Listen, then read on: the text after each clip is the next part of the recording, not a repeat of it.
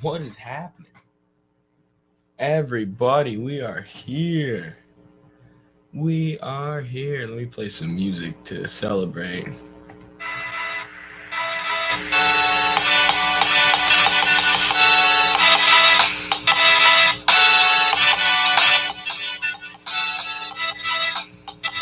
I don't know how well y'all can hear my music because I don't know if I remember to share my audio, but how's everybody doing?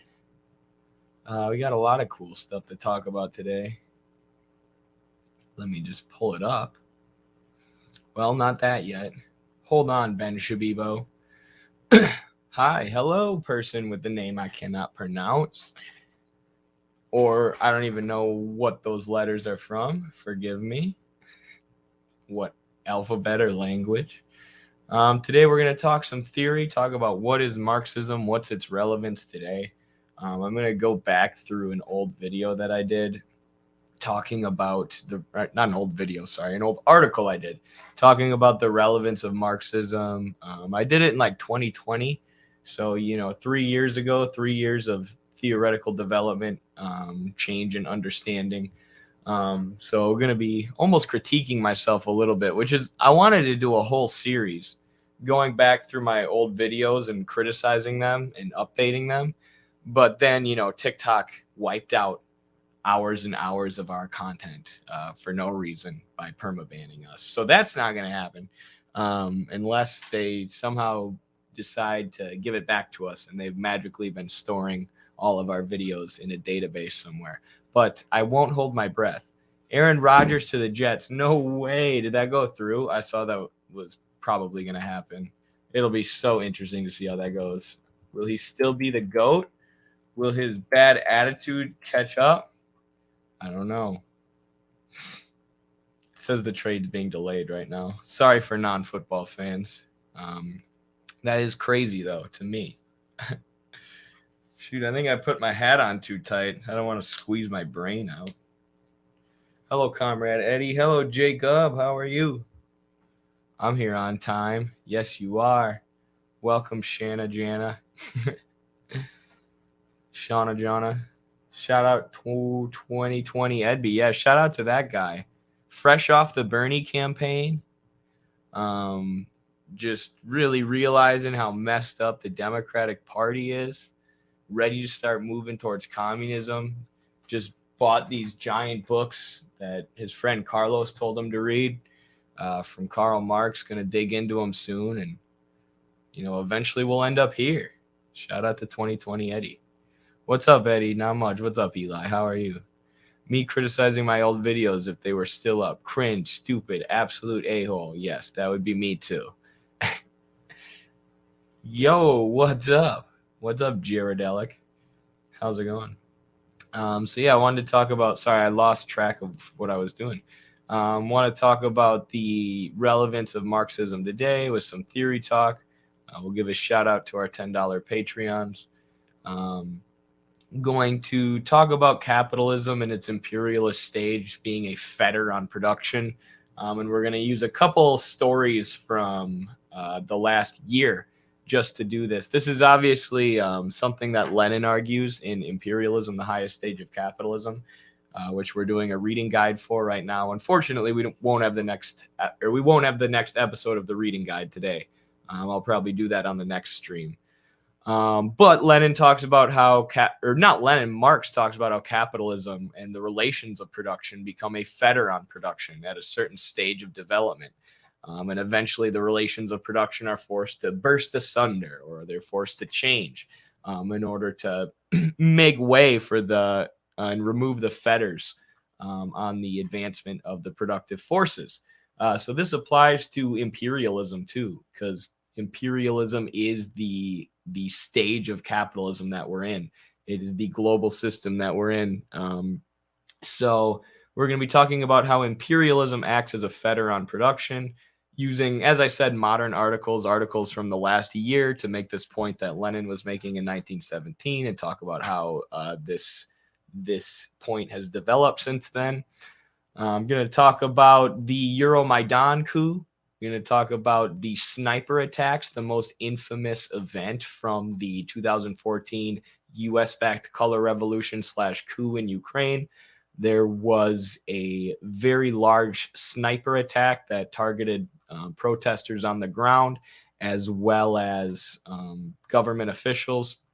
And this has been one of the most hotly contested and hotly debated and mysterious aspects of the whole conflict in Ukraine, but especially the 2014 Euromaidan coup, because it's been hotly debated, at least in the mainstream media, where these snipers came from, whose side they were on. Originally, Western media and sources, many sources in Ukraine, who were informing Western media, who we now know are, reactionary NATO-backed forces, or we've always known. But either way, a lot of them said that it was the Yanukovych regime who placed the snipers there to shoot at people, blaming it on the government. But now there have been a bunch of scholarly analyses showing that that's probably not the case, and a lot of efforts to suppress these scholarly analyses. So we will discuss that in depth. Also talk about an article that Carlos did on the revolution, on the crisis in the United States, the current crisis, and relate that to his new book that he's dropping. So yeah, excited for this stream. Very excited to talk to you all. And without further ado, let's play the intro before we get educated together.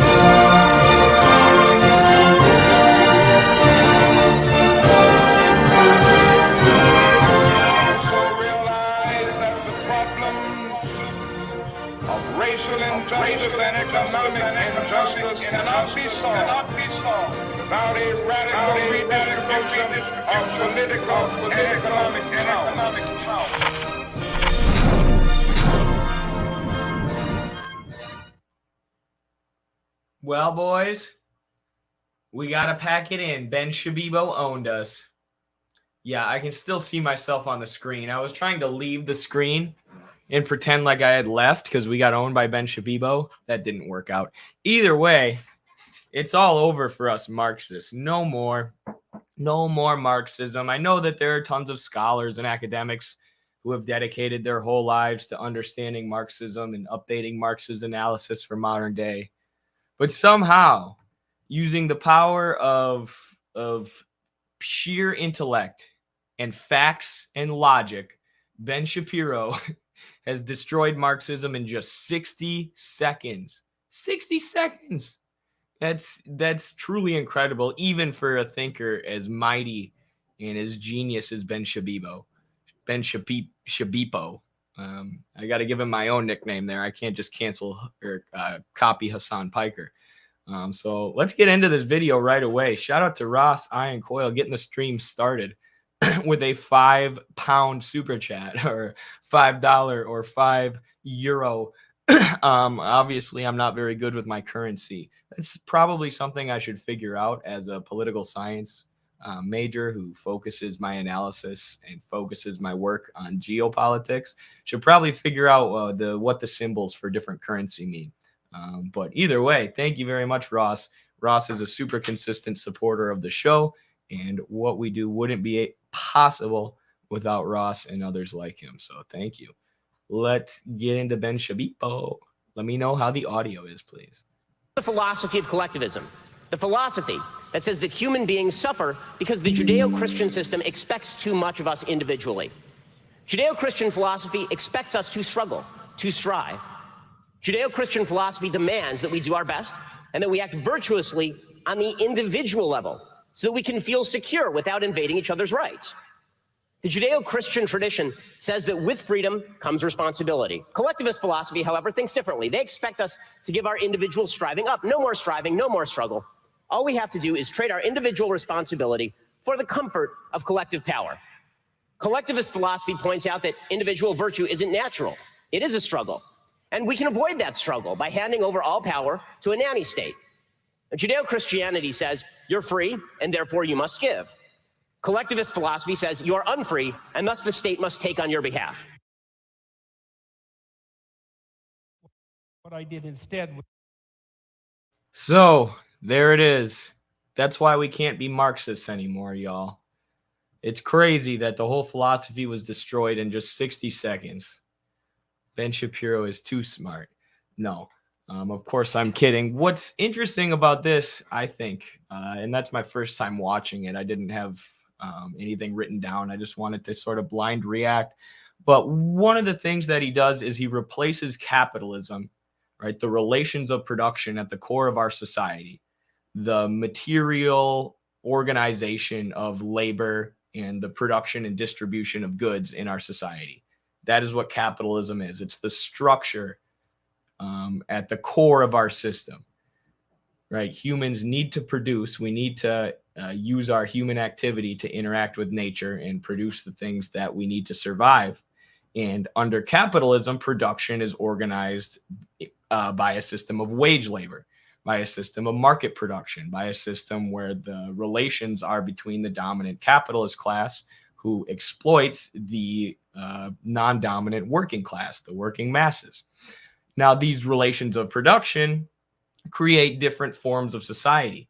They create different forms of religion. I shouldn't say create. They do create them, but they also mediate them, meaning the relations of production affect the different forms of religion and the different forms of the education system and the different forms of news and entertainment media that exist in a society. They reflect the capitalist relations.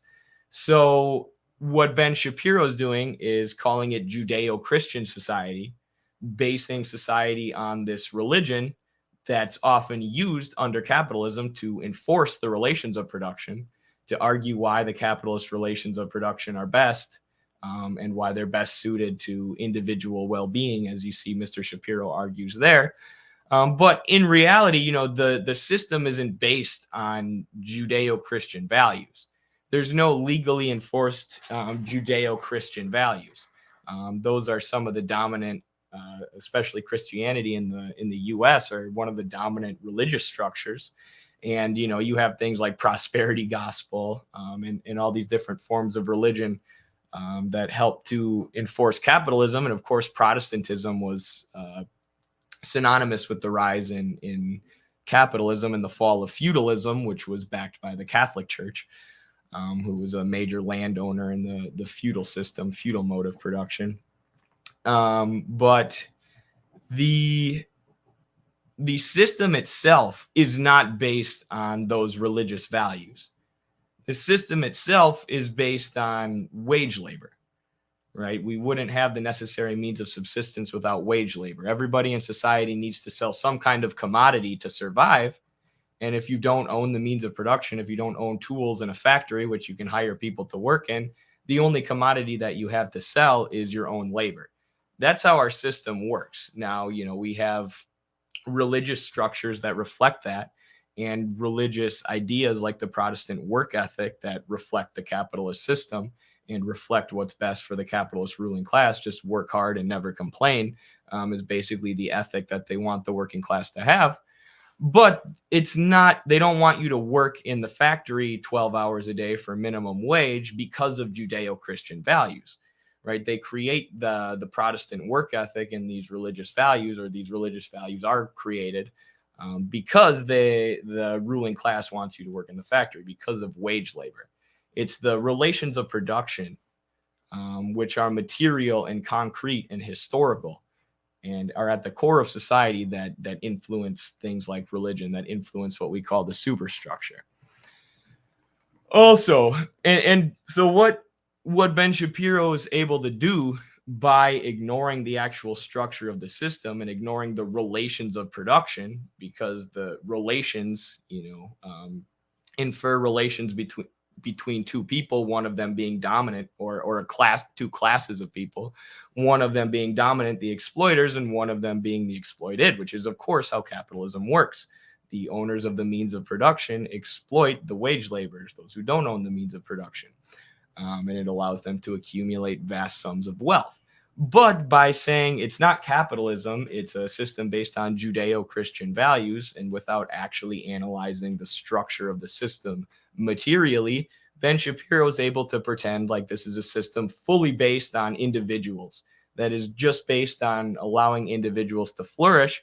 And then he says that if you work hard, you will flourish. He says that flourishing in this system is simply a result, a product of hard work. When if we were to look at the core of society, at the relations of production, if we were to look at wage labor, we would find that the harder you work, a lot of times it doesn't really matter unless you're gaming the system and looking to rise up the corporate ladder and eventually become one of the exploiters, right? If you just go into work every day and you work as hard as you can, you're still going to be paid the same wage. I mean, you have to work at a certain intensity. You have to work some degree of intensity, or there's some minimum amount of how hard you have to work so you don't get fired, right? But if you go in and you work super, super, super hard, the chances that you're just going to rise up the company are not high. What you're really going to do is just create more surplus value for your boss, right? Your wage is going to stay the same, or about the same, no matter what, no matter how hard you work. But if you produce more, then your boss is going to make more surplus value. So the capitalist class is incentivized to get us to work as hard as we can because it benefits them materially. The relations of production are set up in a way so if the harder that the working class works, the more surplus value the capitalist class works. But then we have this illusion pitched by the capitalist class and pitched by these bourgeois ideologues like Ben Shapiro that no, society is just made up of individuals. And, you as an individual, the harder you work, the more money you make, and you'll just go up and up and up and up. There's no exploitation, right? There's nobody making surplus value off of your labor, which makes it so the harder you work, the more money they get and the more wealth they accumulate.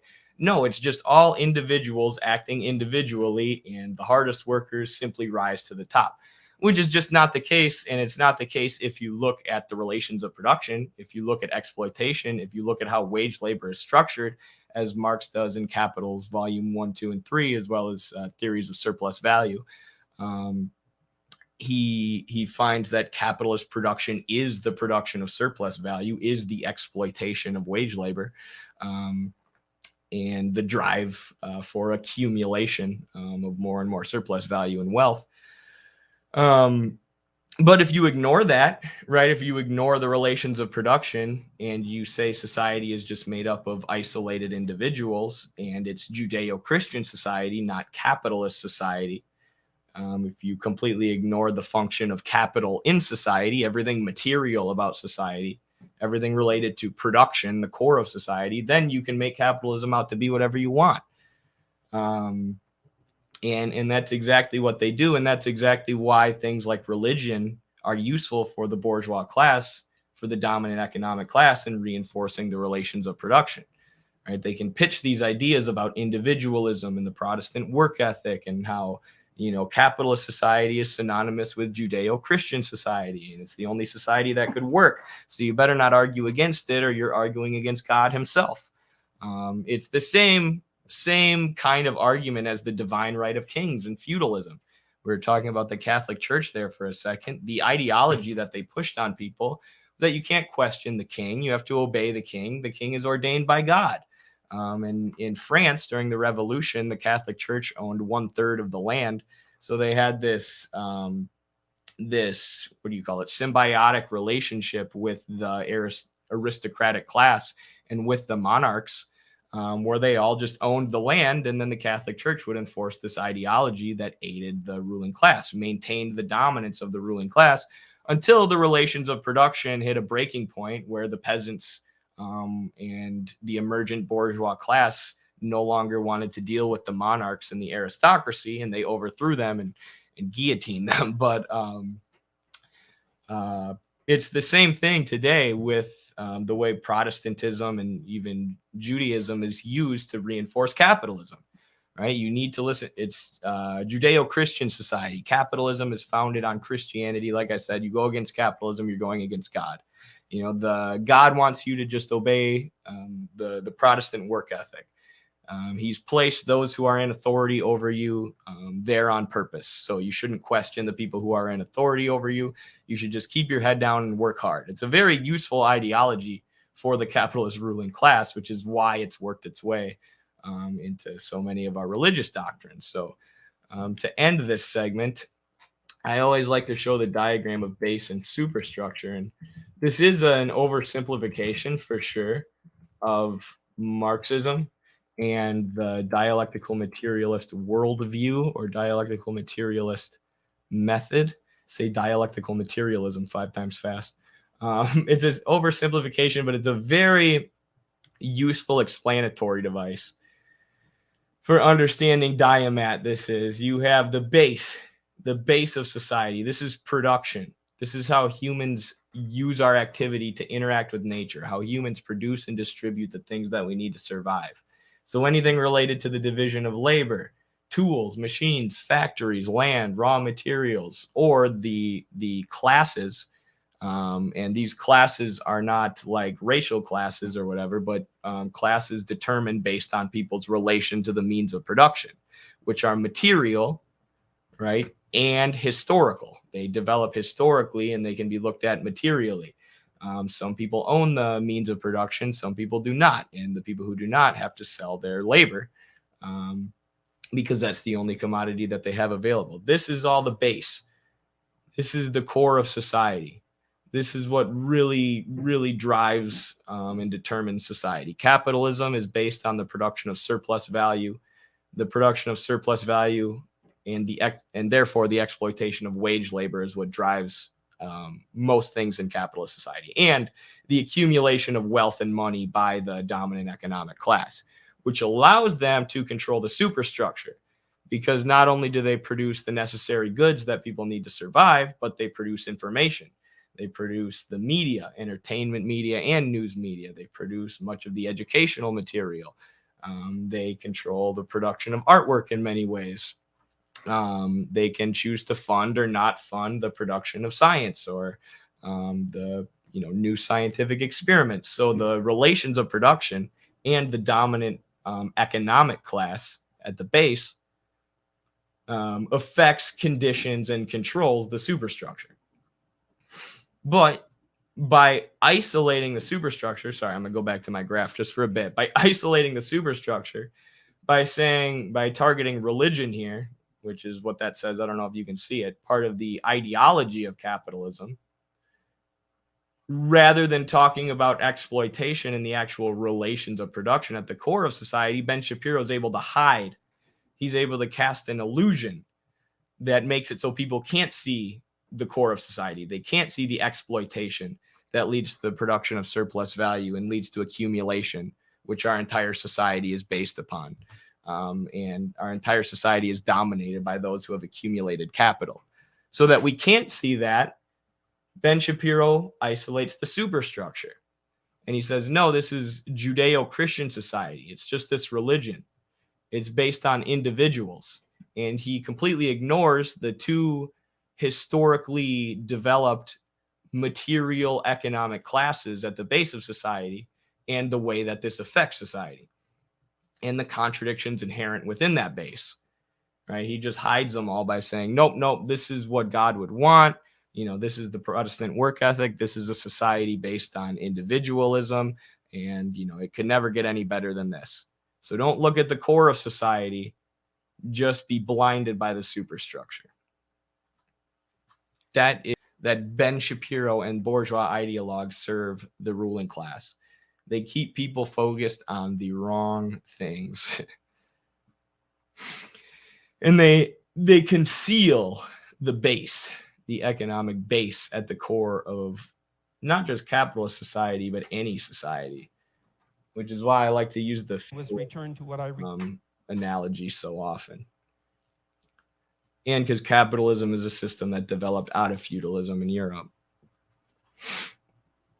Yeah.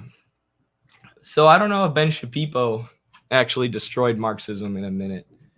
I feel like I destroyed him in 25 minutes.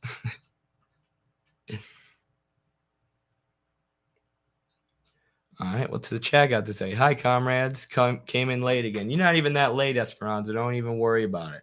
Oh, wow, we got way more people on the stream as soon as I clicked off the base and superstructure graph. I guess people are just tired of hearing me lecture about that. Do people like Shapiro? Do people like Shapiro even acknowledge that production is socialized? Kind of. Like, I think Ben Shapiro buys into that Milton Friedman like pencil lecture. Y'all know what I'm talking about, where Milton, and because many different, manufacturing and extraction and production processes led to the creation of this pencil, that means capitalism is the best possible system and no other system could work.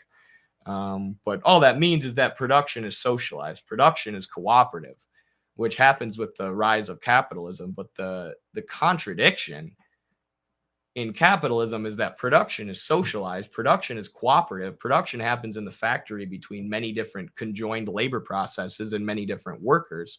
But the products of those labor processes are privately appropriated. So they're not collective, they're appropriated by the capitalist. So the workers are paid wages, a small portion of the value that they create, but the majority of their produce or the surplus of their produce is appropriated privately. Socialized production, but private appropriation is the capitalist system. So when these folks like Milton Friedman talk about how a pencil proves that capitalism is the best system, or capitalism is the greatest or could never be better, it's actually socialized production that they're praising. But the surplus from all those pencils doesn't go to the people who created it. It doesn't go to the people involved with all those different complex production processes that come together to create this one product. The value of the pencil goes to a shareholder who's probably owned shares in all those different sectors of the production process, but isn't involved in any of them. Right? Probably doesn't even know what's involved in production at all. He just knows what his dividends are at the end of the year, or what his stock buybacks are going to look like. How long is that Milton Friedman pencil video?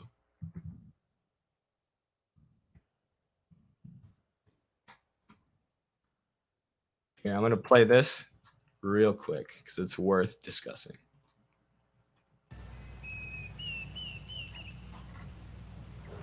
The basic principles underlying the free market, as Adam Smith taught them to his students in this university, are really very simple. Look at this lead pencil. There's not a single person in the world who could make this pencil. Remarkable statement? Not at all. The wood from which it's made, for all I know, comes from a tree that was cut down in the state of Washington. To cut down that tree, it took a saw. To make the saw, it took steel. To make the steel, it took iron ore. This black center, we call it lead, but it's really graphite, compressed graphite. I'm not sure where it comes from, but I think it comes from some mines in South America. This red top up here, the eraser, bit of rubber, probably comes from Malaya, where the rubber tree isn't even native.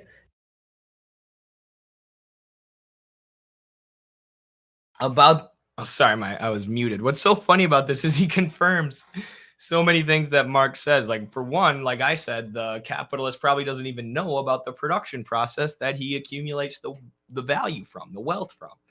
Milton Friedman there says, I don't even know where this graphite comes from. I just know it comes from somewhere, and that's a good thing. When in reality, that means that commodities are alienated from their production process. Right? Commodities are ejected from the production process and they circulate on the market, and they come back as monetary value for the capitalist, but the product of the worker's labor is completely alienated from him. And this is part of what creates the commodity fetishism that Marx discusses. It was imported from South America by some businessmen with the help of the British government. This brass ferrule, I haven't the slightest. Oh, it was imported by businessmen, huh? It wasn't imported by people driving the trains or conducting the trains, building the railroad, or um, taking the pencil and the raw materials over on ships. It was done by businessmen because they paid for it. I'm pretty sure it was done by workers, and it led to a bunch of profit for businessmen. Socialized production, private appropriation. Idea where it came from, or the yellow paint, or the paint that made the black lines, or the glue that holds it together. Literally thousands of people cooperated to make this pencil. People who don't speak the same language, who practice different religions, who might hate one another if they ever met. When you go down to the store and buy this pencil, you are in effect trading a few minutes of your time for a few seconds of the time of all those thousands of people. What brought them together and induced them to cooperate to make this pencil? That is kind of true. Ultimately, when you buy something, you're trading time if you're a wage labor, because you get a certain amount of money, a certain amount of wages as your time. And money is ultimately a representation of labor and the products of labor. Right? Every product has a certain amount of labor value, a certain amount of labor time that went into creating it. And the monetary system is supposed to be an expression of that labor time. So the labor time is supposed to be expressed in the price, and it doesn't always work out perfectly, but generally, the amount of labor value in a commodity roughly correlates to the price by about 94%. And the 6% off in percentage comes from industries where there's monopolies or natural monopolies, where companies are able to artificially jack up the prices. But either way, what you're really trading is money. What you're really trading when you exchange something for money is labor time represented in money, labor time in the abstract. So there's concrete labor, and then its representation in money, abstract labor, and there's a contradiction between the two. But if you think about it that way, then you have to acknowledge exploitation is real, right? You have to acknowledge exploitation is at the core of capitalist society, because the capitalists who control the labor processes are taking the value of the commodities produced by the labor of the workers.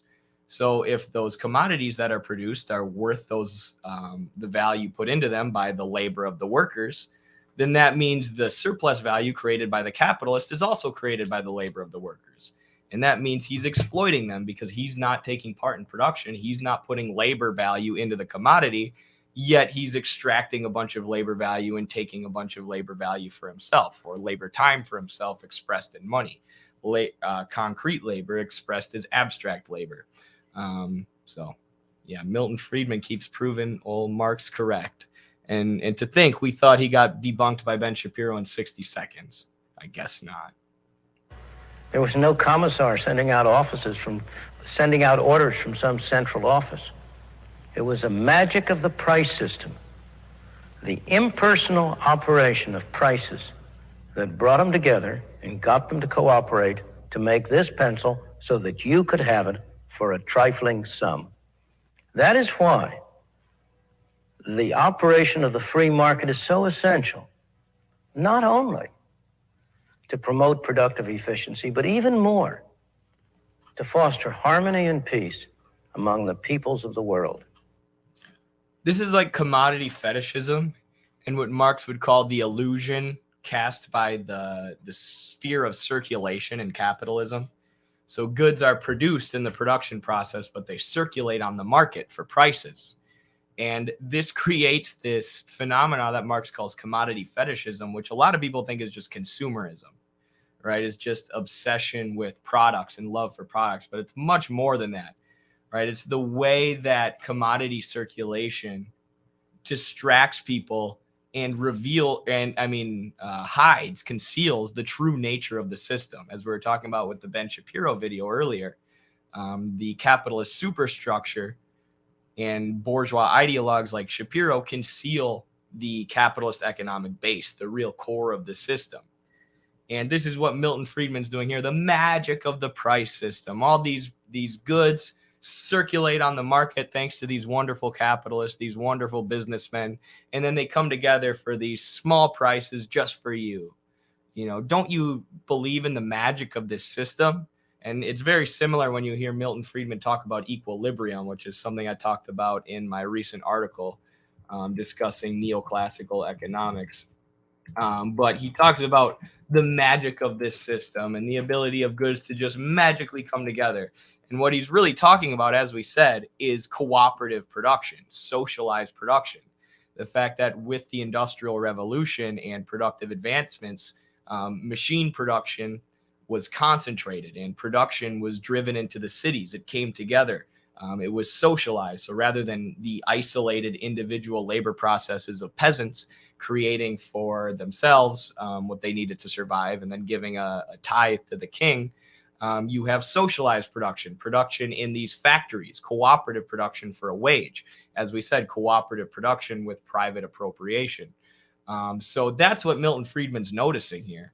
He's saying, isn't it amazing that we have all these different production processes which are connected, and we can administrate the distribution of goods so that, you know, we transport the product of one production process in the form of a raw material to another production process so that they can turn it into a pencil or whatever. And yeah, that is amazing, but that's an advancement in production, right? That's not a result of capitalism. That's not a result of the relations of production. You can have socialized production without having private appropriation. You can have socialized production where the products of those involved in production actually go to benefit them. The value goes to them, rather than having that value exploited by a capitalist who's going to use it to accumulate more surplus value and do more exploitation. So again, concealing the economic base, concealing and saying anything good that stems from capitalism is because of the capitalists. I wanted to replay this beginning here real quick. Basic principles underlying the free market, as Adam Smith taught them to his students in this university, are really very simple. Look at this lead pencil. There's not a single person in the world who could make this pencil. Remarkable statement? Not at all. Not a single person in the world. There's not a single isolated production process that could make this pencil. That's right. You need cooperation. But doesn't that just go to show that humans are cooperative?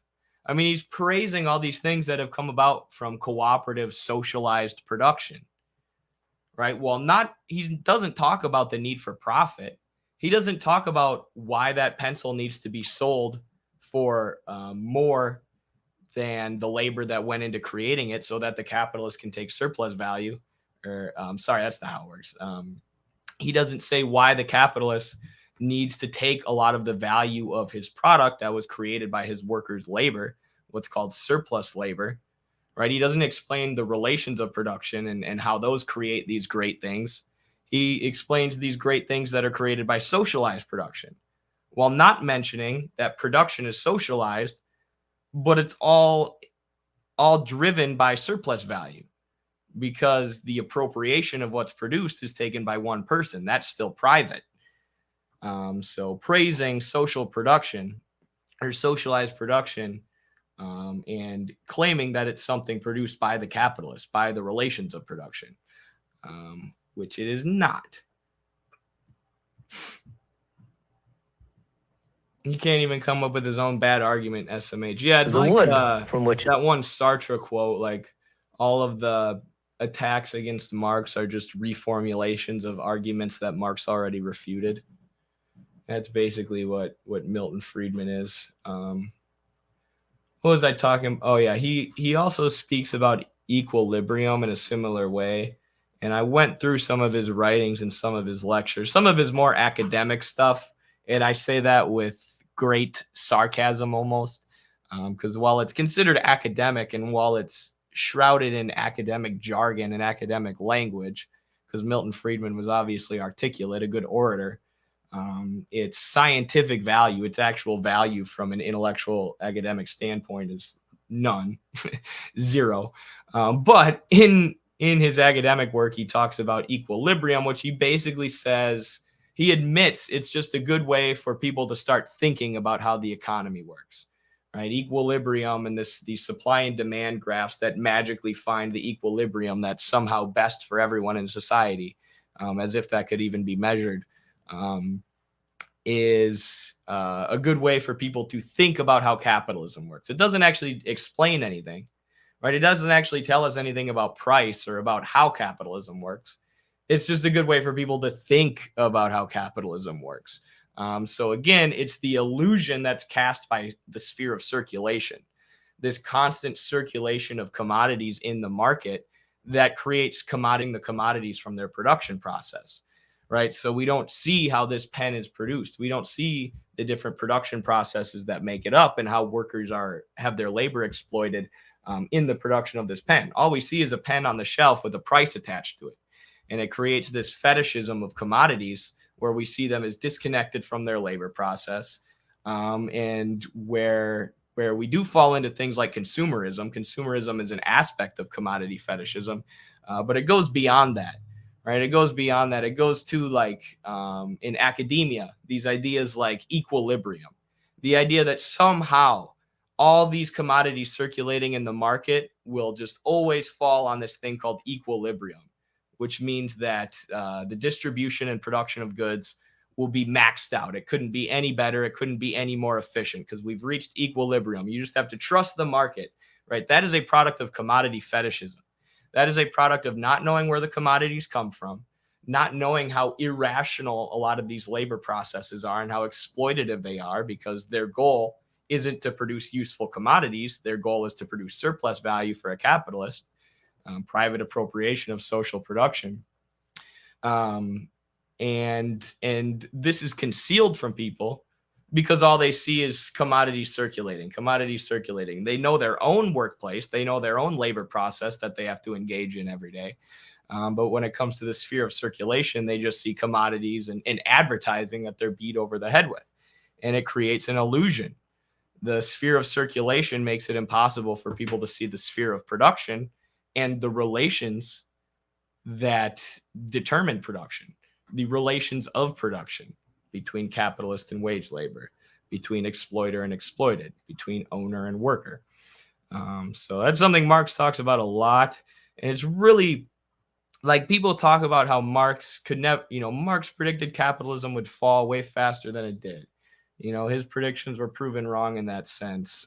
He didn't understand, he didn't expect capitalism to be so good at maintaining itself and on combating socialism. But I don't think that's true, right? I think Marx knew it would be a long, long process of development. Obviously, he wanted socialism to come about as quickly as possible, move away from the irrationalities and the contradictions of the capitalist system, the system that he was living in and had just seen emerge. But when you hear him talk about, like in the German ideology, when you hear him talk about bourgeois ideologues and pro-capitalist ideologues, reactionary ideologues, or what we now have are like political pundits, folks like Ben Shapiro and Jordan Peterson in academia or just in the media, who promote capitalism and reinforce the relations of production. And also do propaganda for imperialism once capitalism reaches its imperialist stage. When Marx talks about them and what their ideas are based on, and how their ideas are based on this liberal, what they call metaphysical worldview, this undialectical worldview where historical events are isolated, and it often falls back on this great man of history fallacy.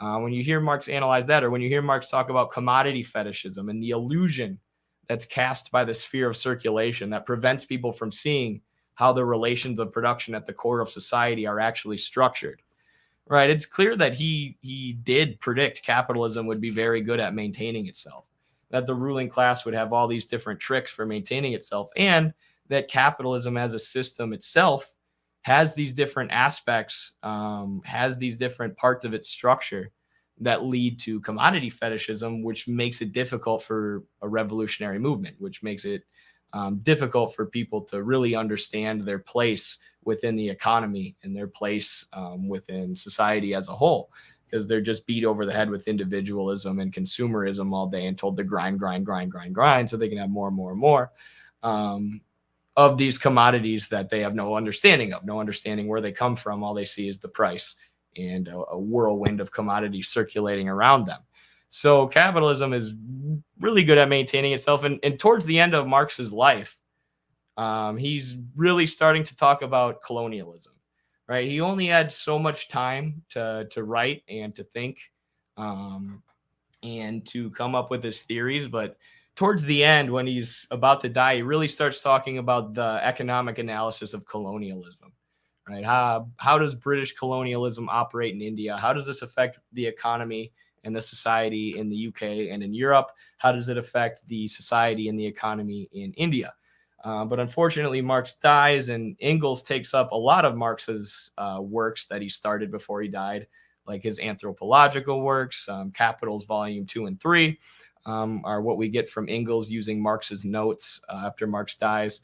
But Lenin is the one who really takes up this task of analyzing imperialism, because it's a timely time to do it with World War I and the rise of imperialism as capitalism reaches its monopoly stage.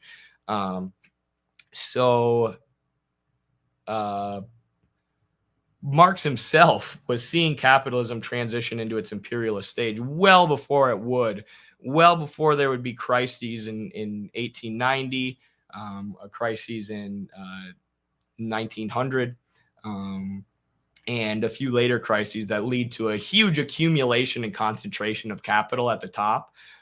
This big formation of monopolies, which really pushes capitalism towards its imperialist stage and really pushes the world towards World War I, because these capitalists who want to constantly expand and grow their markets have monopolized, and the banks as well, and fully come to control their governments, which leads them into a battle for the colonies, which is World War I. But Marx is already laying the foundation for an analysis of that before he dies. I don't know how I got on to Marx talking about imperialism, but here we are. Thanks for all your work. Wow. Thank you, Pranav. Thank you very much. $10 super chat. Thank you for supporting the project. I love that y'all find our content educational. You find it useful, that you think enough of it to donate your money. I promise it will be used well, and it will be used to further the class struggle, so long as I can possibly help it. Thank you so much. Sorry, I meant to respond to this way earlier. I'm halfway through Stalin's Dialectical and Historical Materialism, and I'm just realizing how much Marxists often talk about interacting with nature. Yes, there's this trend right now. I don't want to talk about it too much because I almost don't want to give it legitimacy. But there's a lot of people just denying that there's a climate crisis, denying that global warming or climate change or CO2 emissions, whatever you want to call it, interrupting the Earth's natural recycling processes, the Anthropocene, however you want to define the climate crisis or the ecological crisis. There's a lot of people who are now just denying it, right? Because they're saying we need to increase production. Marxism is about increasing the productive forces so we can produce for everybody. And therefore, the idea that there's a climate crisis is antithetical to Marxism because it's antithetical to production. But that doesn't make any sense. First of all, the climate crisis is real. Watch Paul Cockshot's video on it. And, you know, the socialism removes the contradiction between, I'm trying to think of how to say this. Socialism allows us to plan production. Capitalism is production based on the production of surplus value. So planned production can take in ecological factors into account, right? We can take into account what's the rate of deforestation here. How do we keep these forests around? Like China, the People's Liberation Army is planting a forest has planted a forest the size of Ireland to combat deforestation, right? You can look at where pollution is. You can plan production in a way that maintains the Earth's natural processes. Capitalism, which is based on the production of surplus value, is just based on the production of surplus value. So if they can, if polluting a river and destroying a river, or making some species go extinct will make more surplus value, will make more profit, that's what capitalism is going to go ahead and do, right? So socialism can increase the productive forces, can produce more and produce enough for everyone to survive, but socialism can do it in a way that takes ecological factors into account, that also moves away from fossil fuels, and moves towards renewables and more sustainable forms of energy, more sustainable forms of city and productive planning, and all this. So there are some like Malthusian anti-Marxist ideas for how to combat the climate crisis, like degrowth, I would say. But believing in the climate crisis itself isn't anti-socialist or anti-Marxist. And Carlos has done a whole bunch of work about John Bellamy Foster and a lot of these other Marxist ecologists and Marxist scientists who have used Marxism to analyze the climate crisis in great depth. But the reason I thought of that was because this trend of, Marxists who don't believe in climate change, a lot of times they say that Marx never discussed nature. Marx and Engels never mentioned nature. And if you bring up the repeated times in which Marx and Engels did bring up nature and talk about how labor mediates humans and nature, or is the mediator between humans and nature, and how, all wealth is, yes, the product of labor, but labor when combined with nature. If you bring that up, these folks just say, well, that's a mistranslation, right? Westerners and liberals translated Marx and Engels so that they would mention nature, even though they didn't in the original German. And this is, it's all a ploy to trick you into thinking climate change is real and stuff like that. But the analyses that Marx and Engels make wouldn't make sense without bringing up nature, right? They talk about this metabolism between humans and the earth that's mediated by labor, right? So we use our labor to interact with the earth and produce the things that we need to survive, which then reproduce labor, right? Because we eat food that we produce with our labor, and that food sustains us so we can put in more labor. And, if Marx never said the word nature, then what is mediated, right? What is labor interacting with? You need a word to describe things that come from the earth that aren't products of labor, that weren't produced by human activity.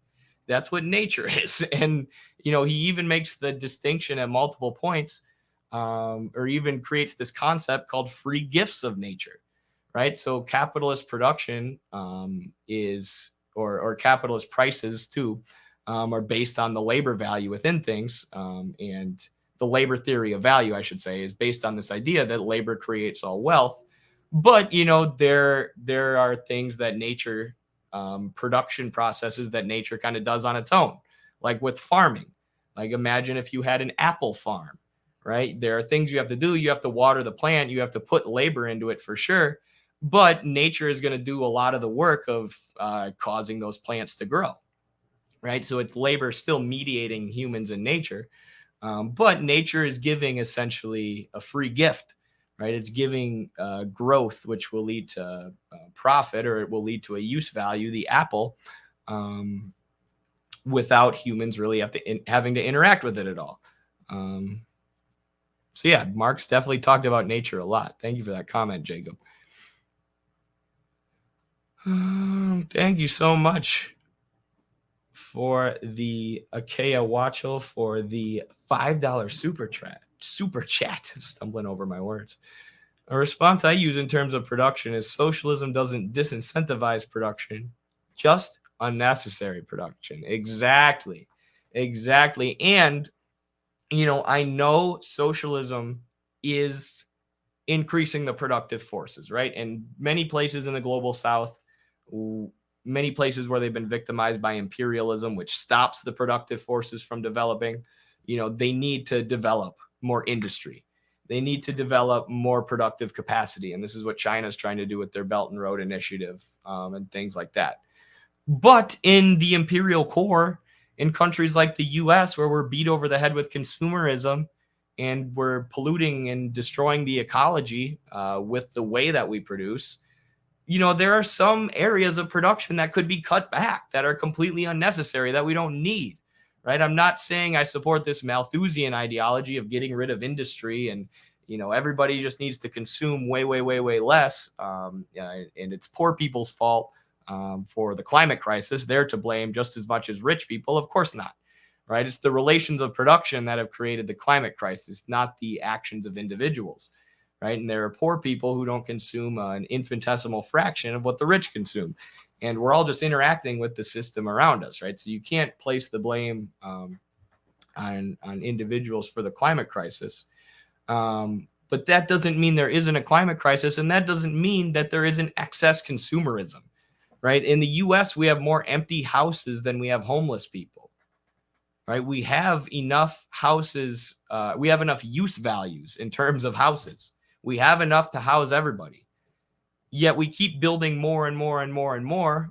These luxury real estate developers keep building more and more in a way that actually makes it harder for others to find housing, despite the fact that we already have enough to put everyone in.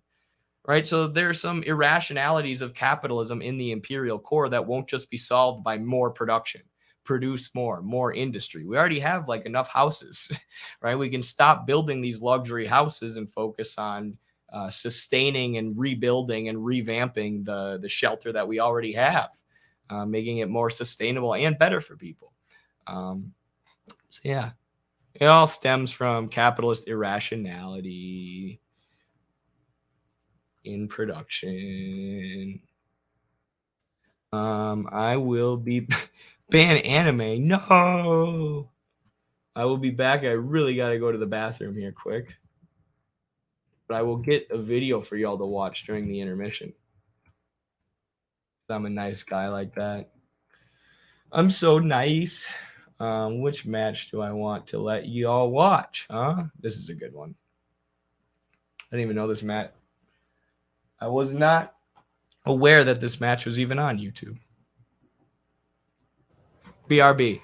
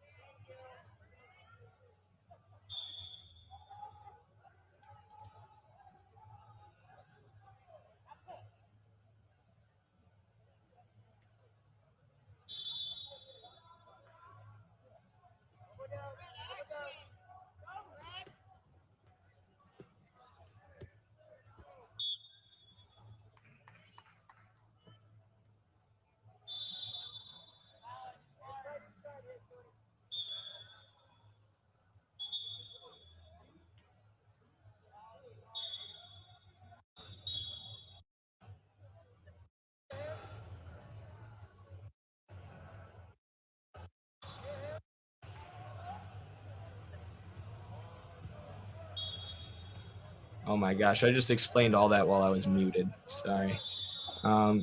This lady, the ref took forever to call caution 2. So it's 1 point if you push them out, 1 point if you get them to step out of the circle. But then if they back straight out without fighting, trying hard to get back in, it's supposed to be 2 and a caution. So I should get 2 points plus a caution, which could come into play later in the match. And he just backed straight out. That guy was not fighting. If you know Greco, if this was Russia and the Russians were watching this, they would be like, what the heck, these stupid Americans. They don't know caution 2. Because that should have been caution 2. I think they finally call it here, which this one was like the least caution 2 out of all of them. Oh no, they gave me a takedown there. Maybe the last one was a caution 2. Either way, not important. I'm sorry. I'm getting caught up now. Getting really frustrated about this match that happened years ago. Let me interact with the chat a bit because I haven't read the chat in a bit. We got RIP Sharina Buakla in the chat. Hello.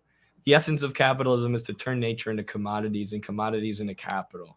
The live green earth is transformed into dead gold bricks with luxury items for the few and toxic slag heaps.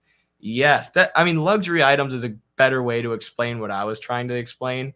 Like, not that there wouldn't be luxury items under a socialist mode of production or a communist mode of production, but Marx breaks down in volume 2 all of the different goods that are produced in society. So you have like means of production, which are like, could be factories, tools, machines, right? Those have to be produced, and they're produced by a capitalist in a capitalist production process before they're sold to another capitalist and incorporated into their production process. Then you have the means of subsistence or the means of consumption. So things that aren't means of production are means of consumption, things that people consume. And then you can break the means of consumption down into luxury goods and necessary goods. So you have the necessary means of subsistence, which is anything necessary to reproduce the laboring class. Anything that reproduces the labor of the workers. So like I said, an apple that a worker eats is reproducing his body, helping him survive and further his life. So it's reproducing his labor, reproducing what for the capitalist is variable capital or labor power, which is commodified labor that's sold in a market. So then the department that Marx breaks them into departments, the department that produces means of consumption, as I said, can be split into luxury goods and necessary means of subsistence. So if you can identify this and you look in the department that produces luxury goods, that's where you'll find a bunch of unnecessary production that we literally don't need. Right? The production of a bunch of things that only serve the ruling class, only serve people living in giant mansions, hoarding the wealth of society. So yeah, not to say that there won't be luxury goods, but a lot of the luxury goods produced now are unnecessary. I'm trying to think of some examples right now, but I can't. I mean, having like 3 giant mega homes, for example.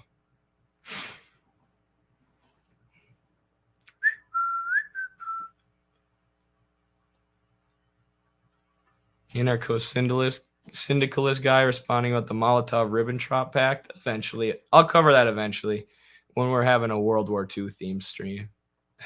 The channel's almost at 30K. I know. Thank you all for your support. Make sure to like, share, and comment on the stream. We are almost at 30,000 subscribers. Pretty crazy.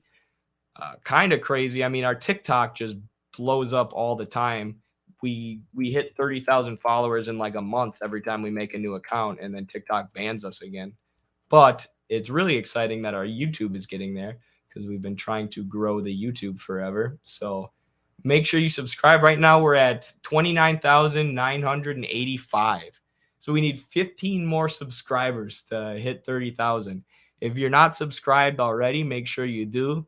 If you haven't liked, commented on, or shared the stream, make sure you do. Help us hit that big old milestone. Pretty excited about that. Pretty excited. We're growing, friends and fam. Marxism is on the rise. Throw a shoe at that like button. You bet. Do it. Take your shoe and hit it on the table like Khrushchev. Take your shoe and throw it like this man. Right at George Bush.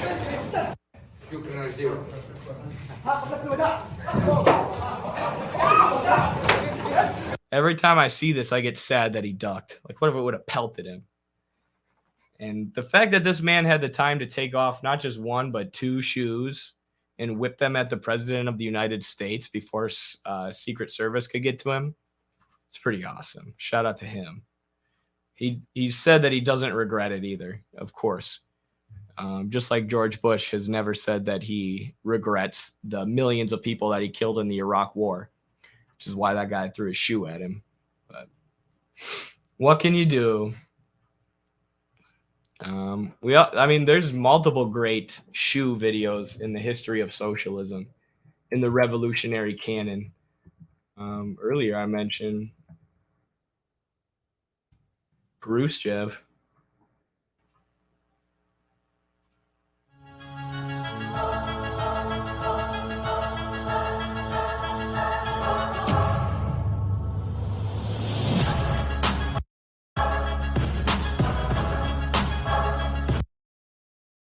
Oh my gosh, I didn't know it was like an edit. That's awesome.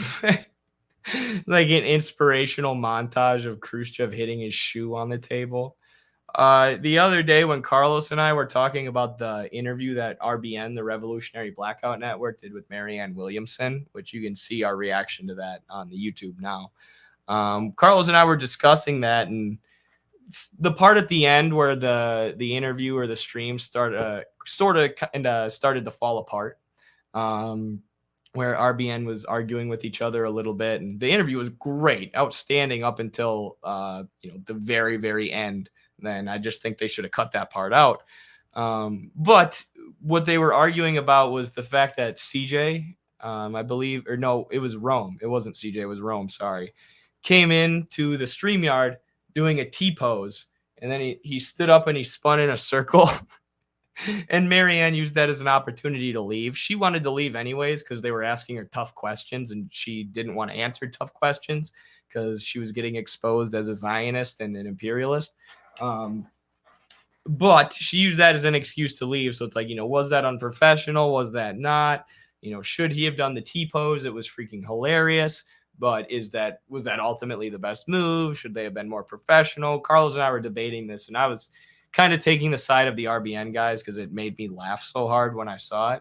And then Carlos brought up this, Khrushchev banging the shoe. So Rome, JB, CJ, Nick, if you're watching this, Sabby, sometimes you need to hit him with the spinning T-pose.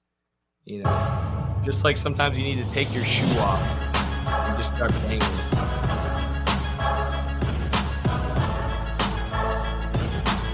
Khrushchev kind of sucked, though. That was like the only good thing he did. Not really, but in terms of foreign policy, he was okay. In terms of constructing socialism, I would say Khrushchev laid the groundwork for the demise of the Soviet Union. The Khrushchev one is fake, unfortunately. Probably. I don't think there's like a good video of the shoe banging. I'm pretty sure Western media was just like, look what these Soviets did. Oh, the horror. Base T-pose. I remember his twirl. Nowadays, the shoe would collapse after the second hit on the table. Yes.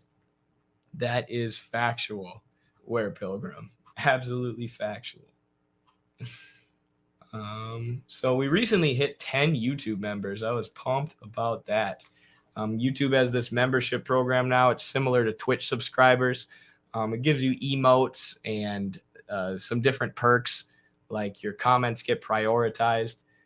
So I used to prefer that people go on Twitch so that we could have Twitch subscribers, but now it really doesn't matter whether people watch the streams on YouTube or Twitch. So do whatever you prefer.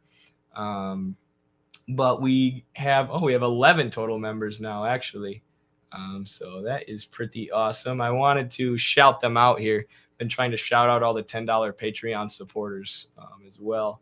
So our Marx and Engels level members are Sam Dixon, Trevor Kister, sorry, voice crack, Comrade Nickdo, Alexander Meta, Pistra, the rest of their names cut off.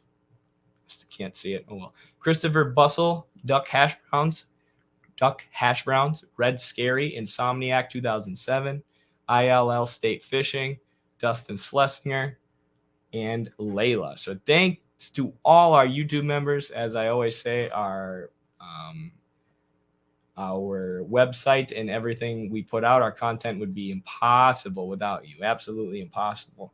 I'll also shout out to our $10 Patreon supporters at patreon.com/MidwesternMarx, where you can join the Ingalls tier, the Marx tier, the Lenin tier, or the Midwestern Martial Arts tier.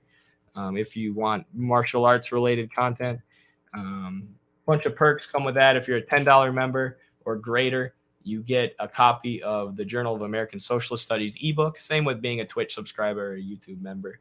But yeah, shout out to A. Coco, Amazaline, Andrew Tibbetts, Anna Williams, Ariel, Ayo Hillary, Benjamin Calvet, Brady, Bryce Rafa, Burnt Reynolds, Christopher Stombaugh, CJ, Cody, David Burney, David Rock, Debbie Ho, Dennis, DRRD, Elliot Cook, Gabe Glazer, Galactic Beyond, Jilly Trice, Glenn Goldman, Hobie Huckle, Jorge, Hakan, Klepe Norman, Ian Snyder, Iraj Rafiq, Isaac Hohen, Jack Kelleher, Jeremy Bishop, Joseph Hoffer, Julie P67, Christopher Busel, Loaf of Kropotkin, Lucas Meadows, Marvin Roman, Philip Gendralt, Pranav Simha, Semi-Autonomous, Sergio Puchetta, S.J. Mage, The Daily Bee, Tiva, Tom Smith, Uncle Joey, Victorio V, Vince Barbosa, Wit, Xenon Tuning, a.k.a. Moon Factor,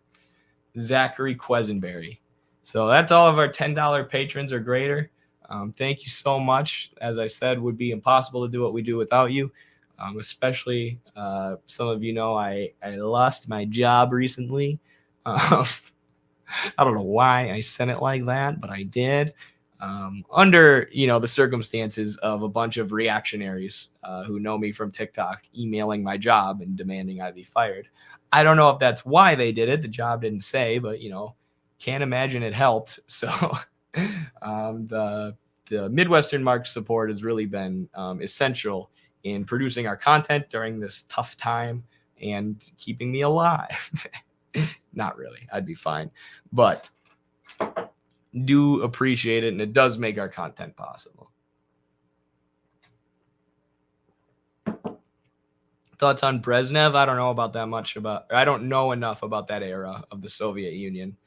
I need to do a deep dive into Soviet history in general. Like, I've studied various aspects of it, of course, and studied generally the revolution. Like, I've read 10 Days That Shook the World, and various essays, a ton of essays, videos, analyses of the Soviet Union, black shirts and reds, basic histories about the country, or alternative histories about the country. But I don't know it like I know China. I don't know it like I know Cuba. I don't even know it like I know Korea, or a lot of these other countries. And I definitely don't know it like I know Venezuela, or a lot of Latin American countries. But, being that it was the first ever socialist experiment, it holds this very, very special place in history, and a special place as the leader of the anti-colonial and socialist world for years and years and years. And the collapse of the Soviet Union was the greatest, tragedy to the socialist movement, to the class struggle, since it began, really. I mean, the struggle against capitalism, at least. And, we're just now starting to overcome that. There are so many Marxists and communists and socialists in the U.S. who drifted towards liberalism, who with the fall of the Soviet Union saw socialism as being impossible.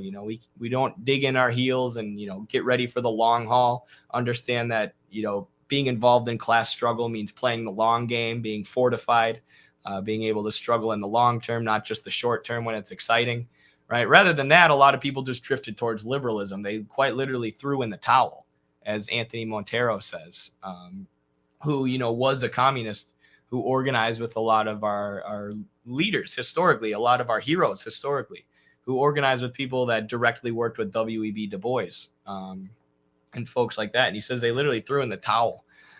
So the collapse of the Soviet Union was a great tragedy for the global socialist movement that we're just now starting to overcome, which is what I'm learning more and more and more the more that I learn about it, which is why I want to do a deep dive into it, right? Because I recognize how important it is to understanding the current global situation, the current geopolitical situation, how important the development of the Soviet Union is to that, or was to that.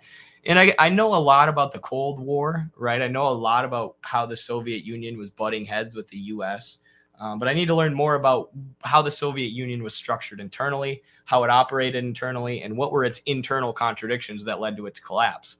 I know pretty much all the external contradictions. I know about all the imperialist efforts that the U.S. was targeting the Soviet Union with, and how they were trying to inflame and worsen their internal contradictions.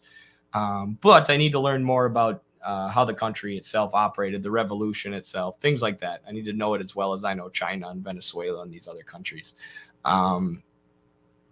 You know, like the fact that I know the Soviet Union's foreign policy real well, and the fact that I can say that because of studying the Cold War is a testament to how important the Soviet Union was from a historical position and just from within a global position, a geopolitical position.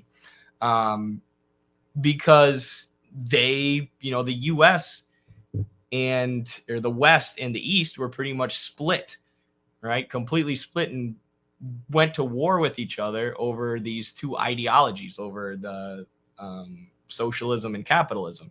And while the Cold War was cold because the Soviet Union and the U.S. never came to attack each other, it was a hot war for Vietnam and for Korea and for the places in Africa where the Soviet Union was backing and funding revolutionary socialist movements, whereas the British and the U.S. in Latin America and Africa were backing reactionary far-right extremist movements in Southern Asia as well. It was a hot war in all those places, but you had, at least it was framed this way, right? This isn't necessarily the case, but it was always framed as the Soviet Union versus the U.S. Really, it was anti-colonial movements and socialist movements, pro-working class movements versus reactionary pro-capitalist movements. But the anti-colonial and socialist struggle globally, all around the world, in a foreign policy sense, in a geopolitical sense, was led by the Soviet Union. They were at the head of it, right? And China has kind of had to take that up, and they've taken a much different approach, and they had to survive after the collapse of the Soviet Union. You have the Sino-Soviet split, which was probably the second greatest tragedy of the global socialist movement. But China knew that the Soviet Union was heading towards collapse due to their internal and external contradictions. But the Soviet Union just played such an important role in the development of the American situation and the global situation today. And Vijay Prashad talks about it, how devastating the collapse of the Soviet Union was to the global socialist movement from an anti-imperialist or an imperialist perspective. Like right in the 90s, the U.S. begins bombing Iraq with what's called the Gulf War. And they bomb Iraq to a pre-industrial state before placing them under stringent economic sanctions, killing 500 million children, which Madeleine Albright then said was worth it on 60 Minutes. That bombing campaign began in 1990, and Saddam was wondering, where is the Soviet Union? Where are the Soviets? Why are they allowing the Americans to do this? Because remember, the UN Security Council is made up of the UK, the US, the French, so three Western countries, allied imperialist capitalist countries, and the Soviet Union, or today Russia and China. So Russia and China could veto a lot of what the U.S. wanted to do and get approved at the UN. A lot of times the U.S. would just circumvent that or do things covertly or do things illegally against international law. But a lot of times their more blatant imperialist efforts would be vetoed or blocked by the Soviet Union. They couldn't just start carpet bombing the industry of Iraq with no justification and sanction them and kill millions of their people. The Soviets or China would veto it and make a stink about it. But the Soviet Union was already in the process of collapse when the U.S. started the bombing. So Saddam Hussein is thinking, where's the Soviet Union? Why are they allowing this to happen? And China has taken their road of complete non-interventionism. And with the Soviet collapse, the U.S. is free to do what they want. There's no longer what Vijay Prashad calls this umbrella of protection over the global South in the anti-colonial world and places where they're trying to construct socialism, which also makes it absolutely amazing that China survived, one, but even more amazing than that, I think, are that Korea and Cuba survived. Especially Cuba, like Korea and Cuba have been placed under the most stringent sanction regime ever seen in human history by the U.S. for the last 70 years. The U.S. bombed the Korean industry, as well as 20% of the Korean population, or killed 20% of the Korean population with bombs, occupied the southern part of the peninsula, and then placed the northern part of the peninsula under the most stringent economic sanctions ever known. Did the same thing to Cuba, placing them under an embargo, and both of these countries survived. So what they were doing at first was just trading with the Soviet Union, right? The Soviet Union would give them extremely favorable trade deals that you would never give, if you were just selfishly interested. Trade deals designed to build these countries up, where the Soviet Union would buy a lot of their main products, even if the Soviet Union didn't need that much. So in Cuba, that was mostly sugar. The Soviet Union was just buying insane amounts of sugar from Cuba, way more than they needed, because it helped Cuba maintain their economy. They could use that sugar to develop agriculture, develop industry, and develop social programs. They launched their literacy campaigns, all these things. So when the Soviet Union collapses, that goes away. The core, the basis of their economy just leaves. It's gone. It's zapped up. And this is what in Cuba is called the special period, and in Korea is called the long march, or the arduous march, where the people, essentially knowing what was going on, being more politically educated than any American you've ever met, understood that they needed to ration goods. Otherwise, people were going to starve and people were going to die. And they understood that this wasn't their government trying to do this to them. Right? This wasn't the worker state trying to do this to them. This wasn't the people of their country doing this to themselves. It was the brutal Western sanctions. It was the Western embargo. So in order to defeat the Western embargo and build up the economy, people needed to ration goods, and things were harder for a while. They didn't have the same amount of food. They had medical supplies blocked, but it's a testament to the will of these people that both countries, Cuba and the DPRK, have now built themselves up after that. They've built themselves up. There's no longer major shortages of food and essential goods, although there's still medical supplies and other things blocked by the embargo, which prevents these countries from thriving as much as they could. The DPRK, North Korea, has been trying to get into the IMF and the World Bank for years so they can get financing, but the U.S. is blocking it. So there's a lot still to be done. There's a lot that the embargo still does to make people's lives worse in these countries, but they've maintained sovereignty. They've maintained control of their own country. They've maintained not only control of their own politics, but control of their economy, right? They built an alternative system to capitalism, even in the worst of circumstances, which, again, the arduous march in Korea and the special period in Cuba are another testament to how important the Soviet Union actually was. Right? How important the Soviet Union was to those countries, even being able to survive off the bat, and then the effect that it had on those countries when the Soviet Union dissolved was immense, which is why now the U.S. is just flipping shit as countries are moving to trade more with Russia and China. And Russia is moving to nationalize more of their industries and, crack down on the oligarchs. The U.S. is like, oh, no, not this again. Let's try the Cold War a second time. And that's where we're at today. And I just spilled coffee on myself. Where that's the plan. Russia and China holding back U.S. imperialism in the hopes that the global South will develop in time before the West comes for them. The future belongs to the global South. Yeah, I mean, that's, I guess, a simplistic way to say it. I wouldn't say it's in the hopes that they do it before the West comes for them. I think at least China. I don't know about Russia. No, Russia now for sure. I don't know why I didn't think about that before I said it. I think they know that the West is coming for them, and it's only a matter of time, right, before the West really increases their regime change efforts and gets more bold and more blatant. Because we know that imperialism, this global system, will not go down without a fight. The ruling class at the head of this system is a decrepit and moribund ruling class.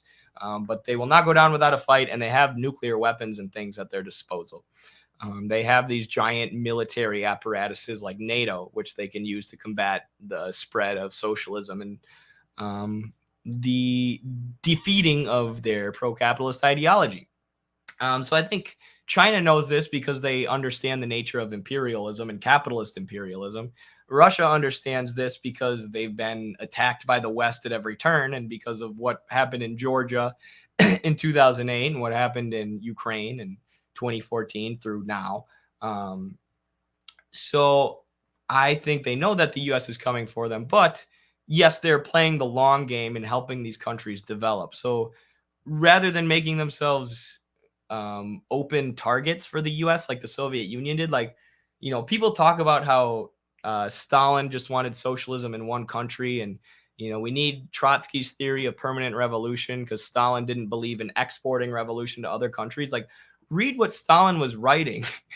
Read what Stalin was writing, like, after this imperialist war, when we are in the buildup to World War II, when you have all these Western countries sanctioning the Soviet Union and sending troops to the Soviet borders. And obviously the Germans are getting ready to invade the Soviet Union, kick off World War II.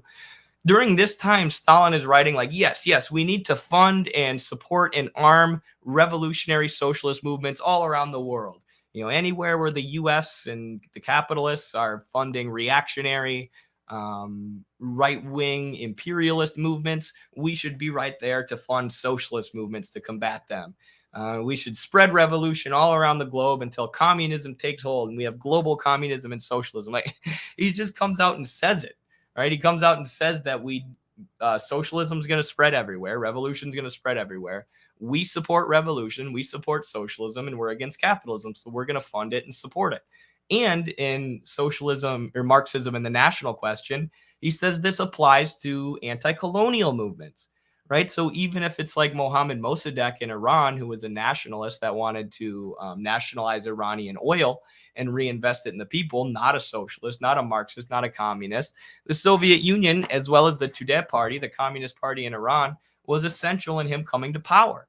Right. And helping him rise to power, because the Soviets put national sovereignty first. The sovereignty of anti-colonial movements was the first thing that they supported, the first principle that Marxists supported. So even if it wasn't a explicitly socialist or Marxist revolutionary movement, even if it was just an anti-colonial struggle, the Soviet Union supported it. So that placed them directly in contradiction with the colonial countries, with the colonizers. That painted a huge target on their backs that France and the UK and the US could go after, and they did. Which is how we had the Cold War, really an ideological and military battle between these two parts of the world, between the Soviet Union in the East and the US and Western Europe in the West.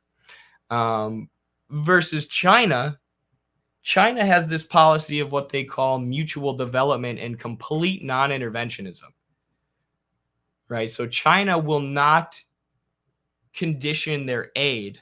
They won't condition their trade based on political reasons or explicitly political reasons, right? So when the Soviet Union collapsed, China didn't say, okay, Cuba, we'll buy your sugar now. They probably didn't have the means to at that point, but even if they did, they didn't say, okay, Cuba, we'll buy all your sugar because we hate the U.S. and we recognize that you're a socialist communist, or you're a socialist country. A worker state constructing socialism right under the nose of the U.S., right off the coast of Florida. And that's a real thorn in the side of the U.S., and it's a real symbol of how socialism is spreading all around the globe, no matter how the capitalists try to stop it. So we're going to buy all your sugar. That's not what China said. China's got this complete policy of non-interventionism, which is why U.S. corporations and U.S. capitalists helped China make so much money by investing in them, and why they were allowed to make so much money off of China. China just said anything that's beneficial for us, anything that's mutually beneficial, that helps us and also helps our trade partner, we will go ahead with, right? And we will not, under any circumstances at all, ever, period, meddle in other countries' affairs, in other countries' political affairs. Complete non-interventionism. So obviously there are indirect political effects of building up industry, but we'll get to that later. China will never directly control other countries' political systems. That's what their trade policy is based on.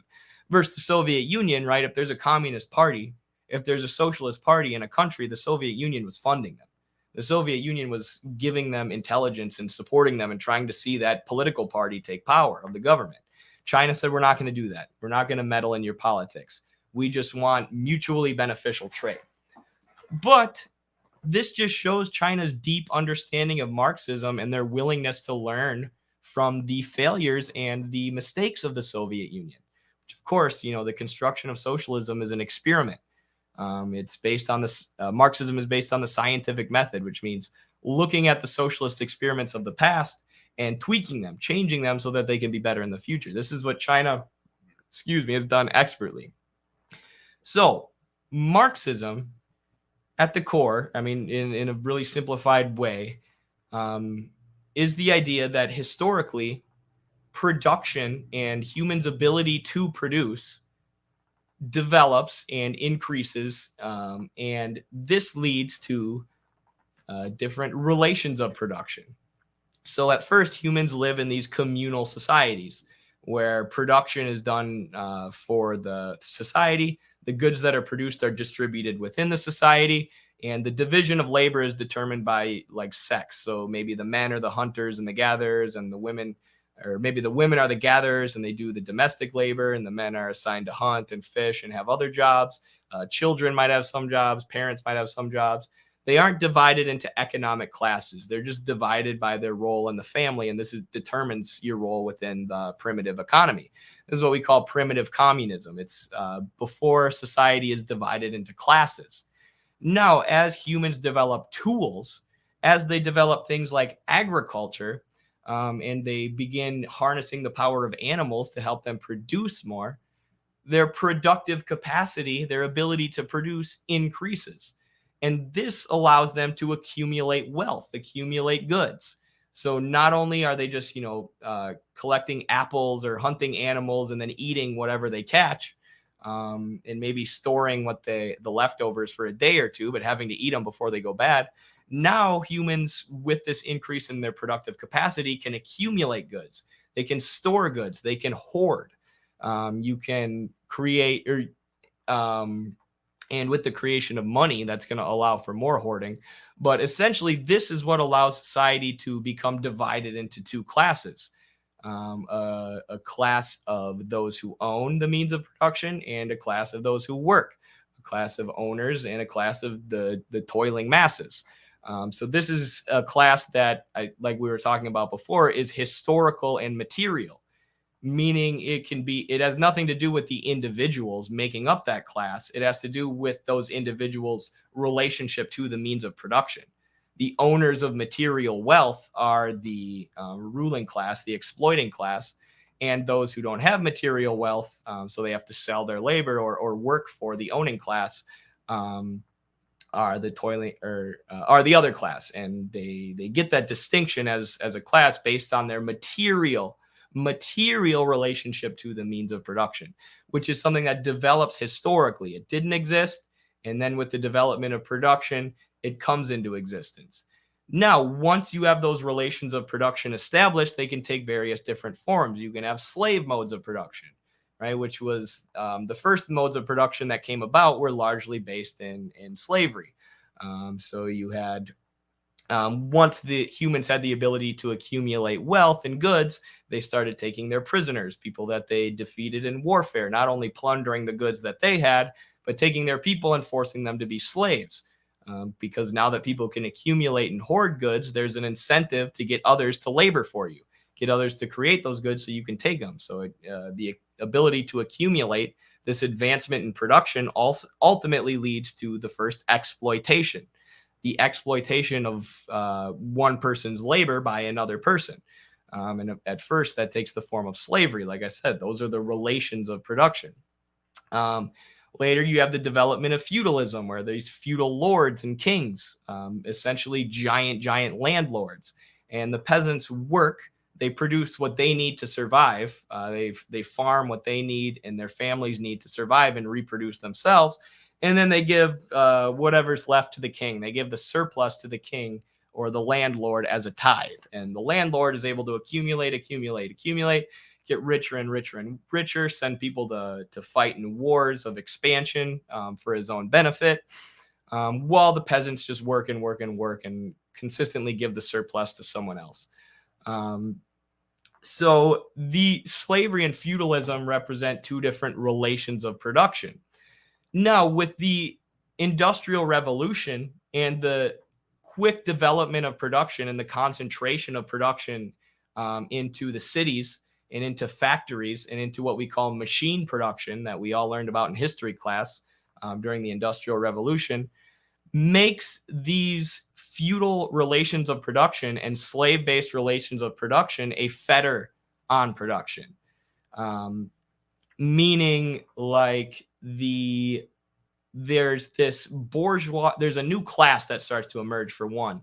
So as production advances, as machines are able to produce more and more and more, it increases the economic power and thus the power in society of the individuals who own those machines. So at first, these are like guild masters. It's like one guild master who trains up an apprentice who becomes a journeyman and then eventually takes over the guild. Well, eventually these guilds transform into manufacturing centers. So you have the guild master and then maybe 4 apprentices working underneath him. But the guild master gets the majority of the profit. And over time, this develops into large-scale industry, a factory where you have, people lined up to extract labor out of them like they're animals on a farm, and one capitalist ruling over the factory, taking the value that they produce, appropriating the value that they produce. So again, we see a development of production leading to a change in the relations of production. No longer do we have guild masters and apprentices or journeymen, but we have factory owners and factory workers. So this makes the class of guild masters, former guild masters, soon to be factory owners, more powerful in society. Additionally, it makes merchants more powerful in society because you have more goods to be transported, more goods to be sold. There's more commerce, meaning more usefulness for merchants. Also, the ability to transport goods is increased and commerce is increased by the developments in production, right? So with the development of new technology like trains and steam engines and boats, there is increased commerce and increased ability to transport goods. And this is obviously controlled by the merchants, this sphere of circulation.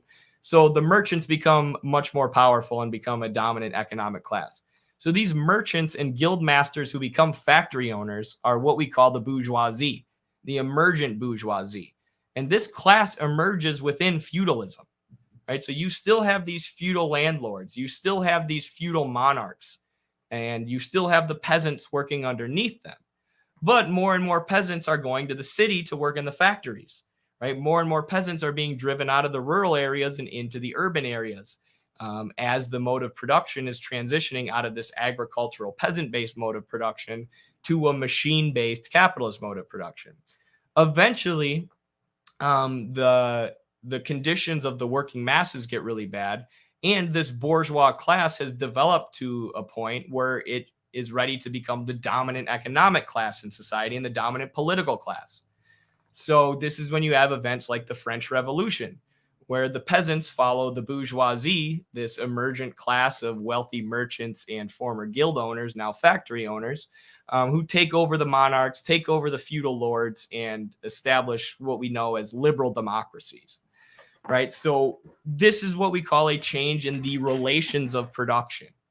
No longer are the dominant relations of production in society landlord and peasant.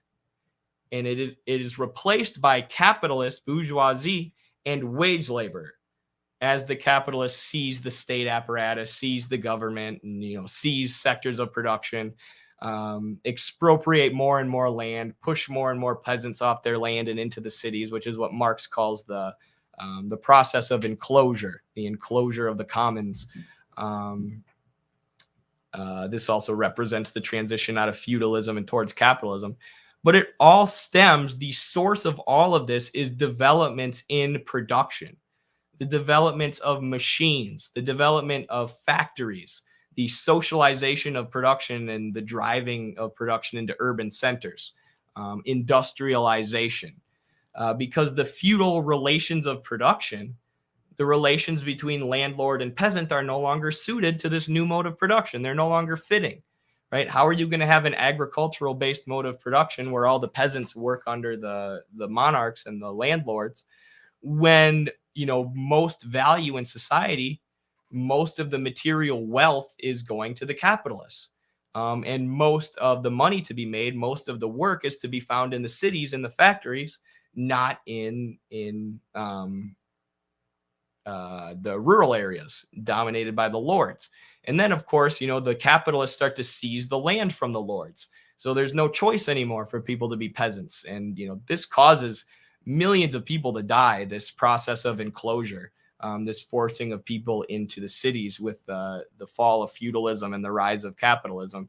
But that is part of the transition out of the feudal relations of production to the capitalist relations of production. It's not always a smooth and nice transition. But like I said, it all stemmed from the development of machine production. It all stemmed from the furthering of production. Developments in technology and humans' productive capacity led to eventually the relations of production to change as well to a new system which is more fitting. Right? That is the long game that China is playing.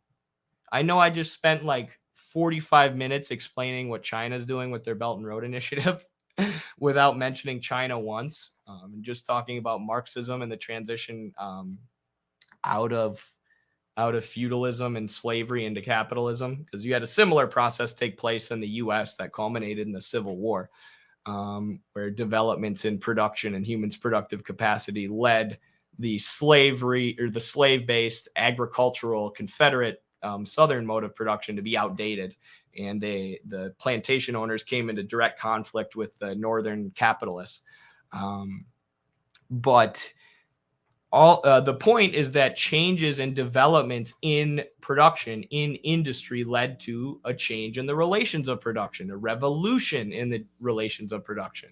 Feudalism and slavery became capitalism. It was a qualitative shift. And this is what China is doing by developing the productive capacity of all these countries in the global south and in what we call the Middle East, in West Asia, and all these countries where the productive forces have been prevented from developing by imperialism, by economic sanctions, by warfare, by bombing campaigns, by whatever else. China is saying, we'll give you very low interest loans. We'll give you loans that, unlike U.S. loans, which are designed by exploiting capitalists, designed to only develop places in these countries, only develop the industries that will help Western multinationals trying to exploit those industries, rather than developing a diverse, robust economy. And preventing the same kind of development that happened in Europe and the US during the Industrial Revolution, or just after the Industrial Revolution. And China is saying, we will help you develop that industry. We will help you develop your productive forces. Now, they're not saying we're doing this with the explicit goal of helping you move towards socialism, right? They're saying, no, we're completely politically non-interventionist, right? We're non-interventionist, but we also adhere to the Marxist worldview. Right? What does the Marxist worldview say? The Marxist worldview says that the relations of production undergo a revolution, change, get updated, move forward as a result of changes in the productive base, as a result of developments in production, as a result in the development of industry. So China is helping to develop industry and production in all these countries with the understanding that this will eventually lead to contradictions to intensify within these countries that will ultimately lead to changes in the relations of production, events that demand socialism. But they're doing it in a completely politically non-interventionist way that doesn't paint a giant target on their back the same way that the Soviet Union did, the same way that Stalin did when he was saying explicitly, we're going to fund any revolutionary movement we can. We don't give a damn what the U.S. has to say about it. Right? China can develop these countries, help these countries, and then just be like, oh, what, us? We're just carrying out our policy of mutual development and complete non-interventionism. Like, you think that developing the productive forces in these countries, You think that helping these countries develop themselves so that they can produce enough for their people and not live in poverty is going to destroy your capitalist system and force these countries to move towards socialism? Well, maybe that says something about your system then. Maybe it's not a great system if all we have to do is help countries develop themselves and they're automatically going to move away from your system. So yeah, it's based on an understanding of the mistakes of the Soviet Union and China's policy of mutual development and complete non-interventionism. And it's based on a deep, deep understanding of Marxism, and not a faith in Marxism, but like a true understanding of it, a true understanding of what Marx was saying, that Marx wasn't, dogmatic. Marx wasn't saying, it needs to happen like this. It needs to go like this and this and this and that, and then we'll have socialism, then we'll have communism. Right? Marx said that the relations of production undergo revolutions due to changes in the productive base, developments in the productive base. Right? That's in the most general sense, that's all he really says. So China understanding that, okay, let's develop the productive base in these countries. The relations of production will take care of themselves, and these countries can decide how they want to change the relations of production, what they want to do with their political systems. Right. And we're not going to try and alter it. We're not going to try and tweak it. We're not going to oversee them like the Soviet Union would do a lot of times. We're not going to, send our military there to help them build themselves up and, directly confront the United States in a military confrontation. China doesn't do that. They just help these countries develop their industry. And if the relations of production change as a result, oh, well, we'll let those countries decide it for themselves. So, yeah, that's the BRICS initiative. And I'm so far behind in the chat now because I just rambled for like an hour about BRICS and I didn't even plan to today. China is not putting their military bases in Africa as they invest there. Yes, great point. That really illustrates the difference between China's developmental loans and the U.S.'s structural adjustment loans and the IMF and World Bank's loans. Because the U.S. needs military alliances, military agreements, and military bases to enforce their financial dominance. Vijay Prashad talks about this in Washington Bullets and in depth. It's really great, the part where he talks about banking and the global financial system that's really been set up by the U.S. to enforce their global economic dominance since the end of World War II. But all these like global banks and these arms of the IMF and World Bank and Western banking institutions need to be supported and backed up, and their dominance needs to be enforced by military, by the 1,000+ military bases that the U.S. has all around the world. Because ultimately, money is power, but money is a representation of human labor and the products of human labor.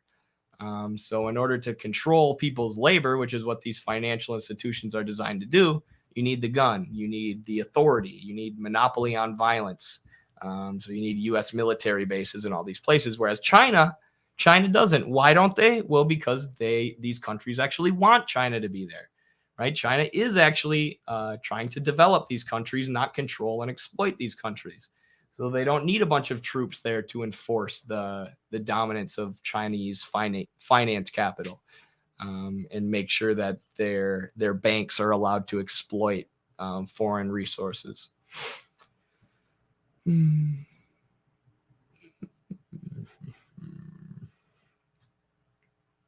Even Korean Airlines Boeing 747 was shot by KGB so that Russ could safely land on Red Square. Is that true? That's too bad.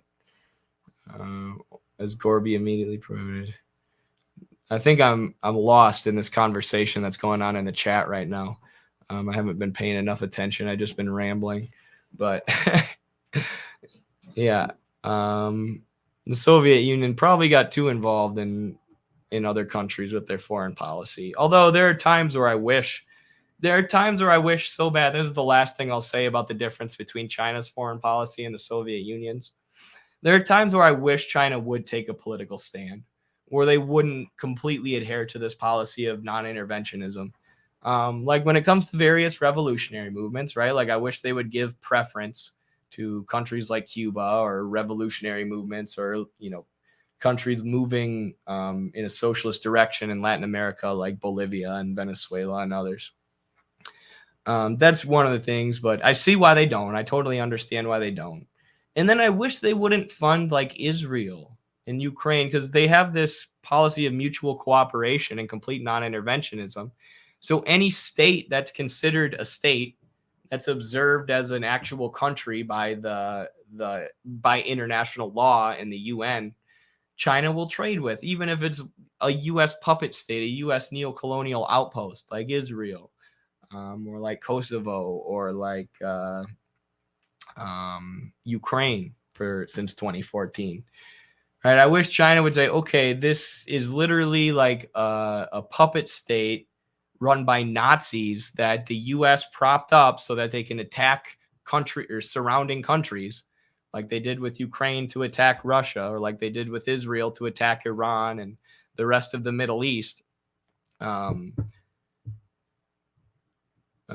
wish China would say, if it's one of those countries, we're not going to fund them, right? You can't support Nazi ideology and make yourself a military puppet of the U.S., or you can't, establish yourself as a state through settler colonialism and through the Nakba, which is where the Israeli settlers in 1948 pushed 75% of the Palestinian population off the land.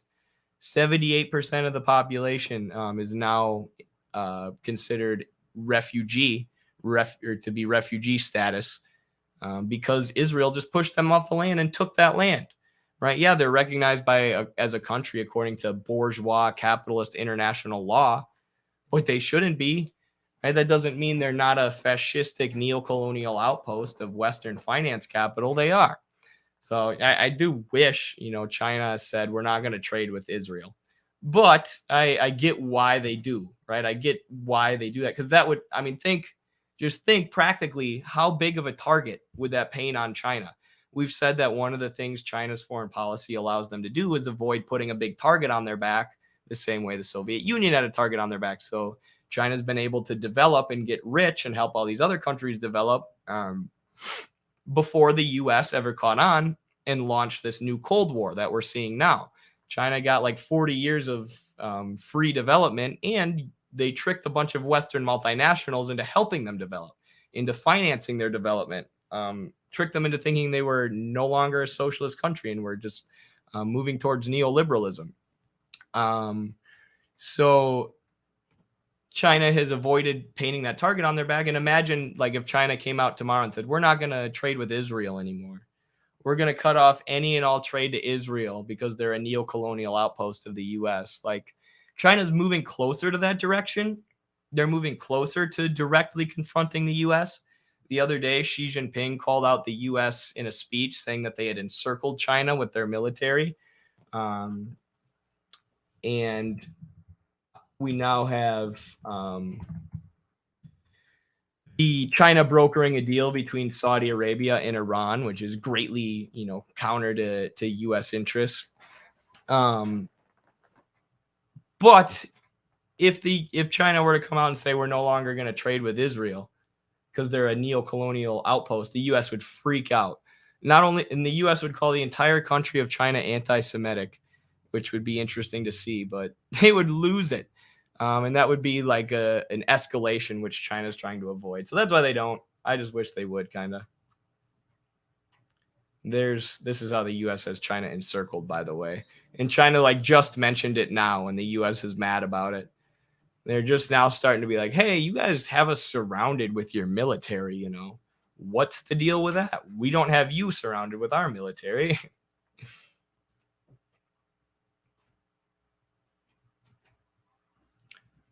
Hilarious. I can't mute these subversives. What does that mean?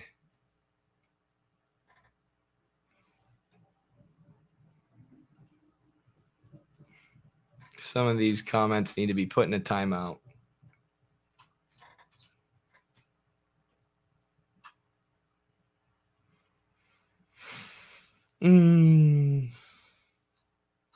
Video about Stalin and Lenin's death. Yeah, I'll put it down to watch later, but I have a bunch of videos planned to watch today that I want to get to. So that's coordinates for Stepan Bandera Avenue. LOL. Is that a real thing? Stepan Bandera Ave? It's crazy. So crazy.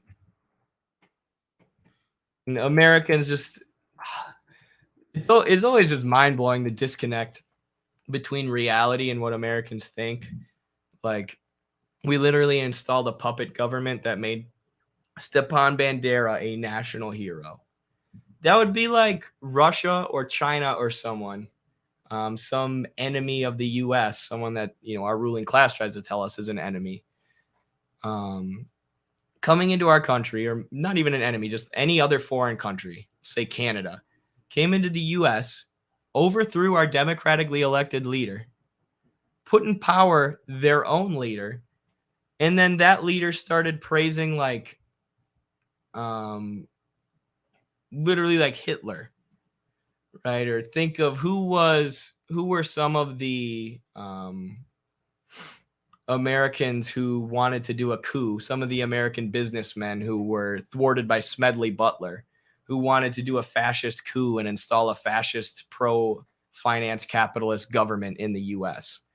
Like if they were declared a national hero or some genocidal, it's kind of hard to do the analogy with the U.S. because we do hold up so many genocidal murderers like George Bush, like they're national heroes or like they're good guys, right? But if another country installed some leader who had literally sided with the Nazis and committed genocide along with the Nazis, or they named that person a national hero, the new leader did, all the Jewish people in the country, or not even just that, every single minority group in the country would be like, what? And that's what they did in Russia. And, you know, shortly after the Donbass Civil War kicked off, right? Because these literal ethno-nationalists, these literal admirers of Stepan Bandera, the Nazi that the U.S. put in power of this country, started attacking the Russian speakers, started attacking all the minority groups in the Donbass region. So that led to a civil war.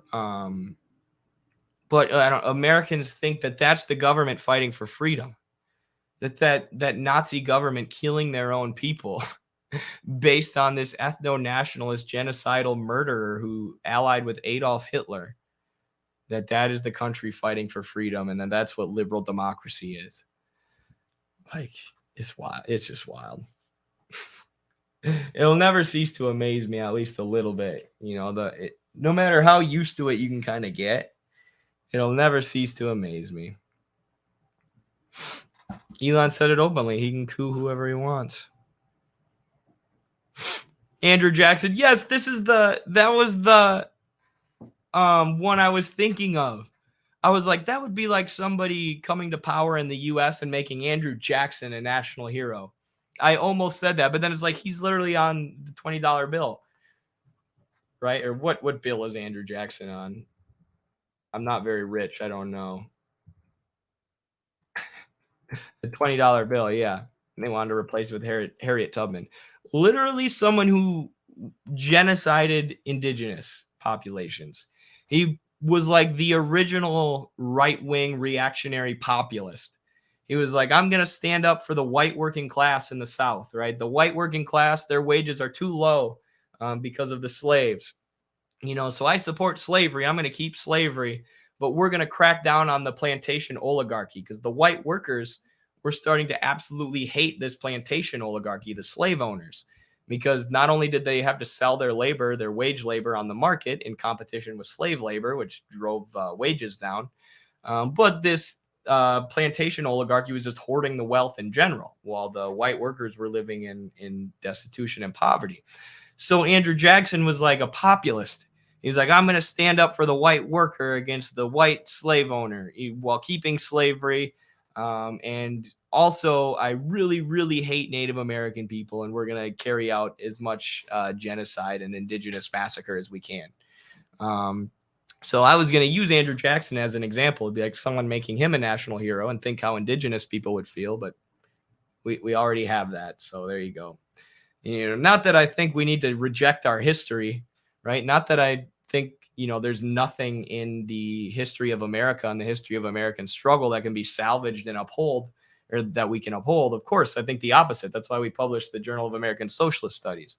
But when it comes to Andrew Jackson, there ain't much. There's nothing. He sucks. Dude should not be on the $20 bill. It should be someone like Harriet Tubman, who represents what's great about this country's history, the history of resistance. Do you consider China a socialist nation? Yes. Absolutely.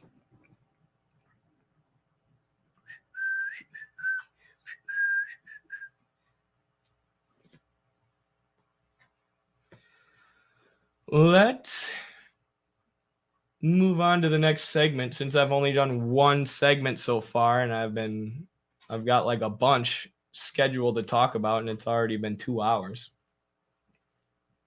This is an article I published a hot minute ago called "The Relevance of Marxism Today." You see, it says Marx was right there. He was. He figured it out. Go Marx. But this is something I wrote in 2020, at the end of 2020. So for those who don't know, Carlos Garrido and I both graduated in the year 2020. It was in the midst of the COVID pandemic. The spring of 2020 is when we graduated. So April or March, I can't remember. Probably, no, not March. I don't know exactly when we graduated. Spring of 2020, right before the summer of 2020. Graduated into the COVID pandemic, not sure what we were going to do, not sure what we were going to do for work, what was next. So we started Midwestern Marx. And one of the first articles that I published for Midwestern Marx was "The Relevance of Marxism Today," because I was reading these thick books like Capital Volume 1 and all these older works from Lenin and these historical figures. And I wanted to answer this question not only for others, but for myself. Right? Why was I taking the time to read all these books? And was Marxism relevant in the world today? Can it help us change our conditions today? And I think my answer in this was good. The style and grammar mistakes that 2020 Eddie makes piss me off and make this difficult for me to read. And I also conflate dialectics with progressivism in this. I say that if you don't know what dialectics are, just think of like an American progressive. They just want to, it's the idea that society will always just constantly change for the better, which is an oversimplification to the point of being wrong, right? The only thing I said that was right in this paragraph was, that's not to say all progressives are Marxists, but progressivism finds its intellectual roots in dialectical philosophy. That's probably true. But, dialectics are different from American progressivism, and American progressivism is often co-opted by the ruling class. But this article is pretty good. The best parts are the most powerful points aren't economic or philosophical, but more personal. I explain why I'm a Marxist, even though the wrestling community, the people that I spend most of my time with, especially in 2020, even though the majority of them are conservative or reactionary or think that Marx is, outdated and crazy and has failed every time, blah, blah, blah, whatever Americans think about Marxism. So most of what I cite is like the pain and suffering that I had seen growing up in my life, right? Like the pain and suffering that pushed me to a revolutionary position, which then pushed me to want to study revolutionary theory and be more strategic about how to achieve change in the world. That's what pushed me to Marxism, and that's what the relevance of Marxism is, that it actually gives us a tool for achieving revolutionary change and for organizing in favor of revolutionary change, which we can all see through the things that we experience in our everyday lives, that revolution is necessary, or that a change to the structure of the system is necessary in order to take care of everyone and create a society that allows everyone to flourish. So one of the quotes I wanted to read from this article was, "I'm a Marxist because I've watched many of my peers be forced into the military out of a desire to pay for college and subsequently be shipped into combat overseas. I've watched my parents work 3 jobs between them to put me through college, then left that college with $82,000 in student debt. I've watched close friends who suffer from diabetes be forced to ration their insulin due to high costs.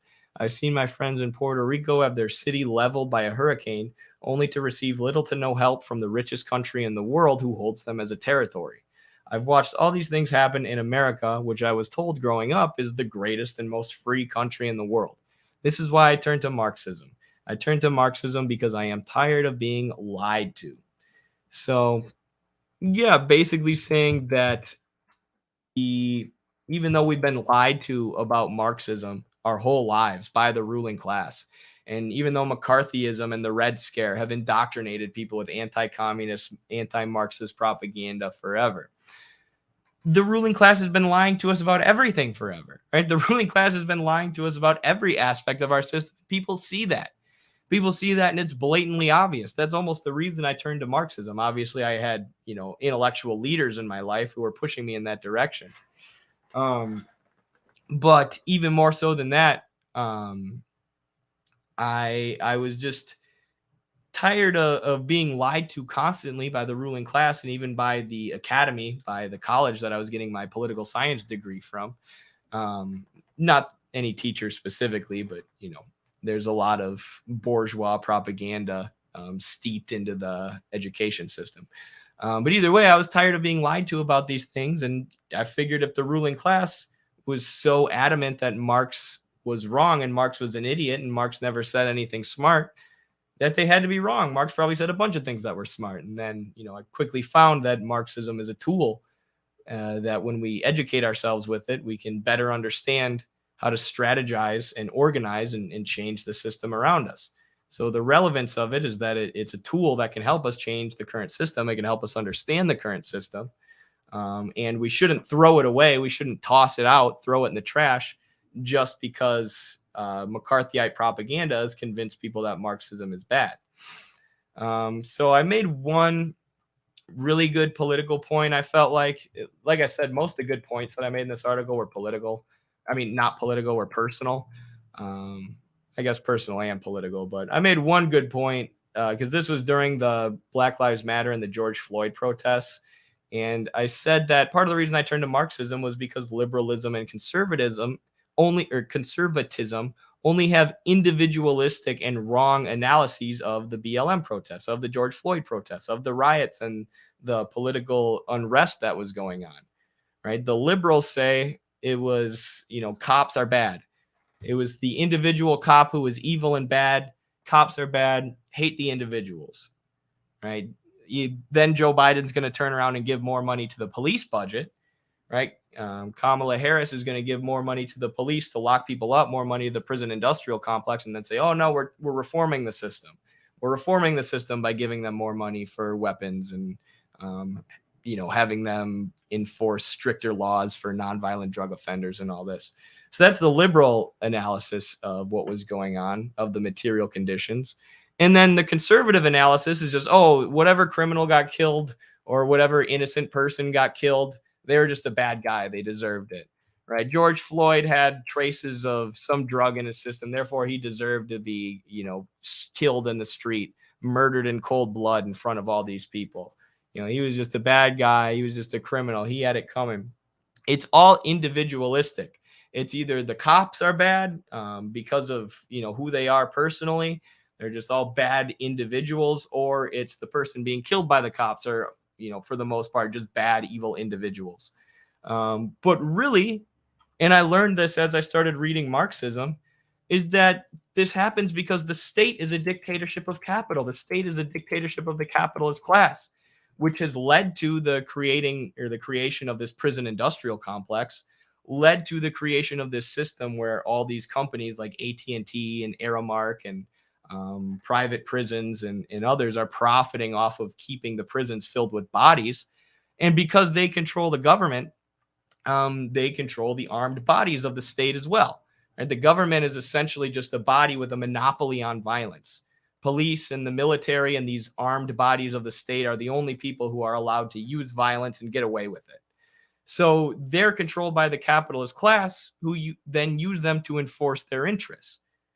So in keeping these prisons filled with bodies and in suppressing the working masses and suppressing the revolutionary movements that came out of impoverished Black communities like the Black Panthers, you have this tendency towards police racism and tendency towards police brutality and police violence, and this militarization of the police funded by the capitalist class because it serves their economic interests. And there is, racism is a tool that the capitalist class uses, and there's rampant racism within the police forces, but that isn't the driver, right? It's not because humans, or not because the individual cops are racist.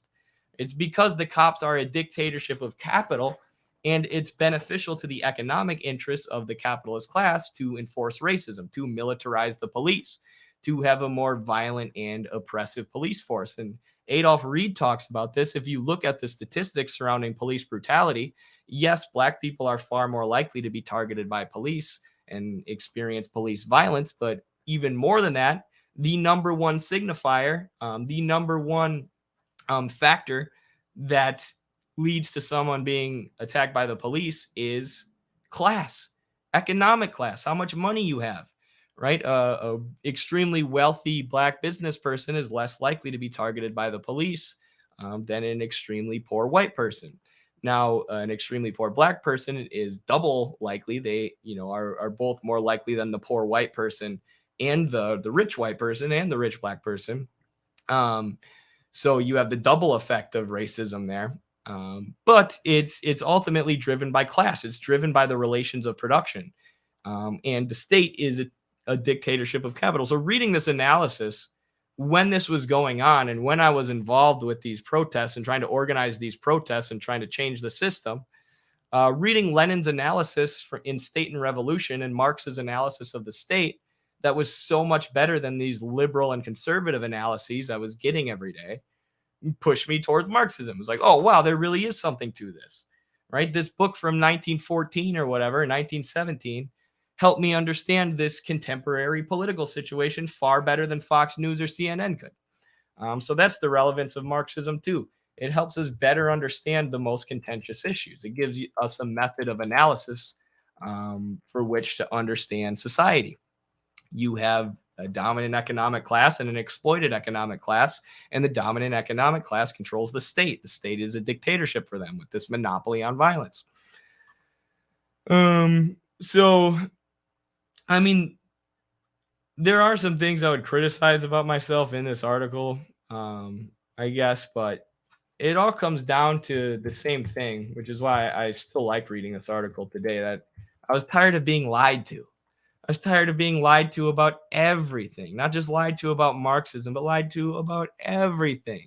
Especially, and this is why I decided to write my senior thesis on Venezuela originally, which also pushed me towards Marxism. But I took economics because everybody kept telling me to study economics. Oh, you think socialism could work? Study economics, study economics. So I'm like, okay, I'll study economics. And when I asked my economics professor how the situation in Venezuela got the way it did, said it was socialism, socialism, socialism. Venezuela was rich, they were wealthy, they had oil.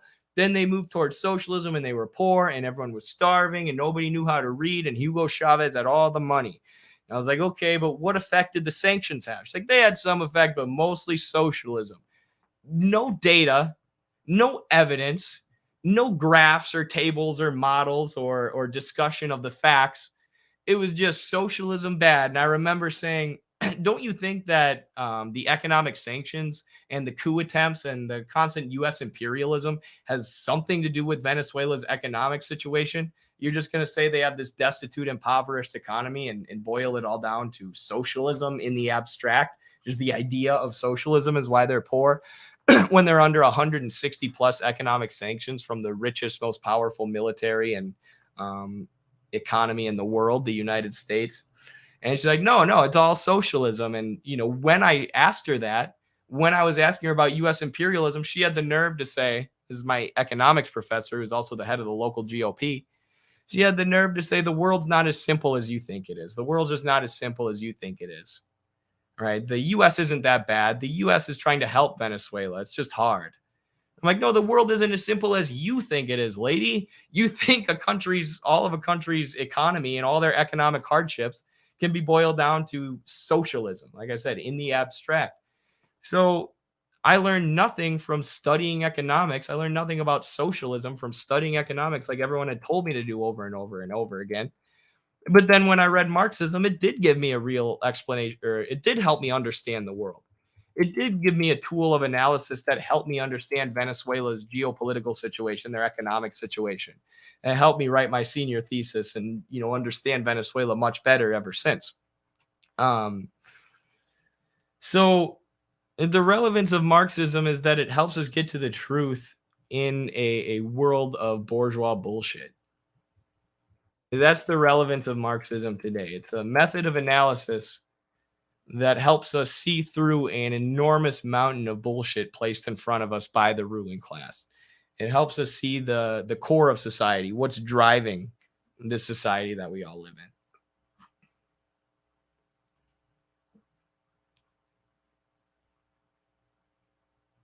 Hey, Andy, did you manage to? Oh, I did not yet, Jacob. I'm sorry. I meant to read that this weekend.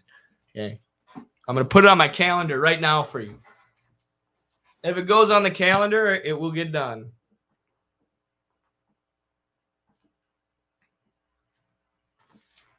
There you go. You're on the calendar. You've really made it in this life. Economics is a pseudoscience which justifies systematic oppression. Absolutely. Now, I don't know if you've read my article or not, comrade, but I mean, this shows too, this new article I published shows the relevance of Marxism that I was talking about in the last segment. Because the neoclassical economic science that I studied in that one class, where the teacher told me that Venezuela's economy is struggling because socialism, that was neoclassical economics. And I was like, this is bullshit. I was so legitimately disappointed. I just really wanted to learn economics. I thought I was really, really, really going to learn something from this class. And I felt like I wasn't learning anything.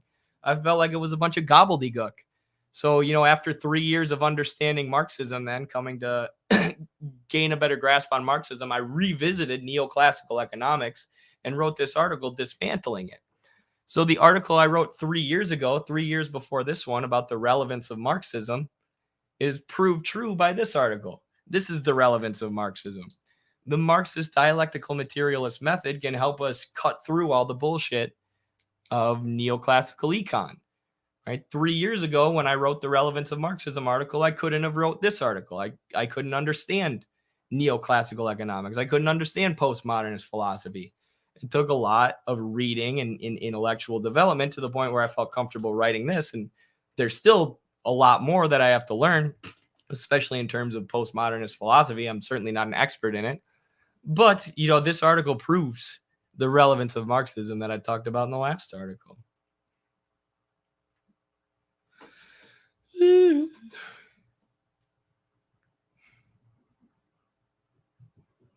I can't mute or ban folks, so it's all on you, Where. That's weird. Why can't you ban folks, Cobra Commander? Let me check that out quick.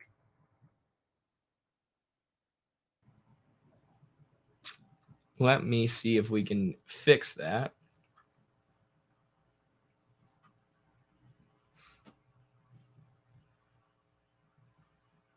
No, it says you're still a mod. No idea. Sorry, Cobra Commander. Hopefully Were Pilgrim is on the prowl. Gives me an error message. Weird. Lady Ease Dahar has a video, tons of material on it. On what? On USSR. I really want a USSR history class. Yes, check out Lady Ease Dahar if you haven't. Amazing historian of the Soviet Union. Milton Friedman, R.I.P. When is your book on Venezuela going to come out? Not for a while. I got too freaking busy this wrestling season. I should start it now, but also I've got a lot going on, so it's not going to be super timely. I would probably say the end of this year, maybe sooner than that. Maybe the end of this summer, but no promises. It'll be a while. Actually, I could probably do it by the end of the summer. It won't take that long once I sit down because I already have most of my research done. It's just finding the time to organize that research and present it in a book. and get it edited and all that stuff.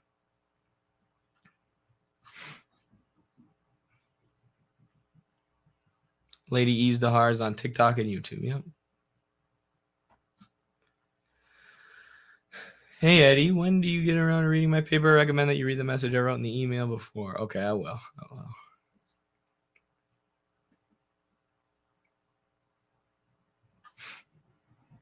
We need to stop arguing about Marx and talk about the theories of people who have changed conditions here in America. They have synthesized for us.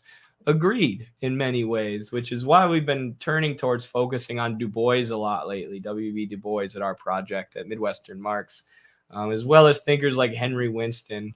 I've discussed how our talk with Anthony Montero helped me realize the importance of recapturing our history and the history of these revolutionary thinkers like Du Bois. So Noah did a really good video recently. And I don't think we need to stop arguing about Marx. Marx is still important. Like, there's a reason that Du Bois and all these thinkers called themselves Marxists. I see they definitely did synthesize, American history and Marxism in a lot of ways for us, which is why we should read them. But yeah, I mean, we can still talk about Marx, but this is what I was talking about. Noah went on a trip to Philadelphia, paid for by the Patreon supporters, the YouTube members, the YouTube super chatters, the Twitch subscribers, all y'all who helped Midwestern Marx financially help pay for this operation. But Noah went to meet Dr. Anthony Montero, who we recently did an interview with, and gave this presentation about reclaiming W.B. Du Bois, reclaiming the U.S. revolutionary history and these revolutionary thinkers that are part of our history, and rereading the work that they've written, synthesizing American history and American conditions with Marxism.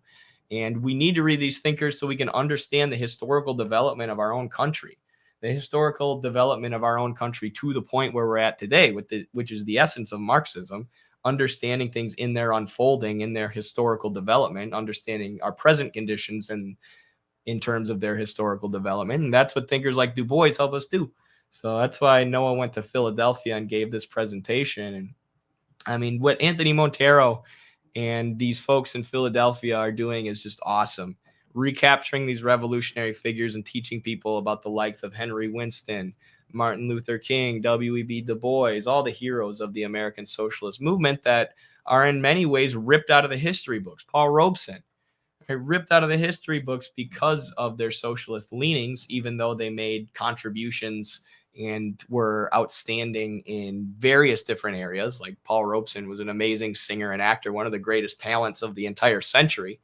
And he's been written out of history because he was a communist and because he took on the American ruling class and supported the Soviet Union.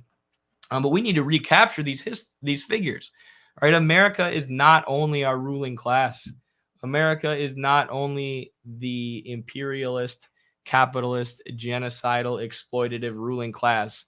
Our history is the people who fought against that, the people who led the class struggle against that, the people who led the anti-imperialist struggle. And we need to learn from those people. They wrote books for us for a reason. W.E.B. Du Bois didn't write stuff down and didn't analyze American history and give a Marxist analysis of American history just for the fun of it. Right? It was so we can understand our own conditions, understand what works and what doesn't in terms of organizing, and build something better for the future.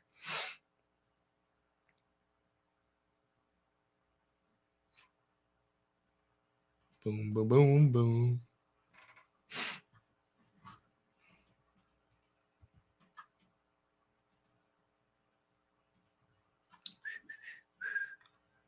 All right, I'm going to play one more intermission video here. I'm going to refill my water. And then I shall return and we can start the next segment. But I need to get my water. My lips are dry. They're going to fall off at any moment here.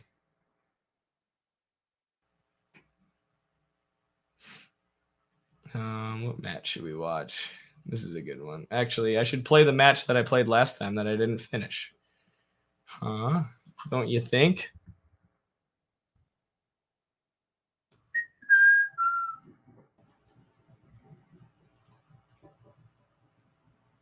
Enjoy. BRB.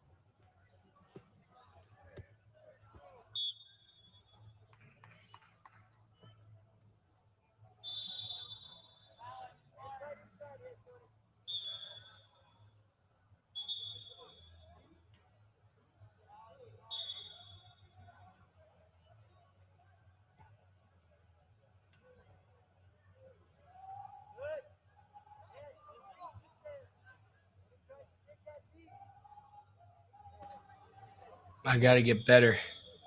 I got to get better at my first contacts. See, I'm not making hard enough contact with him. I'm just walking in and trying to dig the same underhook every time. That works on this guy. This guy's not very good, but it doesn't work on the best guys. No offense to this guy. Maybe he'll beat me one day, but I wrestled him like a million times and beaten him like a million times. But I feel like a dirty old cougar watching Eddie wrestle. Oh my. See, I don't even think of it like that. I was actually really tan that tournament though. So I get it. I was looking good. I was looking nice. The continuation of the Tales of the Swoletariat. Gotta love these intermissions. I'm glad you like them. I'm slowly running out of matches. I've got another big tournament coming up here in like a month. So I'll get some more matches if I win. But of course, I can't ever play matches where I lose. Can you be a good wrestler and be lanky? Yeah. I'll show you one more thing before we start the next segment. This might take away y'all's respect for me. Like I said, I only usually play the matches where I win. But this is me wrestling the world team member, the guy who won my weight this year at the World Trials. I wrestled him in the semifinals of the U.S. Open, which getting to the semifinals was tough and made me feel pretty good. But then this is actually my buddy from college. Not from college. I knew him from youth, too. Well, look how lanky that boy is. So long and lanky. I never got a hold of him. And when I wrestle him next, I got to get a hold of him. I'm following. But as you'll see, you can indeed be long and lanky and very good. That was so stupid by me. Why did I do that? I should have tried to face him. Oh, Eddie. Now you're going to get it. And this is this guy's best move. He does this to everybody. Good job of turning in. I did a good job of defending it, honestly. I defended it longer than I thought I would. Smith for a ride, and he's going to do it. And right into the next one. 5 off. But look, I'm going to turn into him and try and grab his head, and he's going to step me through that way. Oh, my goodness. It is nice. Shout out to Benji. I'll get him next time. So, yeah, lanky people can be very, very good, especially at Greco-Roman, because they do that move that we call the straight lift, where you lift somebody off the ground and launch them. It was at this moment Eddie knew he fucked up. I literally thought about that. Yeeted. Yeah, I got put on Flow Wrestling for that one. I was on a handful of highlight videos. That's the game you play in Greco-Roman wrestling. Benji's also really, really good. He's ranked #1 in the country right now, which is why I was wrestling him in the U.S. Open semifinals. So don't go to the U.S. Open unless you're ready to get yeeted across the stage. Dude, he just grabs folks and throws them. Literally, it's just like instant. It's like I said, I fought that move a lot longer than most people fight that move. That guy's coach, the person who coached him through youth, the guy who threw me, is now the guy who helps me and helps coach me. So he had been working with me on defense and stuff like that. Actually, there's a picture of me and Benji up on my wall right now because we were training out of the same club. But that was me after working on defense for like 4 months, right? Most people, he just goes, and they're gone. It's like 2 seconds. He wrestled my buddy, and my buddy did not last that long. But yeah, go Benji. Root for Benji at the Olympics and at the World Trials until I beat him and take his spot. 2 sweaty adult men hugging each other. Beautiful, isn't it? Yes. So today we've been talking about the way that capitalism or certain relations of production act as a fetter on production and the further development of production. They act as a fetter on advancing society and organizing society in a way that's better until eventually the relations of production are pushed to a point where they burst, where they undergo a revolution and they change, and they change based on the developments in production. Or based on the classes that exist. So the capitalist relations of production have served as a fetter on production for a long time. We could have a much more rational system of production if we would move towards socialism. We could not only produce more, but we could distribute it more efficiently and make sure that everybody's basic needs are met rather than producing for the sake of nothing but profit, which is one of the fetters on production. Or one of the reasons why capitalism is a fetter on production. It's because it's production for the purpose of profit rather than for the usefulness of whatever's being produced. Now, imperialism, in the Marxist understanding of the word, is the stage of capitalism that we're in. Right? So I always say this: imperialism isn't just an action. Imperialism isn't an economic sanction or warfare, right? Or the use of violence. Imperialism is an economic system. It's an economic system where the dominant finance capitalists, the bankers, capitalists, and shareholders in the West make profit, which is dependent on and reliant upon exploitation and super exploitation of the global South. So controlling countries and resources and labor in Africa and Latin America. And when these countries try to throw off U.S. control, throw off the exploitation and dominance of these multinationals, that's when you get economic sanctions and wars and bombing campaigns and military intervention, right? But imperialism is the system itself. It's the exploitation and the export of capital to these undeveloped countries from the developed imperialist nations itself. It's not just the warfare and the sanctions and the violence that's used to enforce this. So imperialism itself then is a fetter on production. Imperialism itself, because it's capitalism in its most highly developed stage, serves as a fetter on production and stops the advancement of productive forces in the global South. So these countries being targeted by imperialism that multinationals are extracting wealth from are prevented from developing. They don't develop a diverse economy, a diverse industry, a diverse productive base. It's just whatever industries and whatever resources are being exploited and extracted by the Western multinationals, the Western banks, and the Western finance capitalists are the industries that develop.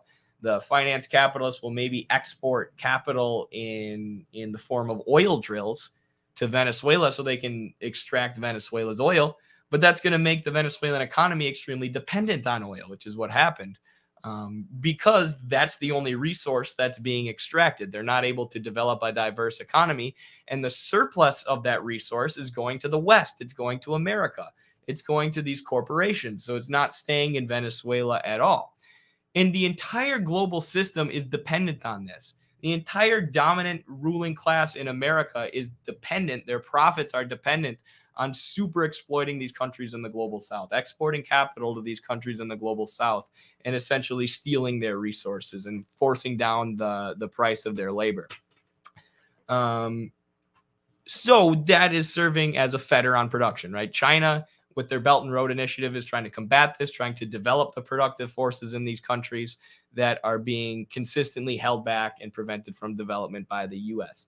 And there have been a lot of stories in the news just within the last few years, or sorry, not within the last few years, within the last few months, within the last year, that show how imperialism is a fetter on production and the development of infrastructure. The development of industry, the development of the productive forces are halted by imperialism. So this is a story that you may have seen in the news today. I saw it on quite a few outlets. Former U.S. National Security Advisor says destroy Taiwanese semiconductor factories if China invades. So if China heads to Taiwan, just blow up the semiconductor facilities, even though I don't know who this would help, because most of the Taiwanese semiconductors go to Silicon Valley, and these capitalists in California, these social media oligarchs and tech oligarchs, are the ones who really make the money off of semiconductors created in Taiwan. But, this is an example of the imperialists, the people at the head of the imperialist economic system, the exploiters at the top of the relations of production between exploiters and exploited, are moving to destroy industry, to destroy production, to destroy the production of use values, to destroy certain labor processes because it's useful to their own interests, because it's better for them as the dominant economic class of society to just blow up this industry because it belongs to China. This is irrational. This is the imperialist economic system, the capitalist economic system, acting as a fetter on production.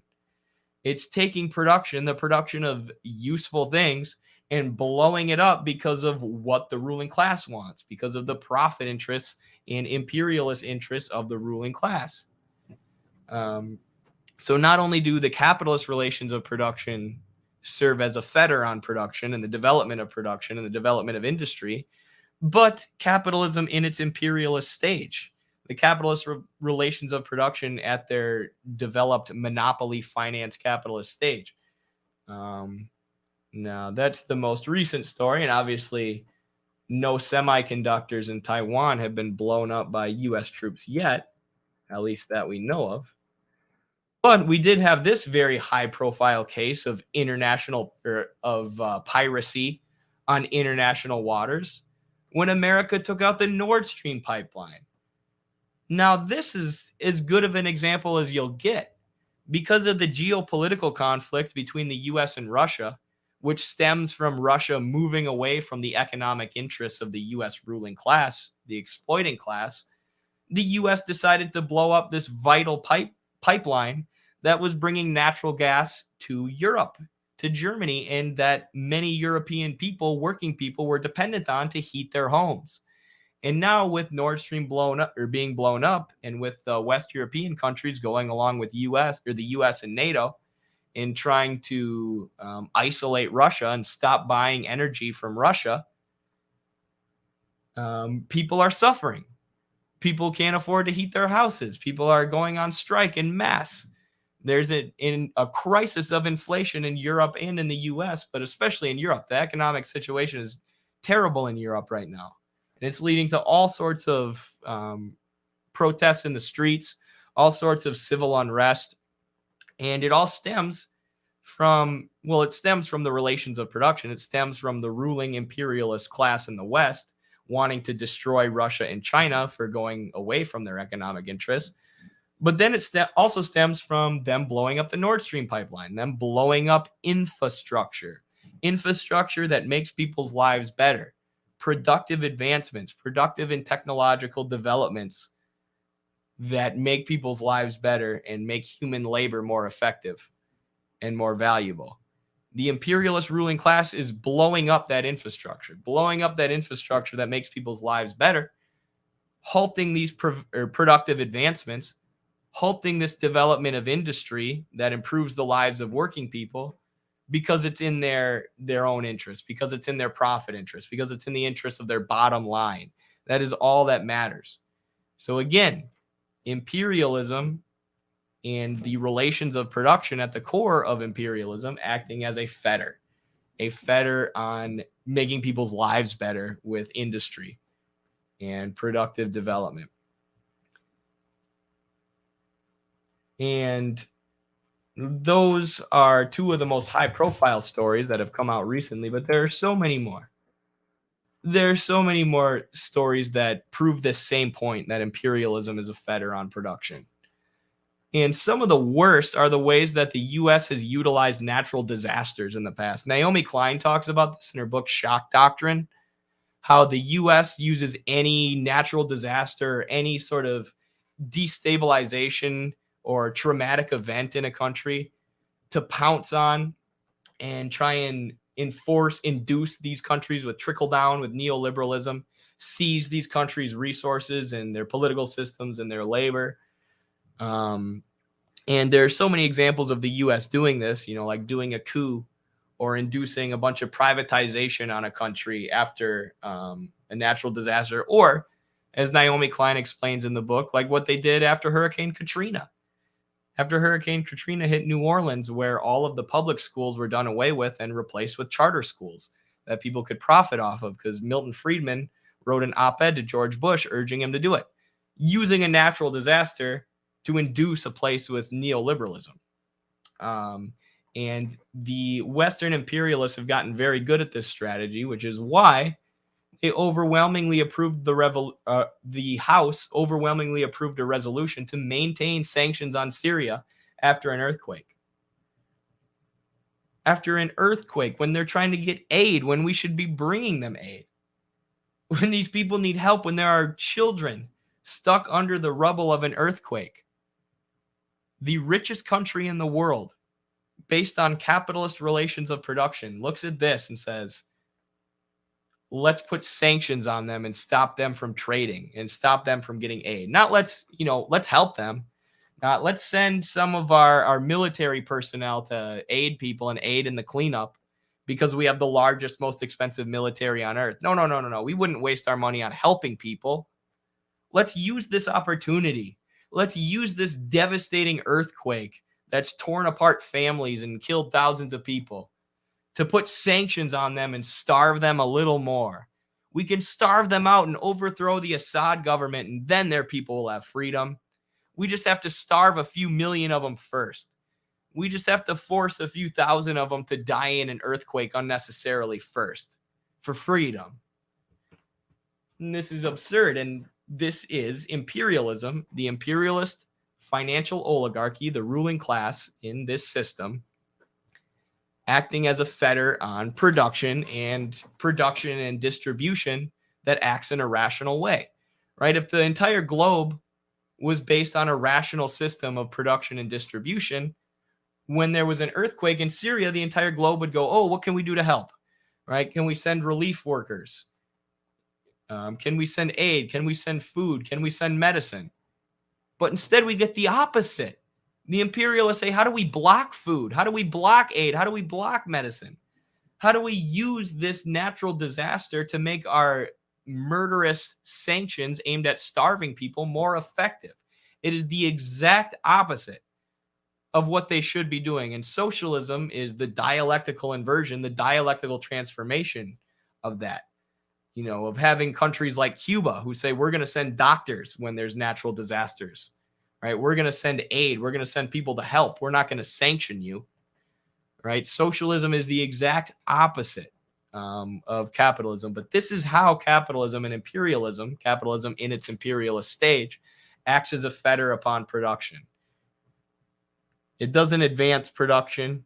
It doesn't make things better. It doesn't move things in a more humane direction. It prevents them from going in that direction. Explicitly to the point where the most capitalist imperialist government in the world, that of the United States, is explicitly saying, yes, we support putting economic sanctions on a nation and their people after they experienced the devastating earthquake that crushed their infrastructure, because that's going to bring them freedom. Fetter on production. And we can only advance production to be more rational and be more humane and more suited to humanity and the needs of humanity by overthrowing capitalism and by moving towards socialism, by moving towards the dialectical opposite of capitalism, which is socialism, the dialectical opposite of sanctioning a country after they undergo an earthquake, which is helping and aiding a country when they undergo an earthquake. It's Cuba versus the U.S. And that's why China's Belt and Road Initiative is huge too, right? Even if they're not explicitly funding socialist movements in countries like Syria, they're helping to develop the infrastructure, helping to develop the productive base so the U.S. can't hold them in starvation anymore. And these countries can become self-sufficient. Oh, how terrible that would be, wouldn't it? That's the last thing NATO and the U.S. want. Countries who are self-sufficient and strong and can take care of themselves. No, they need us. They need us, the great U.S., and the great Western finance capitalist banks and multinationals. Without us stealing their resources and keeping their wages lower than $1 an hour, maintaining our sweatshops, without us, what would they do? They wouldn't have any freedom, that's for sure. Freedom equals freedom to exploit, if you're asking a capitalist imperialist. Shoot, I got to go pee again. We're going to have to do one more intermission here.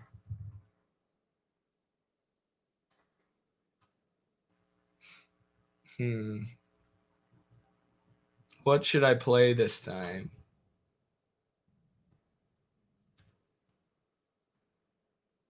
You used to wrestle? Still do, baby. Here's me versus the guy who's like ranked 3rd in the country right now. I did better than I did against the guy who's ranked 1st in the country. That's Michael Hooker with the Army WCAP program in the red. You did across the in the blue, Eddie Smith, Pickaxe Wrestling Club. This one goes a little better. Got a Dubuque singlet on.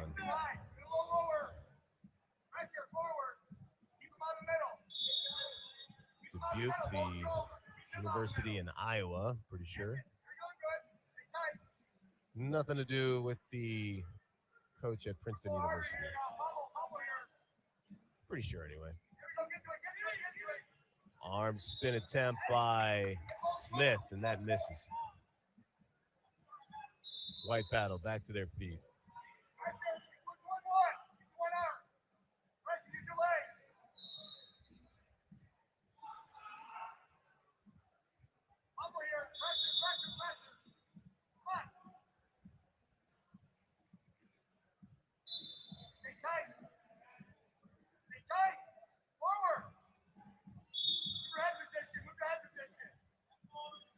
Center of the mat.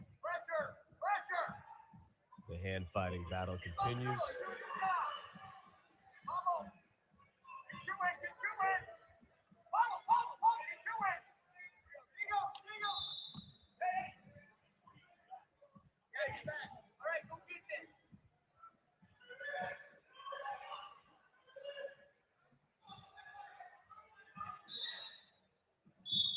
So it's 90 seconds in, passivity goes on Hooker, so point for Smith, and they go to parterre. Good defense from Hooker so far. Very low lock around the body for Smith. And we're going to go back up to the feet with no scores, or no additional scores.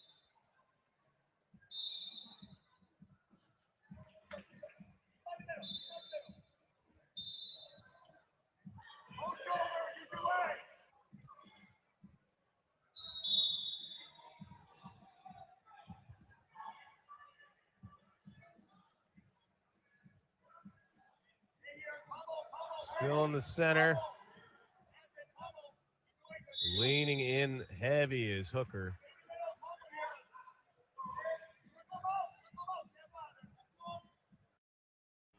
Oh yeah, I'm winning, baby. Beating the number 3 guy in the country, not the world. Yeah, and that's where the match ends. Yeah, I won. Definitely didn't find a way to lose after that.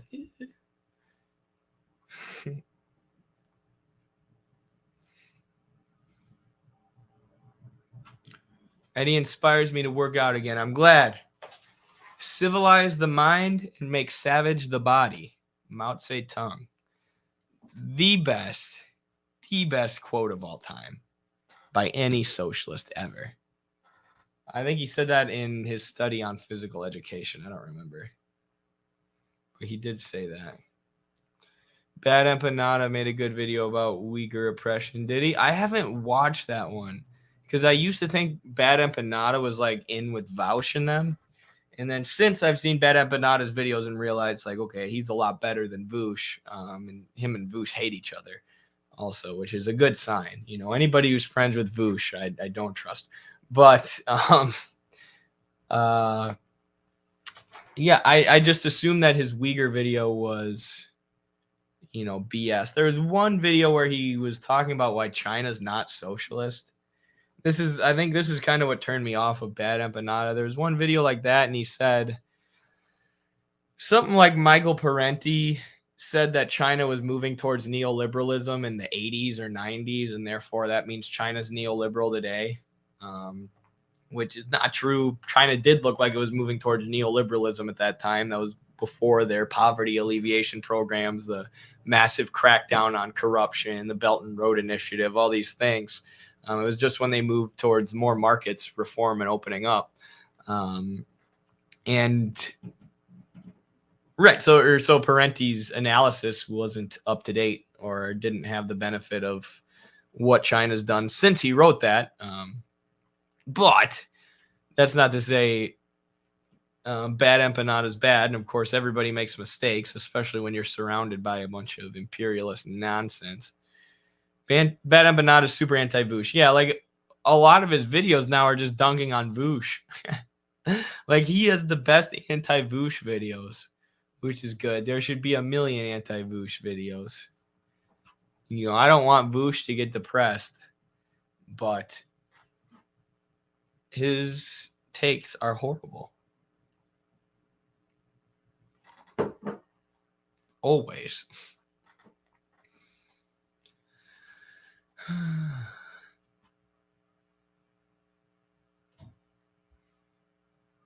Y'all hear about Lenin as a teenager getting made fun of by his stepmom? Him and his buddy were in Lenin's room. Lenin trying to learn how to work out. He slams the door and she yells, "Is that true?" "We're doing a very important workout." Oh, I get it. Funny.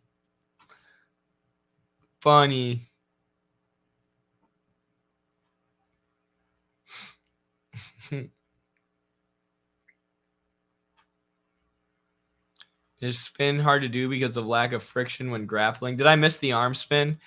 It's just hard to do when you wrestle anyone who's good. For those who don't know, the arm spin, it used to be my favorite move in Greco. Now I do a lot of other stuff because when I used to wrestle U23, the college level, I would hit that spin on pretty much everyone except the best guys. But now at the senior level, most people are ready for it. They turn their arm up, they turn their palm up like this, and then they arch their hips and they run backwards so you can't spin them. And they're ready for it. They know how to feel it. So you really, really, really got to set it up and then run with it. So it's not so much the lack of friction as it is the people I'm wrestling are really good. They train Greco-Roman full time. So we literally do this as a drill. Like your partner will try and move you to set it up and then hit an arm spin, and you have to catch it. You have to turn your palm up and run backwards and get your hips in, which causes them to slip off of the arm spin. So, and a lot of times, like I knew that arm spin wouldn't work when I hit it on that guy. I just wanted to look like I was the more active wrestler, because the more active one, the one who's dominating the hand fight and pushing the other one around more, if it's 0-0, they get their choice. So I got a point and I got to go on top there. That's how I got the point. That's because I was more active. Now he got the point in the second period, which is actually what you want, which he was good at strategizing in that way and playing that game. He came out really hard in the second, so he could get on top and get a gut wrench. Then he has criteria, because the person, if the score is tied, the person who scores second wins. So A lot of strategy to Greco. Can you use judo tricks in the wrestling? Yeah, not in Greco. Greco, you can't touch their legs or use your own legs. But pretty much any judo move that you could use on the feet, anything that doesn't grab the gi, like the uchimata or whatever. Actually, you can do an uchimata with an overhook, but you can do it all pretty much. You train any striking? I've done. My buddy and I have trained just a little bit on our own, like. And when I say that, I don't just mean like we put on the gloves and go beat the crap out of each other. Like we do drills, we hit mitts, we hit the bag for like, an hour at a time. Do some like slow sparring and sometimes some fast sparring. But yeah, striking is very fun. I don't think I would be as good at it as I am at wrestling, but not that I'm the greatest wrestler.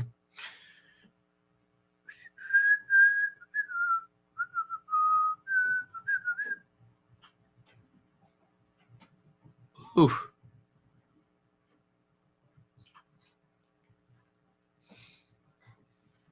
So what story do I want to do next? Let's see here. Okay, this is the one I want to do. So Kit Clarenberg of the Gray Zone recently published this awesome investigative article about the Euromaidan protests the U.S., the Western media calls it a revolution. But what it really was a U.S.-backed color revolution, a U.S.-backed coup effort. And this began earlier than 2014, but really culminated in 2014, culminated with the overthrow of Viktor Yanukovych, the democratically elected president of Ukraine, and his replacement with a government highly subservient to the U.S., made up of a coalition of far-right, even right-wing extremist elements who were leading the Euromaidan protests, which, of course, were really a violent coup, a violent takeover. And one of the most contentious and hotly debated and mysterious events from Euromaidan happened in February of 2014, where snipers opened fire on people in the streets, as well as police officers, killing 70. The snipers, along with just general violence and chaos that was going on the streets, ultimately led to 70 people being killed. Now, immediately, the Western corporate media and their sources in Ukraine, who many times were far-right extremist groups who the U.S. was backing, immediately said that the snipers were from the Yanukovych government. They were from the government that was being overthrown by the Maidan protests. Now, since that time, there's been a lot of evidence to conflict this claim, and a lot of evidence and claims that the snipers actually came from the right-wing coalition, the Maidan coalition, the coalition looking to overthrow the government, who were being led up by, like we said, a lot of right-wing extremist groups, groups who see themselves as followers of Stepan Bandera, who was a Nazi sympathizer. Not just a sympathizer, but someone who collaborated with the Nazis in World War II while advocating for this ideology of Ukrainian nationalism. These were the people at the head of this, and much evidence came out showing that these were the people who hired the snipers, or the snipers belonged to this right-wing coalition, which was heavily, heavily, heavily backed by the U.S. and Western NGOs in Ukraine. In groups like the NED, the National Endowment for Democracy, which is basically just a cutout version of the CIA. And now, as Kit Clarenberg reported, there is suppression of the papers and the academic studies and the research that went into finding who these snipers were, finding out where these snipers came from. So here we'll pull up a report from Human Rights Watch.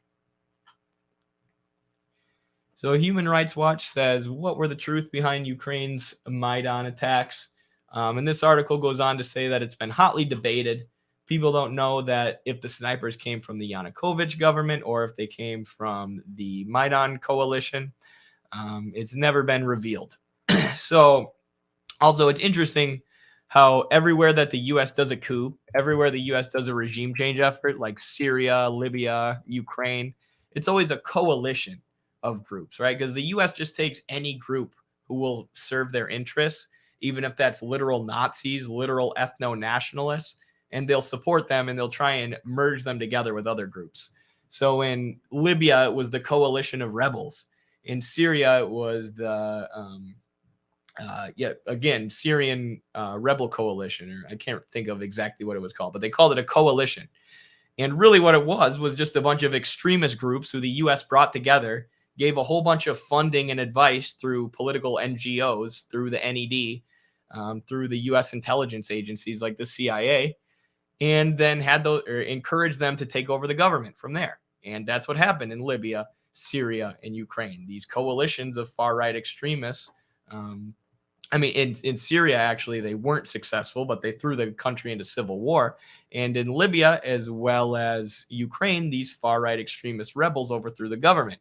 Muammar Gaddafi was killed by the rebels in Libya, whereas in Ukraine, Yanukovych, I believe he took asylum in Russia. He was able to get out of there.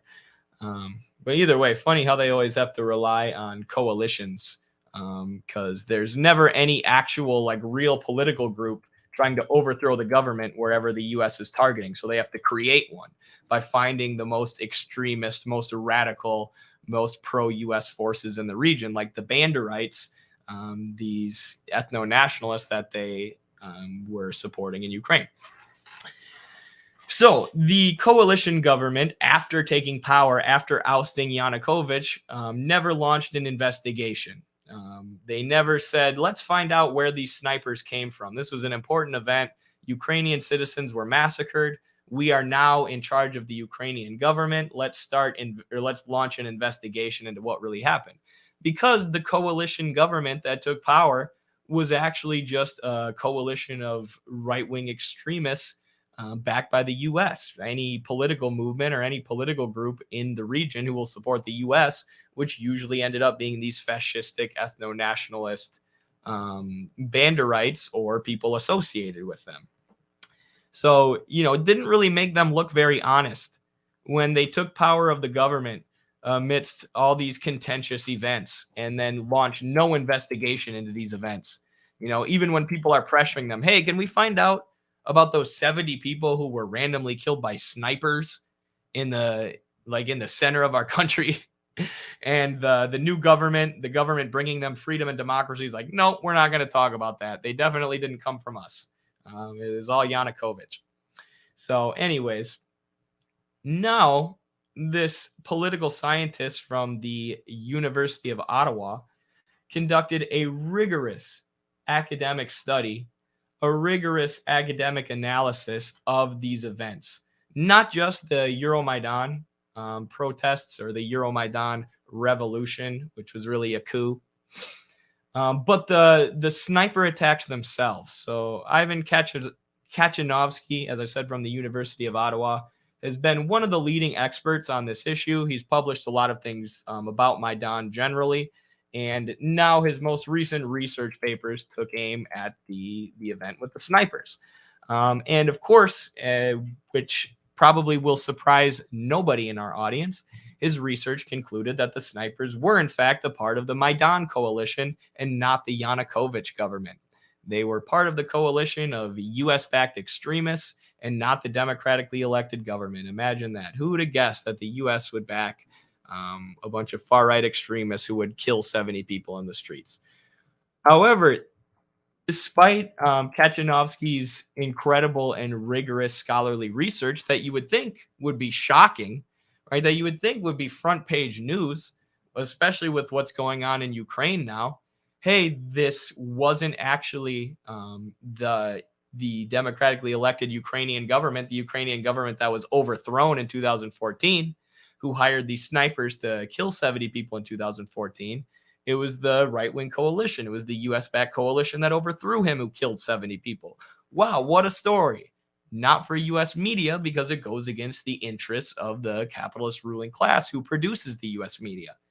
So they kept people in the dark and they suppressed Kachinovsky's work.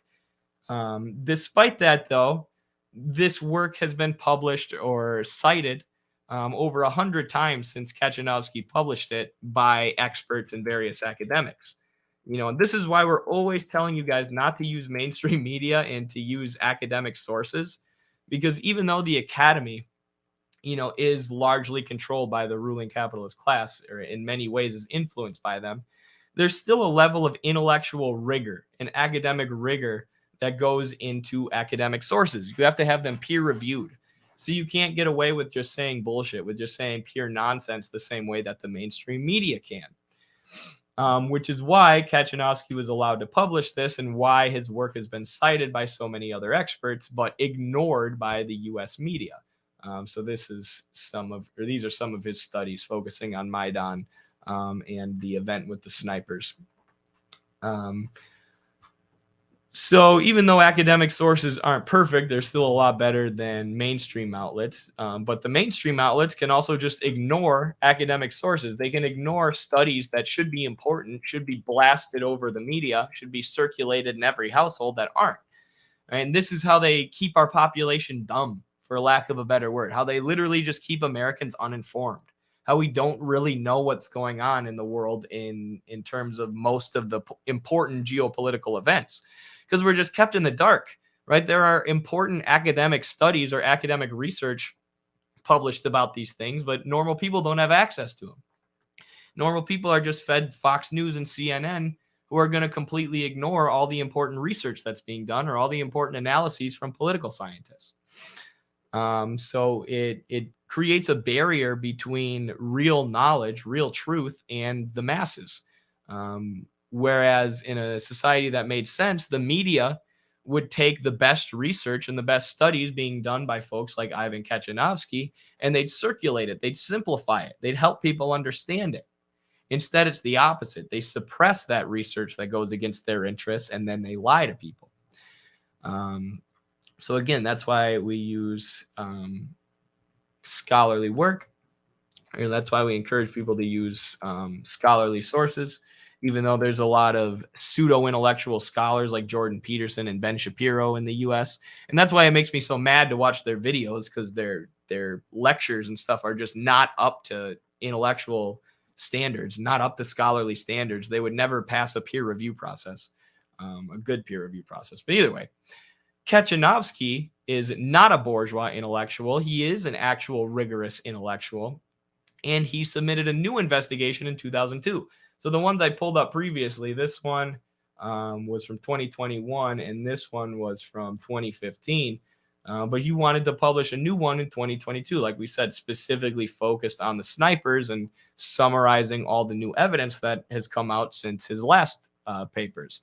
Now, this underwent a rigorous peer review process where various different experts in various different fields looked at Kaczynowski's paper, critiqued it, tried to find fault in it anywhere they could so that he could fix it, and ultimately was approved to be published after being rigorously reviewed by Kaczynowski's peers. And this is what we mean when we talk about the intellectual rigor that should go into scholarly sources, right? You have someone who's really, really smart, who studies an idea or something for a really long time, and then they write down the findings of their studies, and then those findings are reviewed by their peers, a diverse array of their peers, and revised in order to make them better and make sure that nothing gets out that's false, or nothing gets out that's just a total untruth.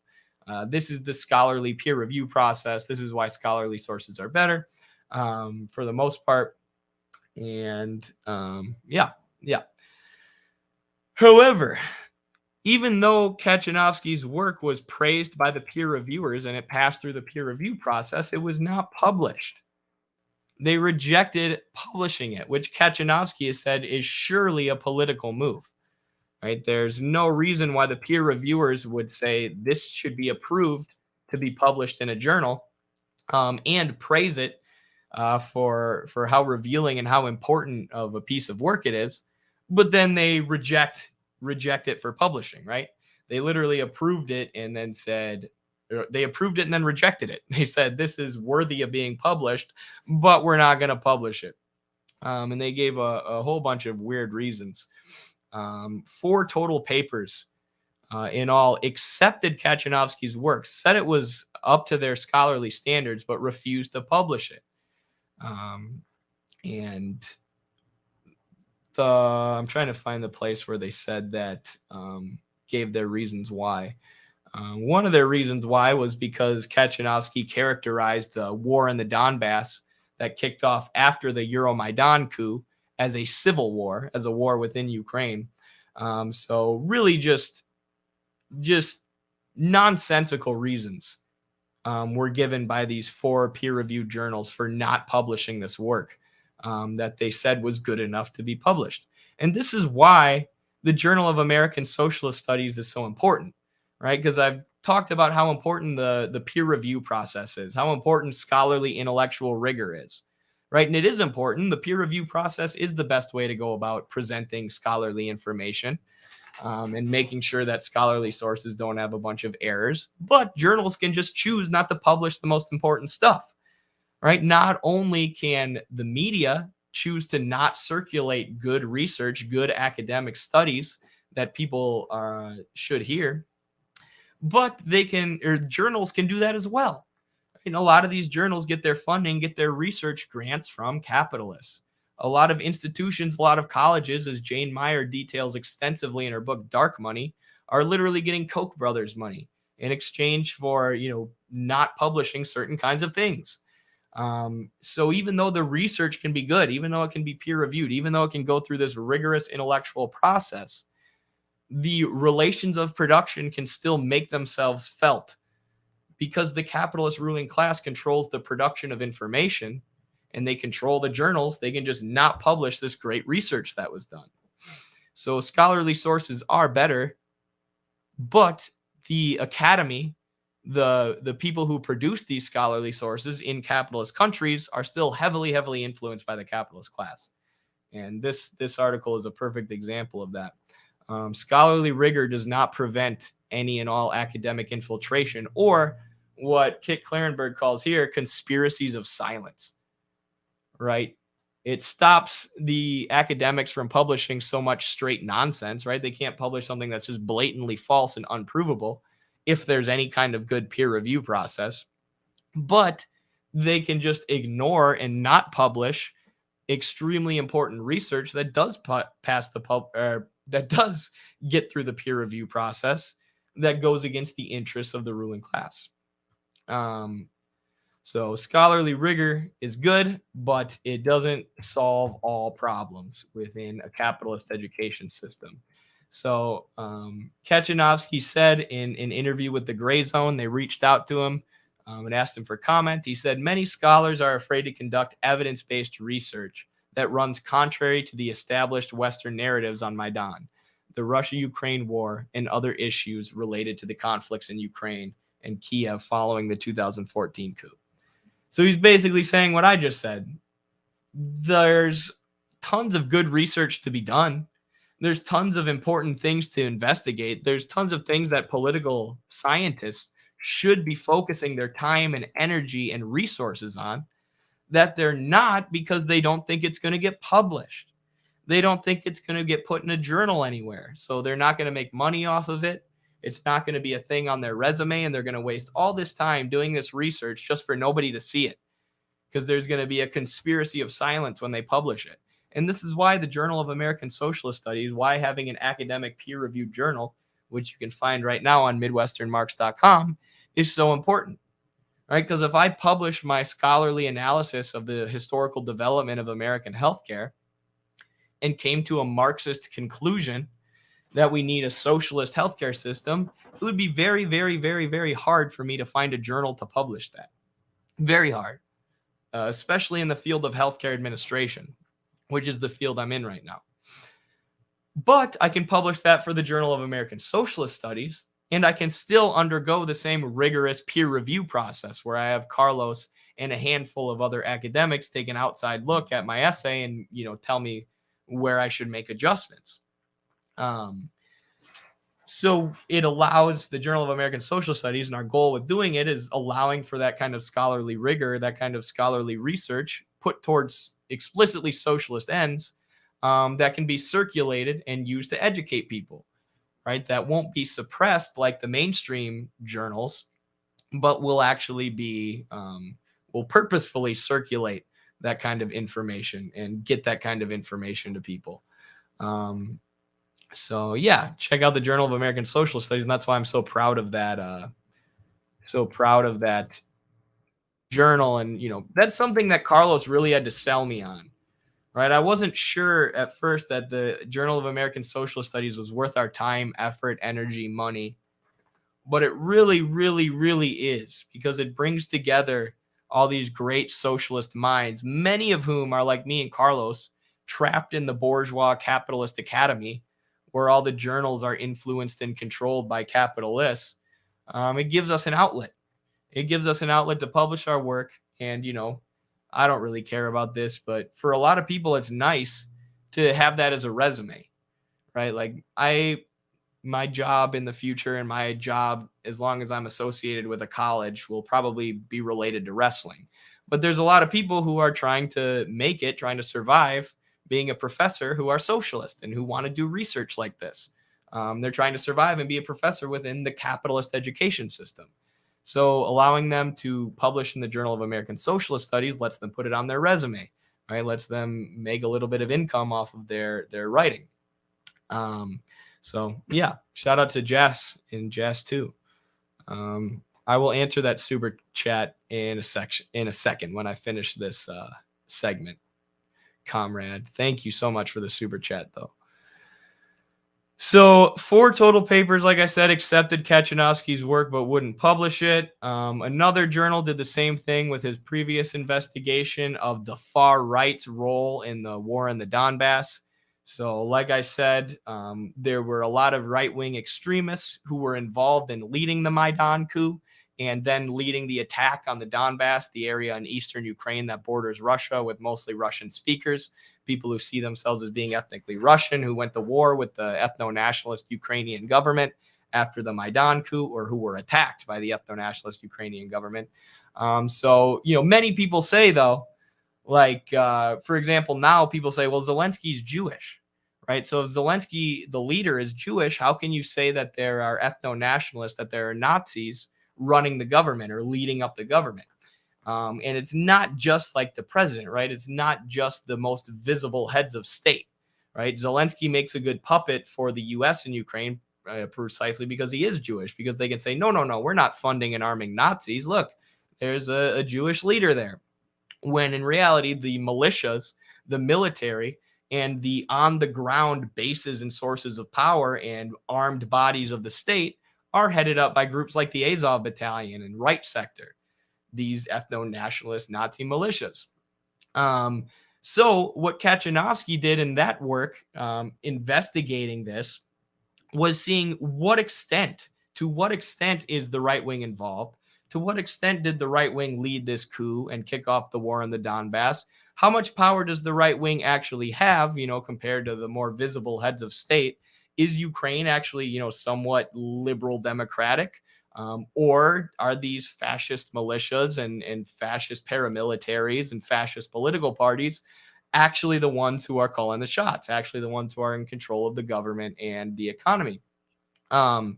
And of course, his paper comes to the conclusion that the far right played a very big role in the Maidan coup and in the war on the Donbass. So one paper in that case rejected his work, a journal refused to publish his work, even though it made it through the peer review process, even though his peers said this is a very important work and it is up to scholarly standards.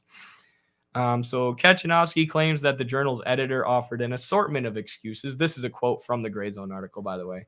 Kaczynowski claims that the journal's editor offered an assortment of excuses for not moving forward post-peer review. As publication approached, he said that the editor falsely claimed the study was identical to his previous Maidan massacre au revoir. So again, that's one of the nonsensical excuses they gave for not publishing it, right? Okay, it gets approved through the peer review process, but we're not going to publish it because it's too similar to the last thing you published. Okay, then why did you publish it through peer review? If it's just the same thing, the same research repeated over again, how did it make it through the peer review process? Just a nonsensical reason for not publishing it, because the motivation for not publishing it is political or economic. So Kaczynowski put that paper through an original software check. So for those who don't know, there's these softwares like Turnitin is one, and you can put a paper in and it'll tell you how similar your paper is to other papers that have been published. It'll tell you how closely you're approaching censorship. Plagiarism, not censorship. And the software that Kachanovsky put his paper in said that it bore 0% similarity to his previous study about Maidan. So just showing how nonsensical the claim of this journal was, that they couldn't publish his work because it was too similar to his previous work. Well, he put it in a software and it said it's not similar to his previous work at all. The editor of that journal also complained that Kachanovsky classified the 8-year-long conflict in the Donbass as a civil war, which was initially provoked by Ukraine's far right. So the editor of that journal basically said the quiet part out loud, right? This is good research, but we don't want you to publish it because you're exposing things that are true about the conflict in Ukraine that go against the Western mainstream narrative, that go against the idea that this war started in 2022 when Russia invaded. Right? You're saying that there was a civil war that began in 2014 when far right-wing elements backed by the United States and by Western finance capitalists overthrew the government and then kicked off a civil war by attacking and shelling the homes of Russian speakers in East Ukraine. Basically saying straight up, we're not going to publish your journal because you give that narrative, which is counter to our narratives. So Kachanovsky has published a lot of his research, though, even some of it without not in a journal, just published it independently on his own, which means he's definitely missing out on making money and stuff. But I'm sure he just wants people to get this information at this point. So one of the places that the snipers were located in during the Maidan coup and the events in February were Hotel Ukraina. So that place was loaded with snipers, and that at the time of the killing was a Maidan-controlled area. The Maidan movement, this right-wing coalition of U.S.-backed political movements and military groups, paramilitary groups, controlled Hotel Ukraina and a whole bunch of other areas where the sniper fire was coming from, according to the research. Right? Whereas the claims of the right-wing political groups and the claims of the U.S. media that the sniper fire was coming from the Yanukovych government and coming from Yanukovych police officers were shown to be untrue by this research. Right? The fire that came from the Yanukovych-controlled areas were warning shots. They were fired into the air. They were fired at trees. They were fired at brick walls. And most of the deadly sniper fire that killed 70 people came from Maidan-controlled areas, which is what this research found. So to prove this and not get called the Russian propagandist and conspiracy theorist, I guess, Kachanovsky published a bunch of videos that he had on his YouTube channel, which it would still be nice to have the study published in a journal so we could read it, concisely. And I'm sure Kachanovsky and the other researchers involved spent hours and hours and hours digging through this video footage, as well as any other information they had about the events in order to piece together what actually happened and decipher what actually happened. That's what research is. Compiling extremely useful information about the world around us through intense, rigorous research. But instead, all we have is the video. Right? We don't have the study explaining the context of this video. You can see the evidence that him and his team were parsing through. And he's put captions here that you can see as well. And I'll put the link to this in the chat so y'all can go see it if you want. Showing that, like I said, most of the sniper fire was coming from Maidan coalition-controlled areas. And, I don't know how they ever tricked anybody into thinking it was the Yanukovych government or the Yanukovych police firing the shots. Like, a large number of the people killed were literally Yanukovych police. I think they just said that the Maidan protesters were acting in self-defense once the police started firing on them. But, why would the police start shooting each other or shooting themselves? It makes no sense. But there's a piece of evidence that came from Kachanovsky's work that you can go check out, even though his work is being suppressed by the academy and by the media. So there's tons of just damning evidence that Kaczynowski comes up with, that video being one of the main ones, probably the main one. But then there's others listed in this article by Kit Klarenberg, like 4 self-admitted members of the Maidan sniper groups have been implicated and connected to specific Maidan leaders. So they've identified 4 specific snipers who admitted to being part of the Maidan movement and who admitted to taking part in this event, being there when it happened. The Maidan movement, backed by the U.S. imperialists, has really been caught red-handed, which is why they're suppressing this information, right? Because the media suppressed his study in 2015, his study in 2021, before the Russian invasion, when those studies became increasingly relevant and increasingly blew up U.S. narratives. Because remember, U.S. corporate media was admitting in 2015 that Ukraine was corrupt and that Ukraine had a Nazi problem. They were admitting that till at least 2018, right? And then once the U.S. started waging this or pushing for this imperialist project, this proxy war project with Russia, then the media said, no, the Azov battalion's reformed. They're actually good guys. There's no corruption or extremists in Ukraine. They're all good. So that's when Kaczynowski's studies start getting suppressed. They let him publish the one in 2015 and 2018 as long as the media didn't circulate it, as long as the media didn't really talk about it. But then when he tries to publish one in 2022 that similarly goes against U.S. and NATO narratives about the proxy war in Russia, they won't even let that make it out of the academy. They won't even let that make it into an academic journal that no regular person's going to read. Because the mainstream media suppression of his last work, the 2015 and the 2021 study, or 2019 or whatever it was, like Kit Klarenberg points out, was cited by 100 different experts and academics. So even though the regular populace didn't find it and the media suppressed it, the academics and the experts got to it. And they were studying it and researching it. So they don't want any more of that actual real research to get out. And this shows that not only does capitalism act as a fetter on production, as in like industry, like capitalism prevents the development of agriculture and the production of foodstuffs and necessary goods that people need to survive. Yes, it prevents the development and the advancement of that, but it also is a fetter on intellectual production. The academy and the education system is so heavily conditioned by the relations of production and so heavily controlled by the capitalist ruling class that tons and tons of good, valuable research is suppressed, never makes it out, never gets to the people who need to hear it most. That's why China is kicking our ass in every metric when it comes to education and research and technological advancements, because they don't have capitalism acting as a fetter. They don't have the capitalist ruling class looking down at the academy and being like, no, you're not allowed to publish that. You're not allowed to publish that. Yeah, you could publish that 2 years ago and we would just ignore you, but now you can't publish it at all. Nope.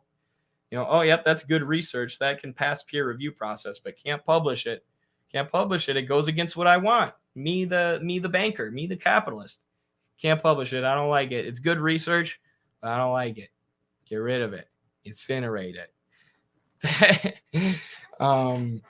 That is exactly how the capitalist class acts as a fetter. I mean, they literally do that. They literally sit arms crossed and, watch over the colleges in giant helicopters. And then they come down and they snatch you up if you talk about Marxism. It almost happened to me. I just barely survived. I was able to hit a quadruple backflip out of the helicopter and land on my feet and run away.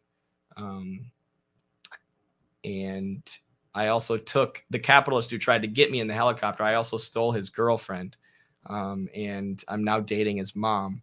So I got lucky, but it happens to a lot of people. Metal Gear Solid 4. Yep. It's happening to me right now. Yeah. RJ's literally in a helicopter right now. So if anybody knows where he's at, get him down. I throw some rocks at the helicopter, aim for the propellers. And RJ, just be ready to jump. If you jump and roll at the right time, you'll be fine. Right? That was what Mao was talking about when he said civilize the mind and make savage the body.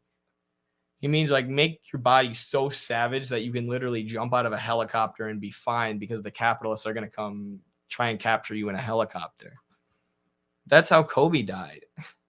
Sorry, too soon. Too soon.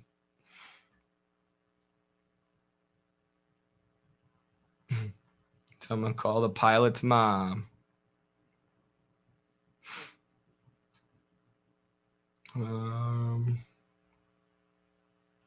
Scott Ritter was saying Russians are giving all respect to dead Ukrainian soldiers. I'm not surprised. They're a very religious people for the most part. They believe that they're fighting to defend their country from NATO and US invaders trying to attack them via Ukraine, using Ukraine as a tool.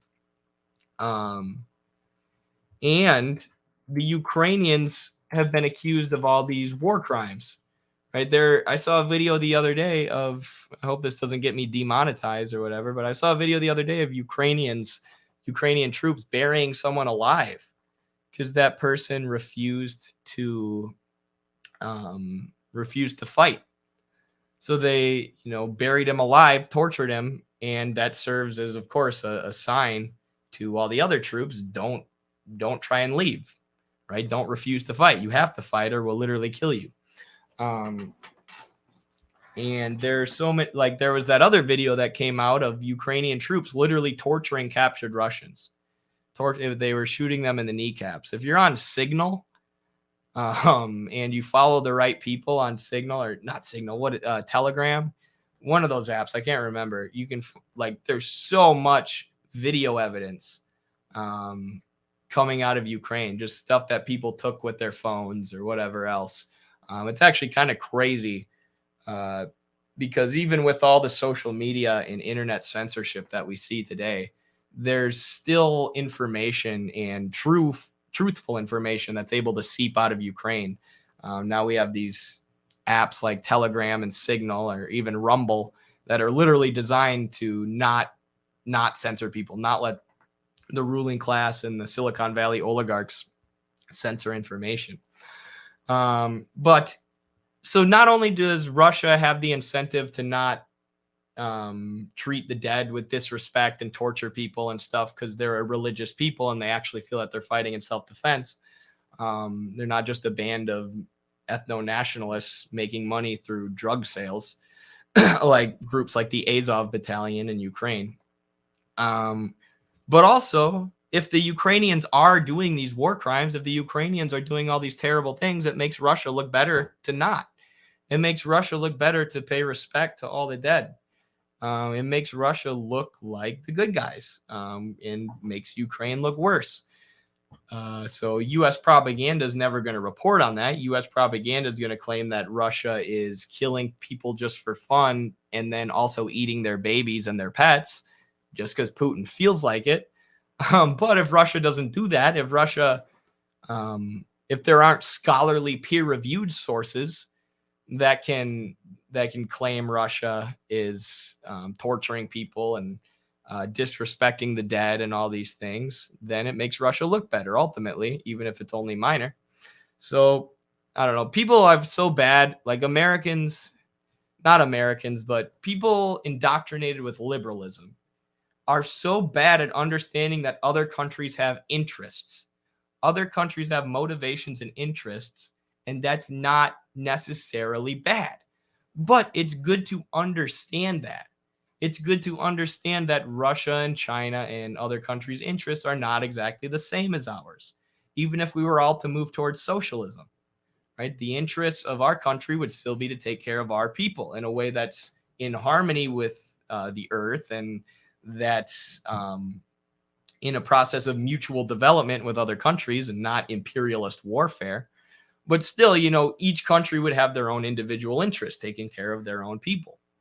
And capitalist or countries in the current geopolitical situation, the current situation of global capitalism for the most part, are the same. They all have their own interests, and that doesn't mean they're evil, right? The U.S. tries to portray other countries as literal comic book villains. right? Putin is literally doing this invasion just because he feels like it. He woke up one day, he had a bad dream about a Ukrainian stealing his lunch money. And he said, you know what? I'm going to kill as many Ukrainians as I possibly can. And that's how we got here today. That's how the US media portrays this war. And that's how they portray Russia's leadership, is just crazed madmen killing people for the heck of it. They don't talk about the legitimate national security interests that Russia has, the legitimate security interests that stem from NATO expansion and Ukraine being a fascist U.S. puppet state, who's building up troops, NATO interoperable troops on their border, and threatening to attack all the time, which is what they were doing before the Russian invasion and doing the war in the Donbass. So because of that, Americans have such a hard time understanding that other countries have their own interests and understanding geopolitics from a mature, rational way. Like, think about interpersonal relationships. Think about what it means to mature. As you get older, right, you begin to understand that the world doesn't revolve around you, right? Not everybody you talk to is just thinking about what you feel and what you think and what you want all the time, right? They have their own interests. You have your own interests, and you can still get along. You can still work together. You can still find common interest, like the common interest of the working class to overthrow the capitalist class. But individuals still have their own unique interests, and they're still going to be sort of in their own little world in a way. Jeez, one of my roommates just like jumped or something. That scared the crap out of me. That was so loud. But as you mature, you begin to understand this, right? And you begin to want to do things for others, right? If you know that your friend is interested in getting a certain job and he lands that job, you're going to be like, great job, man. Because you know it was in his interest to get that job, and you want to pump him up. You want to be like, you're doing great. Make him feel good about himself. That's, part of maturity. Maturity in geopolitics, which the U.S. has none of, is realizing that other countries have interests. They have their own specific interests. They want to build themselves up, right? They want to take care of their people. They want to maintain their sovereignty, which is why China's policy or foreign policy and trade policy is based on mutual development. We'll go ahead with any trade policy that helps us and also helps you, that helps our interests and helps your interests. But Americans don't understand this. We're just like, that country's evil. Right? The way Americans view Iran and Russia, especially, right? Everything Iran does, they're evil. The Ayatollah is evil. The Ayatollah just wants to crush his people. So evil, so filled with hate. And, there are criticisms to be made of Iran for sure, especially if you're a socialist. I wouldn't say they have a dictatorship of the proletariat. But you can understand that most of the things Iran does have motivations behind them, right? Iran is interested in maintaining sovereignty. Iran is interested in having an economic system that is different than the capitalist economic system. The majority of their banks and industry and healthcare is owned by the state, owned by the government, like 70%, which means Western multinationals don't have access to it. And because it's in the interest of Western multinationals to have access to those resources, they do imperialist aggression towards Iran, right? And because it's in Iran's interest to hang on to their own resources, they do things to combat U.S. imperialist aggression. And sometimes those things are portrayed as, or are actually authoritarian. It's them utilizing authority. But when they do something like that, it stems from them trying to carry out their interests or protect their interests. And then the U.S. media portrayal, though, is, Iran's government's doing this because they're evil. Iran's government's doing this because they don't have freedom and democracy like us, the great United States. They're doing this because they hate their people, and the Iranian citizens and workers just aren't smart enough to realize it yet, unlike us genius Americans who aren't brainwashed. That's how the media portrays it. They portray other countries as their leaders are comic book villains with full control. And then their people are idiots who are just sheep and don't know how to stand up for themselves and get true freedom, like what we have in the U.S. So there's no realistic or mature understanding of other countries' interests or how to synchronize the interests of the U.S. people and the Chinese people, right? It's in both of our interests to be trade partners. China's got this powerful economy. The US is the wealthiest country in the world. They produce things like semiconductors in Taiwan that we don't have a lot of in the US. It's in our interest to trade. The things that we produce heavily that they don't produce, we'll trade to them. The things that we need that they produce, they can trade to us. And in this way, we'll build each other up. Mutual development, as China calls it, as Xi Jinping calls it in his book, The Governance of China. But that is based on the understanding that both countries are interested in building themselves up, right? I'll scratch your back to you scratch mine. There aren't, like the Soviet Union was buying Cuba's sugar for purely political reasons, right? Just because Cuba had been a plantation of multinationals for years, their soil could only really grow sugar and tobacco.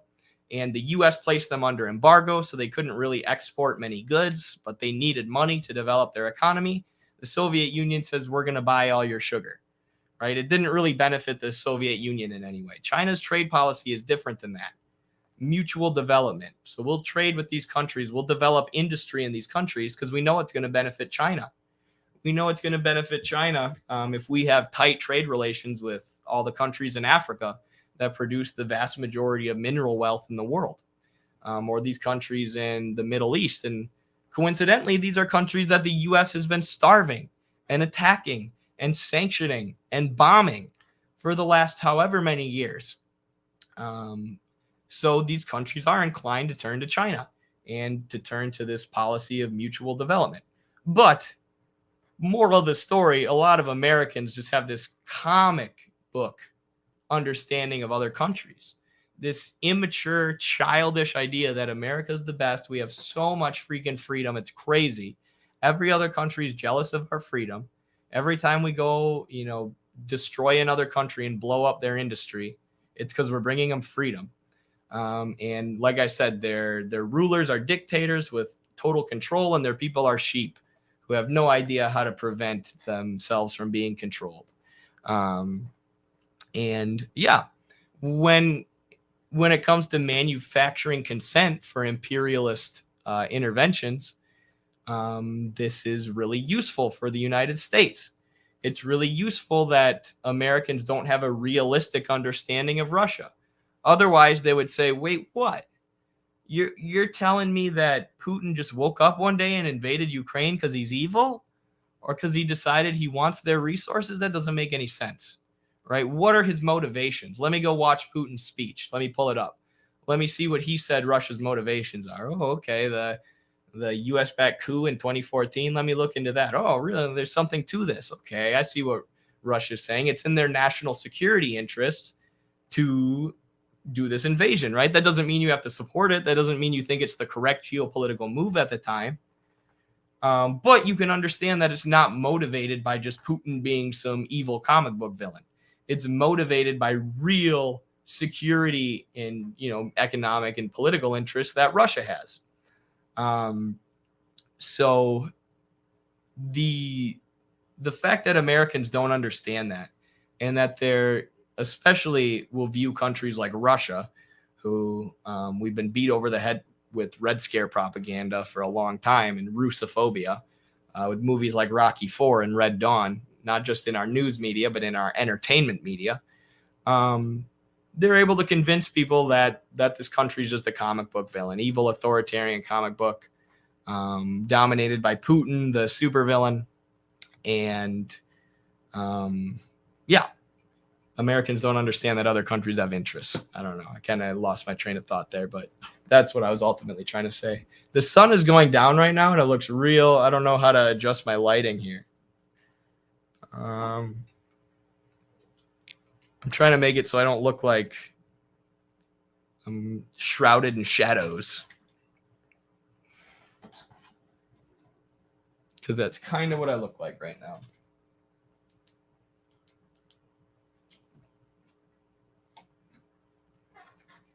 I don't know. It looks kind of cool, though, doesn't it?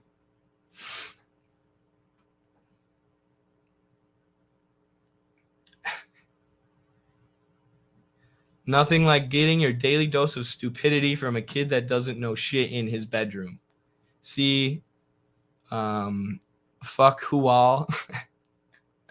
I know you've never read a book before, but these are books. So, don't be calling this my bedroom. This is my library/studio. So a library is a place with a lot of books. Okay, so that's what these are. And that's why this is called a library. Now, if you were to read books, you wouldn't be so dumb. So what you should do is look for one of these rooms that's filled with books like this, and then start reading them. Any book will be fine. Perhaps start with ones that are simple and involve coloring and a lot of big pictures. Oh, shoot. I forgot to answer the super chat. I meant to do that forever ago. Thank you so much for the $5 super chat, comrade. Hi, Eddie. Sorry for the off-topic question, but can you recommend any books on Cuba's market reforms? Unfortunately, I can't. That's actually a topic I've been meaning to research, but I haven't. I can't remember which scholar I was listening to, but they were talking about how a lot of countries, Cuba included, have tried to replicate China's market reforms, have tried to do what China did with the reform and opening up period. And Cuba was one of them. I know they've really harnessed their tourism industry, right? They've like opened Havana up to tourists and been like, yeah, you can come visit Cuba, and Americans and Westerners, we're going to take your money and use it to develop socialism, but come check it out. So that's one thing I know, but it's not something I'm super familiar with. What I'm really excited about is some of you know my good buddy from wrestling, Matt Connolly, someone who I turned into a socialist, communist, or not just me. It was him, obviously. All learning is self-learning, but the Bernie movement and Hassan Piker and Carlos helped bring him to socialism. But either way, great wrestler and also a great thinker, a great mind. He is writing his senior thesis about the embargo on Cuba, and about not just that, but Cuba's resistance to that, Cuba's economic plans and economic programs used to develop themselves, construct socialism, and circumvent the embargo. So I'm sure it will touch on the market reforms and how those affected the sanctions. I'm so proud of Matt. He's not doing his thesis on that because of me. He's doing his thesis on that because it's a very important topic that deserves to be researched, and that, they give you at the college Matt and I went to, they give you a whole 6 months, or not 6 months, but like half a school year, so like 4.5 months to write your thesis. Actually more like 4, but either way, it's a great opportunity to spend all your time researching, spend all your time studying, and pick a topic that deserves to be fleshed out and flesh it out, which is what Matt's doing with the sanctions. And it makes me so proud, because my senior thesis, and I'm sure you all know this, at the very same college as Matthew, was about the sanctions on Venezuela and neocolonialism in Venezuela, and Venezuela's efforts to circumvent the sanction/embargo and construct socialism, which has a lot of overlap with Cuba's efforts to do so, which I'm sure Matt will discuss in his thesis. I know he's going to, because I sent him an article I wrote about how Cuba's healthcare system helped Venezuela develop their healthcare system. But yeah, it's just really, really cool that 3 years ago I published this about Venezuela sanctions when I was meeting Matt through wrestling, and we were just getting involved in the Bernie campaign and political organizing. And now 3-4 years later, after a whole lot of, or 3 years later, after a whole lot of experiences and developments by both me and Matt, he's publishing a similar paper about Cuba that will 100% be published on Midwestern Marx when Matt's done with it. We've talked about that already, so look forward to that. I know I am.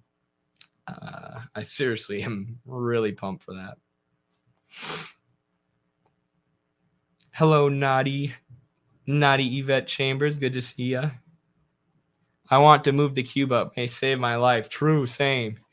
That's like my plan right now. If I'm turning 26 in like a month, gotta pay for healthcare when I get kicked off my parents. So, send super chats. Just kidding. Unless you want to. Just kidding. But got student loan payments coming in hot too. I'm like, man, I'm just gonna move to Cuba. I got free college. As long as you, I'm not sure. I don't know if it's totally free college. There might be some tuition, but vastly reduced compared to the U.S. And then if you are a medical student and you agree to go serve in the rural regions of Cuba where they need healthcare, where there's a shortage, or where there was a shortage, there's not anymore. They give you free medical school. So what a genius system. Meanwhile, in the U.S., the richest country in the world, the most expensive healthcare system in the world, 100 rural hospitals have shut down in the past few years because it's no longer profitable to bring healthcare to those areas. But either way, I'm like, geez, if I can't afford healthcare and I can't afford college, I'm just going to contact the Communist Party of Cuba and be like, guys, can I come hang out? I'll work.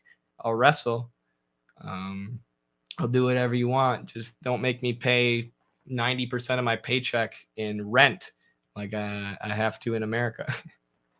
That's for those who don't know. Speaking of Cuba and the article that Matt Conley's writing about it, this is part of what turned Carlos into a socialist. Part of what got him involved with Marxism, because he grew up in Miami, the heart of anti-communism, where Cuban people flee to and settle so they can talk shit about their home country for the rest of their lives after the government stole their slaves. But his family came over in the 90s during the special period that we were talking about earlier, where the Soviet Union collapsed and it made the U.S. embargo on Cuba much more effective. Carlos's family came over during that. And when he was growing up, surrounded by these anti-communist family members and friends in Miami, they just demonized Cuba all the time. Oh, it's evil. Everyone there is poor. Everyone there is starving. They don't let you make it. They don't let you rise up the economic ladder. It's just all terrible and bad and controlled by the regime. It's all controlled by the government who's evil and starves people on purpose. But then when his mom got an illness that required an operation, that required a quick surgery to make it better, but she couldn't afford it in the U.S. because of our for-profit exploitative healthcare system, all those anti-communists in Miami were telling Carlos's mom to go to Cuba. And Carlos, as a young kid, was seeing this and being like, wait, these people told me Cuba's evil and their government purposefully starves people and the United States is way better because of the freedom. But then they're also telling her when she's sick or needs an operation to go to Cuba, get the healthcare for free, and then come back to the United States. So if the U.S. is the most free country, why don't people have free healthcare? Like, what does freedom even mean then? Right? Shouldn't freedom mean access to healthcare, access to shelter, access to the things that you need to survive? Why does this small island country, Cuba, under a 70-year-long embargo that prevents them from developing and accumulating any wealth, why do they have a better healthcare system and a more free healthcare system that'll treat Americans or treat Cuban Americans and then just let them leave better than the U.S.? So that really got him questioning things when every anti-communist in Miami was telling his mom to use the communist Cuban healthcare system. But I just love that story. Solidarity, comrades.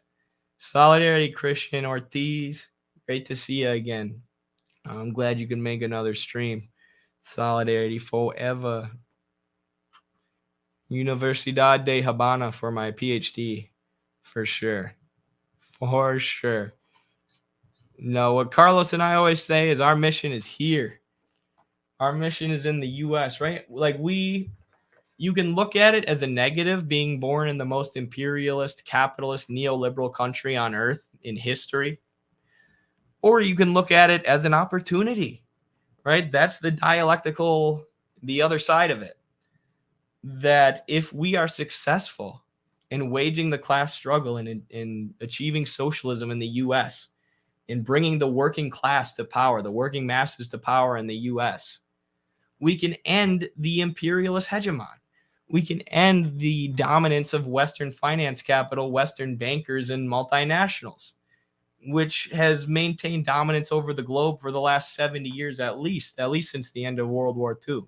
And especially with the collapse of the Soviet Union in the 90s, which was pitched as, the final nail in the coffin for socialism and the proof that capitalism is the superior system and the superior ideology. Sorry,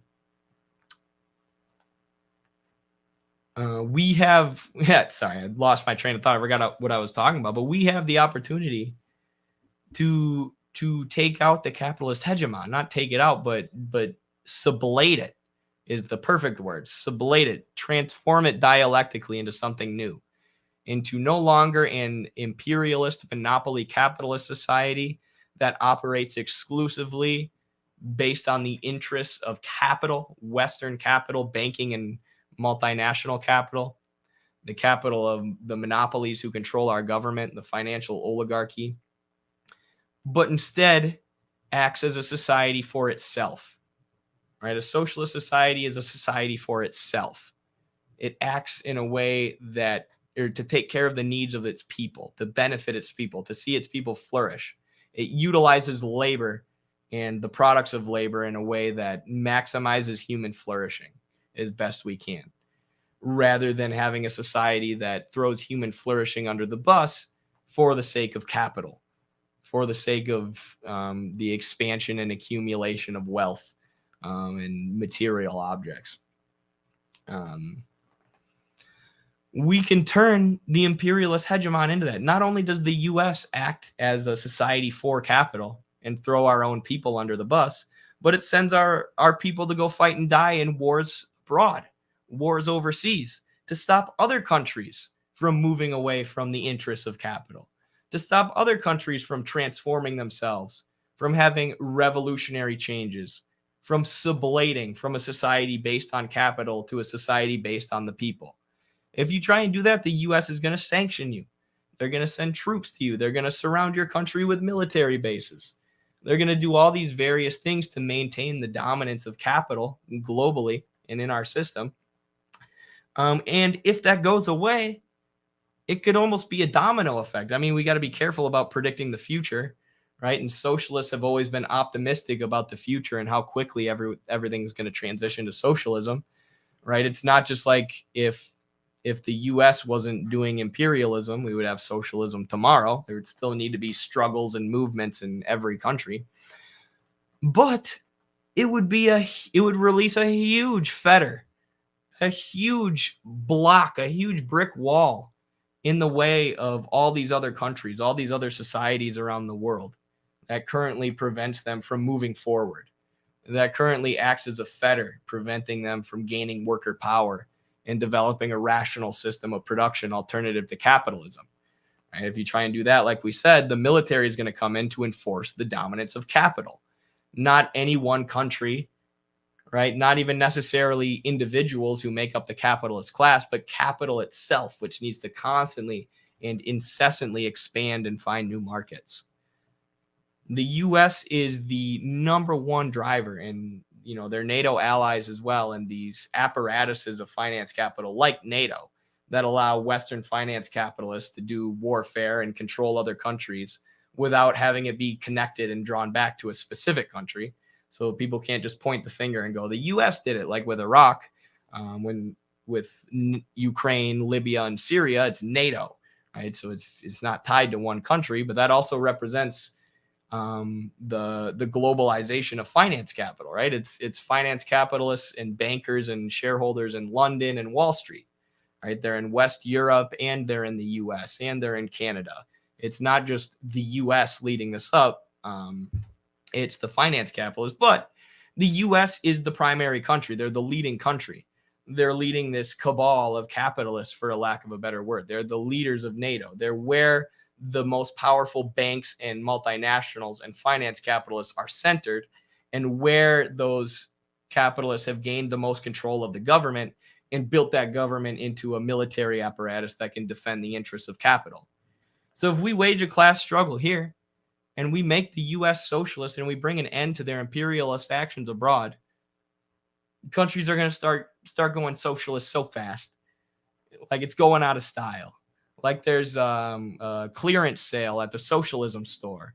And every country is just going to show up and be like, we want some socialism. We want some socialism. Take all the socialism off the shelves and throw it in my cart.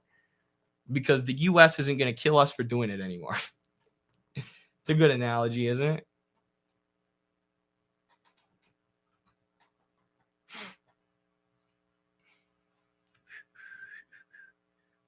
Is there no longer a Midwestern Marx Discord server? There is. Are you having trouble accessing it? Let me know how. Who said that? Shoot, I scrolled away from it. Fyodor K did, because sometimes our Patreon messes up the Discord link. So I will just post it in the Patreon real quick here. I'm just going to post a new link for all people who support us at patreon.com/MidwesternMarx.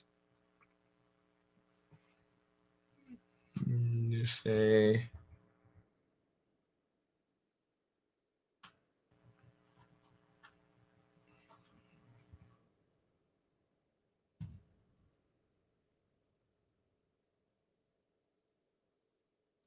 a new Discord link. Here we go. Patrons only. Should be up. Too broke for Patreon. That's all right. I think we have a $1 tier still if you want, but no, I always tell people, please, please, please, please, please do not give us your money if you can't afford it. Right? Do not financially. I probably shouldn't show this right now. All the financial data. I was trying to look at what tiers we have, but please, please, please, if you need your money for yourself, use it on yourself. Or if you think it would be better served going to your local Communist Party or unions or union dues or whatever, definitely do that. There's so many ways to support Midwestern Marx.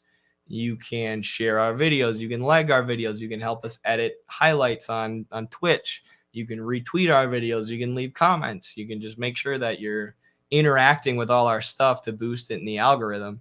And then you'll help us that way without costing $1, just costing your time. But ultimately, money is an expression of labor time, human labor time, right? Right? So by giving us your time and by liking and commenting on stuff, you're essentially giving us your money. You're giving us the equivalent of money. Money, what money is a representation of, concrete labor. Thank you. Thank you. Got you on the share. Thank you. Yes, everyone be sure to like, share, and comment on the stream. That helps boost us in the algorithm with all our content. Helps with our Instagram, our Twitter, YouTube, our TikTok, if it's still up right now. If people seen what happened with our TikTok recently, it's been pretty crazy. Here, I got to run to the bathroom again. I'm going to play one of these videos. So this might be on repeat while I'm in the bathroom, so I apologize for that if it just plays over and over again. But it's like a minute long, so I'll be back after like a minute 20. So you'll only have to hear it repeat once, if that. Well, this is what's going on with the Eddie Liger account. They told us that we're banned for community guidelines violations and to view details in the app notifications. But then our app notifications are completely empty, so that's awesome. I also can't even find the account, even when I search for it by name exactly. So if that ain't a shadow ban, I don't know what is. But you can find it if you go to the accounts that I'm following here with this account. Just go ahead and click right there. This is so frustrating. I've made multiple attempts to contact TikTok support and they haven't responded. And I did have 4 videos taken down for community guidelines violations, but I appealed them and they got put back up. Well, 3 of them did. 1 of them got put back up and then taken down again. But still, that's not multiple community guidelines violations then. That's 1. Please stop banning people for criticizing State Department narratives, even though the people who work for this app are State Department officials. Hey, y'all, this is what's going on with the Eddie Liger account. They told us that we're banned for community guidelines violations and to view details in the app notifications. But then our app notifications are completely empty. So that's awesome. I also can't even find the account, even when I search for it by name exactly. So if that ain't a shadow ban, I don't know what is. But you can find it if you go to the accounts that I'm following here with this account. Just go ahead and click right there. This is so frustrating. I've made multiple attempts to contact TikTok support and they haven't responded. And I did have 4 videos taken down for community guidelines violations, but I appealed them and they got put back up. Well, 3 of them did. 1 of them got put back up and then taken down again. But still, that's not multiple community guidelines violations then. That's 1. Please stop banning people for criticizing State Department narratives, even though the people who work for this app are State Department officials. Hey, y'all, this is what's going on with the Eddie Liger account. They told us that we're banned for community guidelines. I'm back. Sorry if you had to watch it twice. My roommate was in the bathroom and we only have one, so I had to go outside. And hopefully my neighbors didn't see me. But yeah, that's what happened. I've had some friends in New might as well play the next one.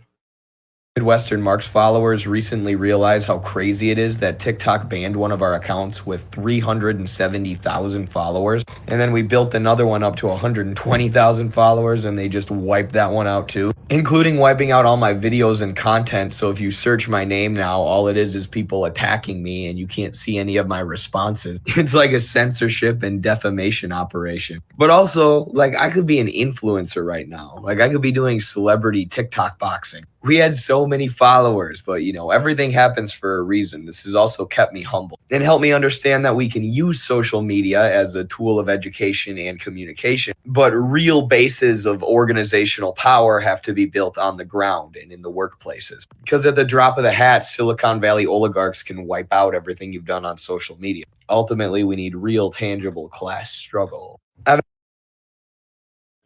So yeah, this person says, I think this message is really starting to hit home for a lot of leftists, which I agree. People are starting to realize it more. And the censorship is becoming more blatant and out in the open as class struggle and revolutionary ideology is intensifying and growing in popularity. Like Midwestern Marx was allowed to grow for a while, but we've turned a lot of people towards communism and got a lot of people into revolutionary organizing and revolutionary political parties. So you know, at a certain point, the ruling classes had to be like, no, we're just going to straight up ban this. You know, it's a Russian bot. We'll just say that, you know, so more blatant censorship where, you know, they pretend that you have freedom of speech. They pretend that you have First Amendment rights. That's the form of appearance that liberalism gives. You have political freedoms, but there's no political freedoms without economic freedoms, of course, which is where liberalism falls short and the Enlightenment fell short.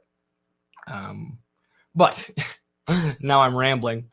But this person also says that's why I'm working on a new social media platform owned by the users. That would be awesome. That would be awesome. I've heard about a lot of ideas surrounding that, right? A lot of people saying that this is what we need, or people saying maybe they're a part of a project that's trying to do this. And I think it is what we need. But you just need to get a lot of people behind it. Right. You need to get a lot of people behind it collectively. Like I've said that all socialist content creators should upload their stuff to Rumble. Right. This is the website Rumble. We upload all of our YouTube content here automatically. Anything we put on YouTube goes to Rumble. And Rumble, a lot of socialists and leftists were resistant to use it at first because it's a right-wing thing. Right, because a bunch of right-wing creators, content creators, and journalists and pundits got together and put their weight behind this. Said we're going to use Rumble now because, you know, our freedom of speech is under attack by the woke mob, by the woke Silicon Valley oligarchs.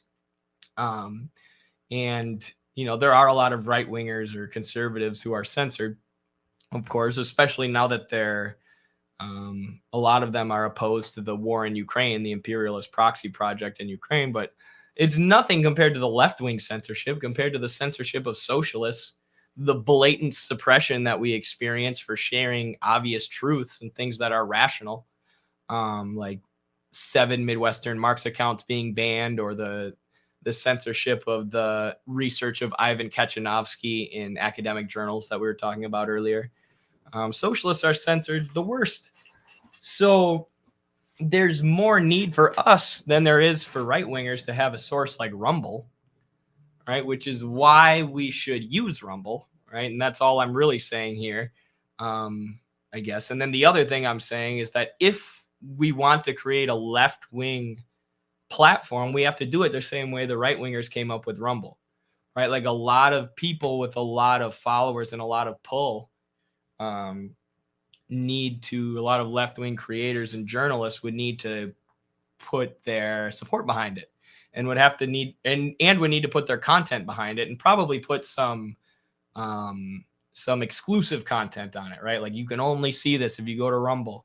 You can only see this if you go to socialisttwitter.com, socialistfacebook.net, maybe it should be .gov, because socialism is when the government does stuff. But I'd be super down for it. It's just that's a lot of work, and it's going to take a lot of cooperation. I would be willing to throw the Midwestern Marx audience and support behind one that I thought was going to flourish, one that I thought was really going to take off and be popular. But my advice, though, would be don't make it like based on socialism, or don't make it explicitly based on leftism, right? Like people were saying at first, you can't use Rumble. That's just a right-winger's website, right? Socialists like Midwestern Marx can't upload their content to Rumble. It's only right-wingers. And it's like, well, their whole thing is protecting freedom of speech. Their whole thing is that they let everybody upload to the platform. So yeah, if no socialists or no left-wingers upload anything to Rumble, it's probably going to be all right-wingers. But if we go to their page and we, upload a bunch of socialist education, or if we go to Rumble and upload a bunch of socialist content, then that content will probably take off. If they're going to allow us to use the platform, use it.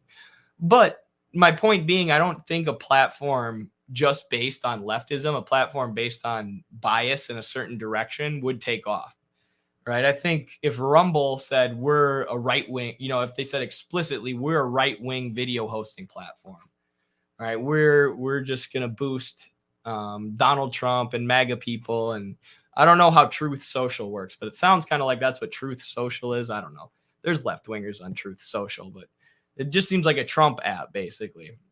And to have a real platform that reaches people, that reaches new people who don't already understand leftism, you would need like a worker-owned social media company, but one that doesn't discriminate, right? One that's just like, we protect freedom of speech unless you're doing like these, and unless you're like, it's been proven that you're defaming someone, unless you're like blatantly stealing from somebody, stealing their material that they have ownership of. Even though, I mean, you can like intellectual property laws and copyright laws are sort of a capitalist phenomenon. Like the best thing about TikTok is that you can stitch and duet other people's videos. It encourages sharing, right? You boost my video, you stitch my video, duet my video, your video blows up, mine's going to blow up too. Yours might blow up more than mine, but oh well, you blew up my video for me. That's happened to me a lot, where someone will share one of my videos and they get freaking 1 million views. I'm like, all right, I just gained 10,000 followers from that. So you could have a little bit more leniency with that on a socialist or on this hypothetical social media platform, but you couldn't like, and then say, we're going to censor like fascist ideology or like white supremacy or whatever. You could say that hateful, violent ideology that's maybe voted on by the community. Or you have some sort of actual democratic process of determining what gets taken down. But it needs to be open for everyone. It needs to be open for all ideologies. And, as socialists, we need to trust, as Marxists, we need to trust that the truth is on our side, because it is. And if it wasn't, we should adjust what we think to be more close to the truth, right? But the reason that our ideas haven't fully taken hold in the US, and the reason they have taken hold to the extent that they have, even though they're suppressed at every turn, is because of their correctness, right? The truth is revolutionary, right? The truth is Marxist. As Che Guevara would say, it's not my fault that reality is Marxist, right? The dialectical materialist and historical materialist worldview is just the correct way to view history. It helps us understand the world. So our ideas, when presented to people on an open playing field, on an open battlefield, not on a battlefield that's controlled by Silicon Valley oligarchs and billionaires and the FBI, then our ideas are going to take hold and flourish, and our ideas will win, right? That's why they have to suppress our ideas, because they can't beat them on the substance, right? They can't debunk our arguments on their merits. They have to suppress our arguments. They have to ban us. So any kind of cooperative social media platform should allow everyone, except for the extremists and the doxers, right? Which right now, TikTok, as long as you're a liberal and as long as you're doxing communists, you can dox people and call for them to be fired and share their personal phone number. We've had 7 of our accounts banned, but the people who shared my personal phone number and helped organize a campaign to get me to lose my job still have their accounts up. But either way, a socialist platform would have to allow all the ideas and then just allow the socialist Marxist ideas to rise to the top naturally, for lack of a better word.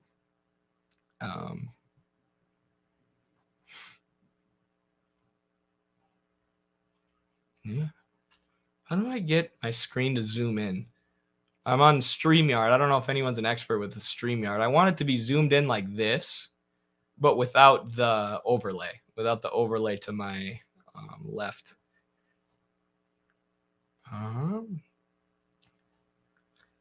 Wish I knew how to do that. I can figure it out. One sec. Just give me a sec. Bear with me, folks. Don't leave. I'm going to read the chat in a sec. Hit me with your questions if you have them in the chat, or potential topics for discussion. Is this it? Nope. I thought that maybe it would zoom in. That ain't right.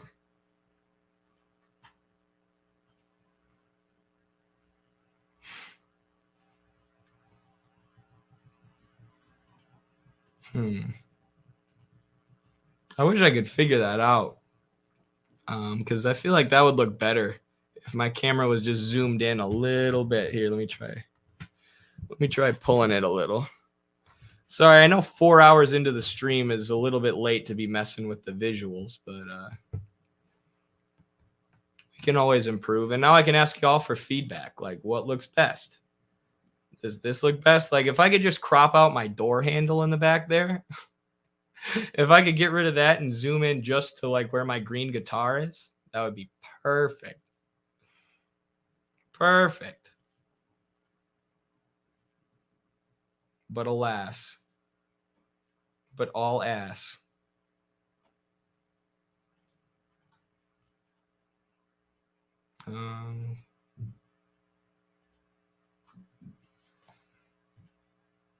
Now I can't remember how I zoomed in like this. There we go. Who knows? Working Class Productions. Darn right. Darn right. This ain't no corporate studio. We're getting pretty close with all the nice equipment that y'all have allowed us to buy with your Patreon donations. But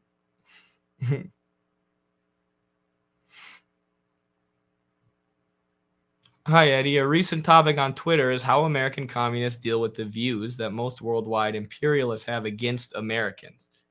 How do you deal with death to America rhetoric? I think that this goes back to what I was saying earlier about understanding that every country has their own interests, right? Understanding that each country has their own unique interests, which are going to be slightly different from our country, or maybe a lot different from our country, right? So there are places like Iraq where the U.S. is, a lot of people hate it. A lot of people see the U.S. as this murderous place that, shouldn't exist because we've killed millions of their people and stolen all their resources for no reason. And over the last 40 years, sent their economy from one that was, decently prosperous, but had, a high level of education and cultural development and things like this. And we've knocked them back years and years and years and years with our bombs and our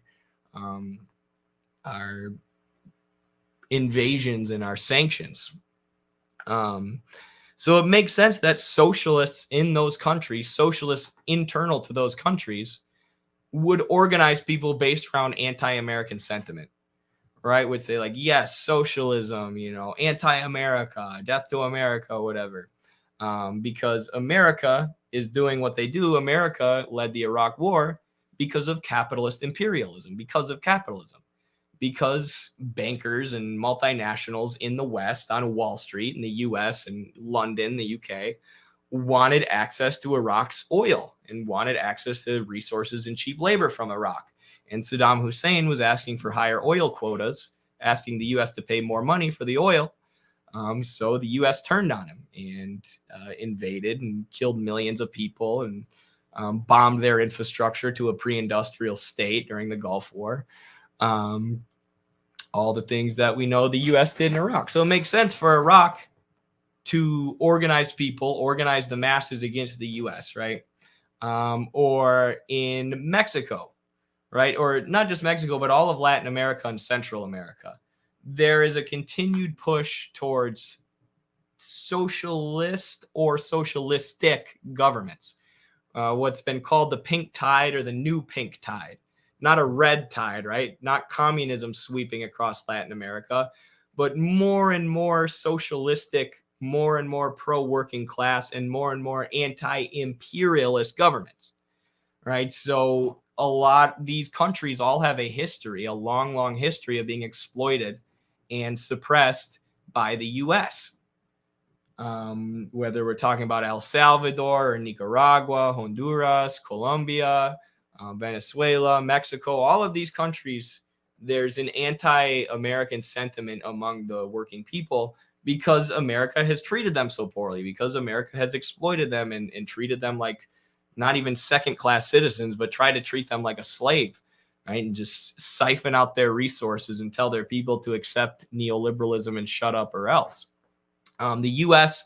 literally launched Operation Condor in Latin America, killing and torturing anybody with a left-leaning ideology. They were giving these U.S.-backed dictators, military dictators like Augusto Pinochet in Chile, or the right-wing Argentinian military junta, also put in power by the U.S.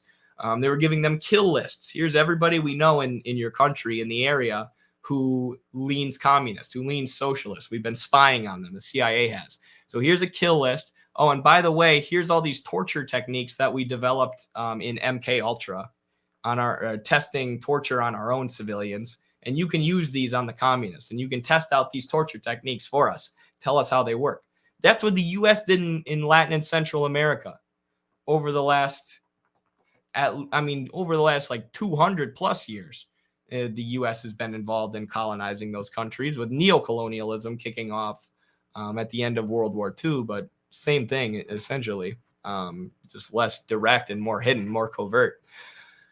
But that has created a huge anti-American sentiment that can be tied to an anti-imperialist sentiment, an anti-capitalist sentiment, a socialist sentiment by socialist organizers in those countries. So like in Mexico, right, there's been this patriotic, anti-American, anti-imperialist, socialistic surge lately. And AMLO is responding to that, becoming more and more left-wing, becoming more and more anti-imperialist in his rhetoric and his actions, the president of Mexico. So you see how anti-Americanism in that context can be tied in with the struggle for socialism, can be used to further the struggle for socialism, can be used as a rhetorical tool to organize people, to get people's emotions and their emotions that they naturally feel towards the U.S. because of the history of the U.S. exploiting them, and use those to get them to organize for something better, for the construction of socialism.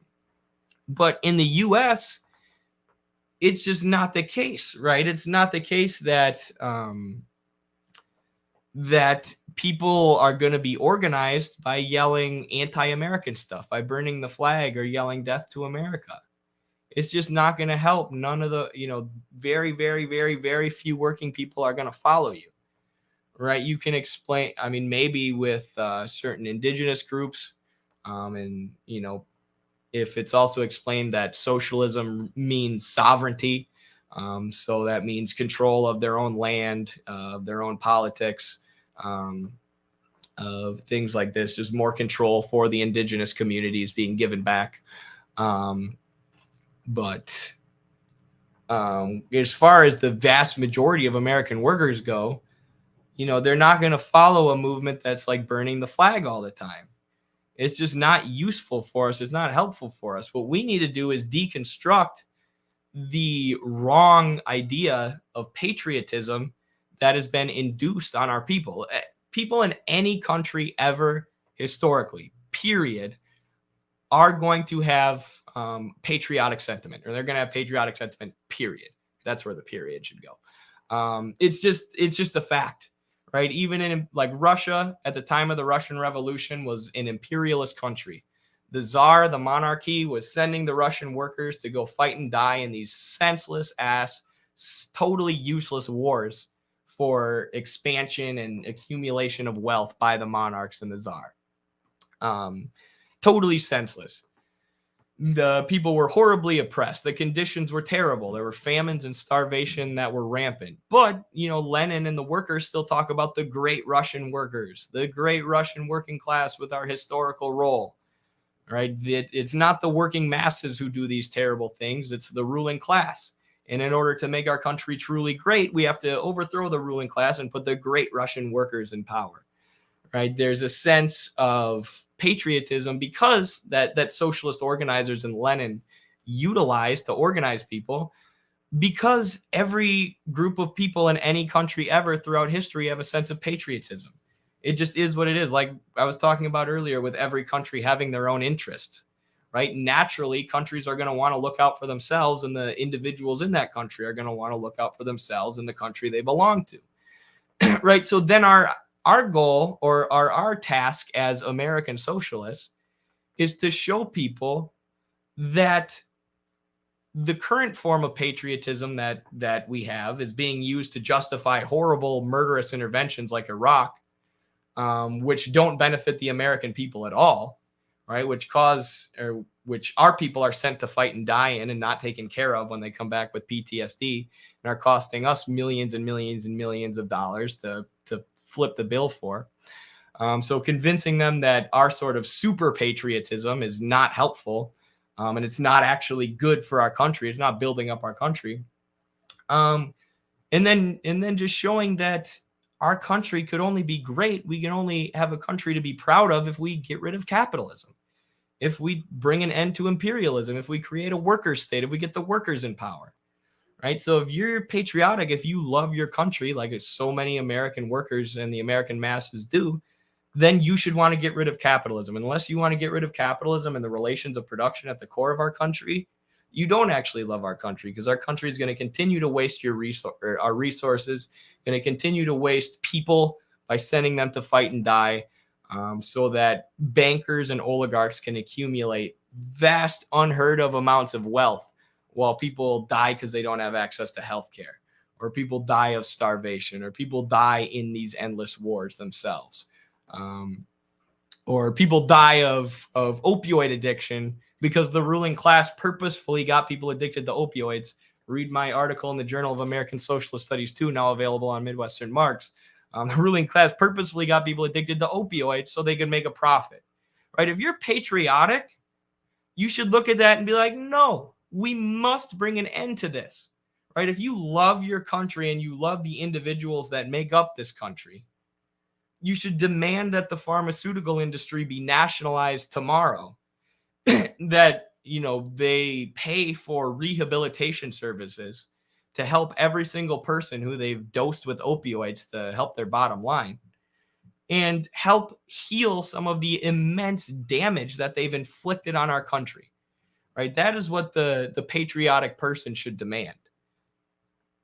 So our job as socialists isn't to say, yeah, let's just burn this country down. Isn't it awful? Right? Our job is to say, no, our country is doing all these terrible things, and our country is so much worse than it could be because of the capitalist ruling class. Right? If the socialists, if the workers were in power, if we controlled the government, we could have a great country. We could provide for everybody. We could bring healthcare to everybody. Instead, our healthcare system works the opposite of the way it should. Instead of making people healthy, it makes them sick. It doses them with opioids to make a profit. So any patriotic American, which, like I said, is most people, because every people, people, or the majority of people in every country everywhere have some sort of patriotic attachment to their own country. You need to speak to that sentiment, right? You want this to be a great society? Well, we need to move towards socialism, right? Just like the sentiment that exists in Mexico and Latin America is anti-American, right? They want to free themselves from American imperialism. Not that they want to invade and destroy America. They don't want to burn America to the ground. Well, maybe in some cases, but really they just want to free themselves from the shackles of American imperialism. And just like that sentiment can be used to organize socialism there, the pro-American patriotic sentiment can be used to organize people for socialism here, right? Oh, you want America to be great? Okay, we need to do something about the opioid crisis and the endless wars and stop sending all our tax money to Ukraine, which are things that people already believe, right? A lot of times their brains are also filled with a bunch of nonsense, and they believe that the Republican Party is actually fighting for them, or the Democratic Party, or whatever. But most people know that they're getting ripped off by the ruling class, and the wars are endless and stupid, and the healthcare system's messed up because people experience this on a daily basis. So you need to say that, point out the economic hardships that people experience in their daily life, and say, you want this country to be great? Well, we need to take care of our people. We need to take care of our workers. The country, a country that doses its people with opioids to further its profits is not a great country. So use that patriotic sentiment to organize people for the construction of socialism. Excuse me, I'm losing my voice.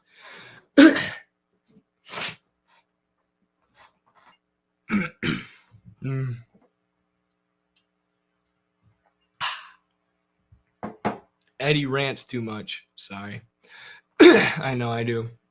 I can't help it. I was trying to stay into the chat.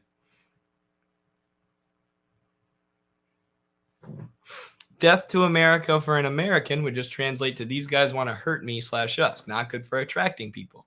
Socialists have to take a sympathetic approach. We want to improve things. Yes. Thank you, Christopher. Thank you. This is so perfect. And I mean, just from even if you believe, or I don't, if you're a socialist, you believe in sublating America, right? Changing it, transforming it through a revolutionary movement, not just wiping it off the map completely, right? So you want to take care of the American workers, the American masses. So it's from a rhetorical and strategic point of view, it's bad. And from a theoretical point of view, I think it's also bad. But like I said, there's anti-death to America sentiment in Iran. If, that helps socialists and communists organize people in Iran, so be it. Go for it. But it's not useful in America. And then what the heck else was I going to say? Just translate to these guys want to hurt me. I don't know what I was saying, but yeah, just not just from a theoretical point of view, but from a rhetorical point of view, just from a strategic point of view. Oh, I remember what I was going to say. And our friend Kayla, good friend Kayla Pop, who will be taking a trip to Cuba soon for Midwestern Marks. Shout out to her for that. She published a video. She didn't publish. She tweeted a video of a Venezuelan Chavista, a Venezuelan socialist organizer. And she asks him, what do you think about socialist patriotism? Or what do you think about patriotism in America specifically? And he says, America's done so many terrible things, but what is left for its people other than to take up their flag, right? For the masses to take up the flag and say, we're going to seize this country from the imperialists, from the finance capitalists and oligarchs who currently run it. We're taking the flag ourselves and we're going to turn it into something great. We're going to construct something new and better that takes care of all our people, of every color, race, belief system, nationality, creed, whatever else. We're going to seize this country from those who own the means of production and redistribute the means of production and the wealth to the masses. So other revolutionary leaders in the global South aren't saying, you Americans need to support death to America. You Americans need to support or just be anti-American in your rhetoric all the time because people in our country have an anti-American sentiment. That's not what they're saying, right? They understand that people in every country have this sense of patriotism. They're saying, take up the flag of your country and use it to seize your country from the imperialists who are killing us and killing you and exploiting everyone.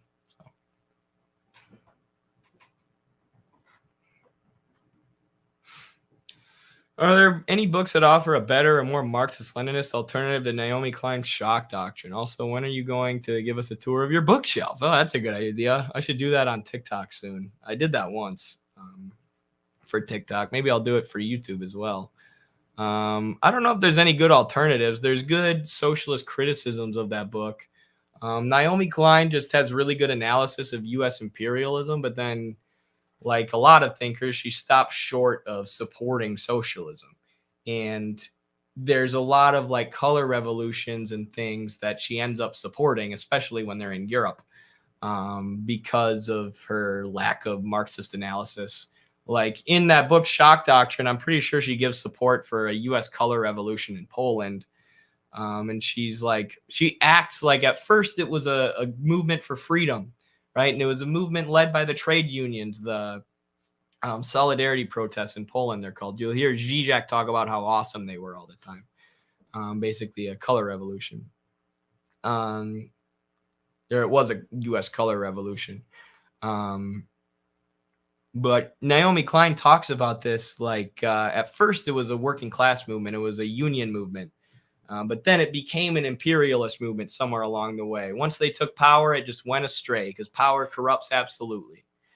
But in reality, it was an imperialist movement from the beginning. The trade unions in Poland were infiltrated by the CIA, right? So just because it was being led by the trade union bureaucrats doesn't mean it was grassroots, ground up working class movement, and then it all of a sudden became imperialist. It was imperialist the whole time.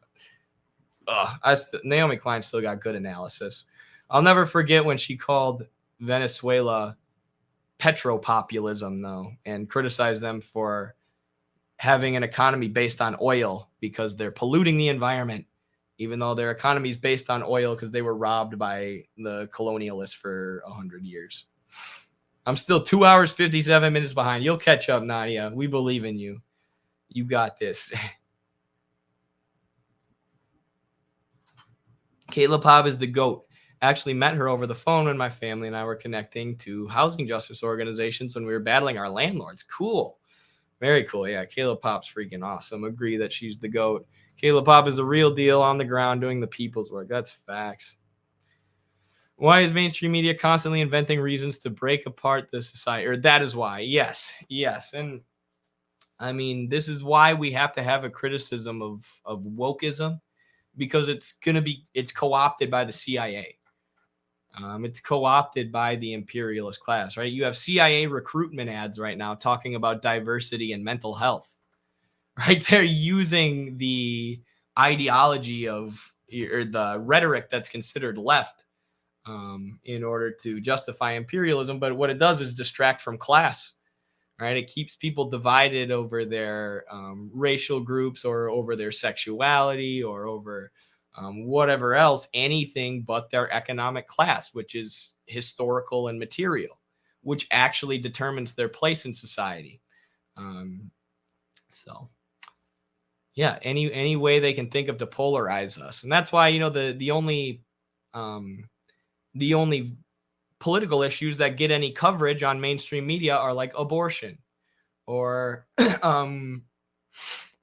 what else? What's another one that gets talked about all the time? And it's not to say that these issues don't matter, like abortion or what's another social issue? I'm totally drawing a blank right now. But it's the most contentious issues, right? Like America's 50-50 split on abortion. So they hammer it to keep people divided because they know people are 50-50 split on it. And they also, present the most extremist positions, right? You either have to support abortion being allowed at any time, even if the woman could give birth tomorrow, you can cut out the baby and get rid of it if she wants. And if you don't support that, you're not pro-choice. And then, there's no nuance is what I'm saying. There's no nuance. You're either pro-life or you're pro-choice. It's black and white. There's no, okay, at what point, in the development of that fetus, do we consider it a life, right? Let's have a rational discussion about this. Let's let women decide because it's their bodies. Let's have them leading the discussion on this. Let's set up a referendum to have women vote on what they want these laws to look like. It's not like that. It's just taking the most extremist pro-life or pro-choice positions and then beating people over the head with it to polarize them. Yeah. Or the border. That was the other one I was thinking of, the border. And that relates to class because the Republicans will be like, the immigrants are taking your jobs and driving down your wages.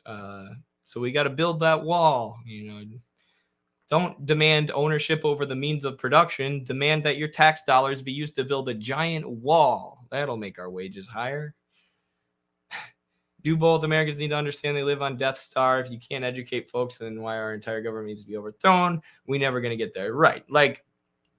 I dunk on America and shit talk America more than probably anybody with my TikToks. Like what I focus on is U.S. imperialism. Right. So you can lay out the facts, but pitch it to people in a way like we need to overthrow this government so we can have something good. Right. So we can construct something, not just this destructive, tear everything down ideology. We need to build something up. Socialism emerges out of capitalism. It's capitalism sublated. It's a new and better system that develops out of capitalism. It's not just destroying capitalism and burning everything to the ground. Oh, thank you so much, Elizabeth Poirier. $10 super chat. Wow, big spender. Thank you so much. What is a good book to unlearn American propaganda about the USSR and better understand what Stalin actually did for his country? Thank you so much for asking this question, Elizabeth. Happy to answer you. Let me go to my bookshelf real quick. Now, if people in the chat have good books about Stalin specifically, please let me know. This book is less about Stalin specifically, but it does give a class analysis and a geopolitical analysis of the USSR during World War II and in the lead up to World War II. Excuse me, when Stalin was in power. I'm sure there are better books about Stalin specifically. I would recommend you read Stalin himself because he wrote a lot of good stuff like Dialectical and Historical Materialism, or Marxism and the National Question is probably my favorite work of his. But if you want to debunk the major lies about the USSR in World War II, in the lead up to World War II and after World War II, Black Shirts and Reds by Michael Parenti. This is the first book I recommend for people getting into socialism because this is like a quick 100-page or so destruction of all the ridiculous, absurd liberal narratives about the Cold War and World War II. And socialism in general. It destroys this idea that socialism has never worked. Right? As Parenti says in this book, to say that socialism has never worked is to ignore the fact that it has for millions and millions of people, meaning it has brought millions and millions of people out of poverty, taught them to read, brought them health care. All of these things have been accomplished by socialist governments. So to say that it's accomplished nothing is absurd and to ignore the reality. And in fact, it's accomplished so much. It's accomplished so much more than capitalist nations in less time and with less resources and in the face of capitalist imperialism, which is why the capitalists have to lie about it so much. Right? If people knew the truth, if everybody in the world read this book, we would have socialism tomorrow. So Black Shirts and Reds. And also it gives a class analysis of World War II, which we so rarely get. Right? World War II, coverage so often falls into the great man of history fallacy that's promoted by liberal historians. Right? You just had FDR and Churchill and Stalin, and they were making all the decisions for their countries, and they fought it out. And Hitler was just this really, really evil guy. So evil that we have to deeply, deeply study his personality, right? His personality and his way of speaking is what caused him to rise to power. And then he battled it out with Stalin and Churchill and FDR, the good guys. Well, Stalin was a good guy, and then he turned into a bad guy. That's the liberal view of history. So what Parenti does that destroys that liberal view of history without even doing it explicitly is give a class analysis of World War II.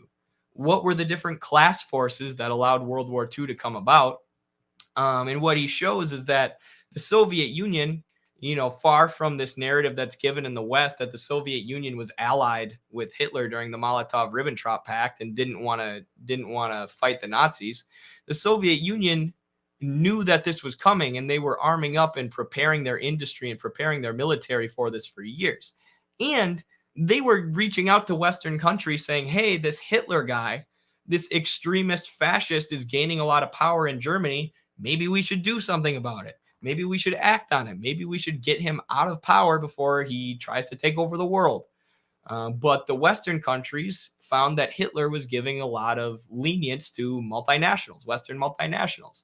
There were these multinational capitalists like Henry Ford and William Randolph Hearst and a lot of Western bankers who were getting everything they wanted from Hitler. So they saw no reason to take him out of power. And so the Soviet Union with the Molotov-Ribbentrop Pact was a way for the Soviet Union to try and delay the inevitable, right? Prevent World War II from happening. Although they wanted to take out Hitler, the Western countries didn't agree. They knew they'd be accused of invading Germany and, terrible things would probably follow. So they tried to create a peace agreement, which, ever since the Western countries have said the Molotov-Ribbentrop Pact was the Soviet Union siding with the Nazis, and it was the good Western countries who wanted to take them out. Complete inversion of reality. But anyways, with the rise of Hitler in Germany, it was following World War I where Germany was forced to pay incredible reparations for the damage that they had caused in World War I to their imperialist rivals. So that left the German workers in a destitute economic situation where they were looking for a way out. Now, the most powerful, around the time of World War I, the most powerful communist and socialist party in the world was in Germany. However, they ended up, or reformists and liberals, pseudo-Marxists, ended up taking over the party. The Social Democrats and reformists ended up siding with the fascists, the extremists, and killing Rosa Luxemburg and a lot of the communist leadership that essentially decimated the German Communist Party. And it allowed this far-right extremist party to take power. So the people were easily tricked into this racist, bigoted, nationalistic ideology of Hitler because they no longer had the communist revolutionary movement to turn to. So when you see the class analysis of Germany and how Hitler rose to power, it makes so much more sense.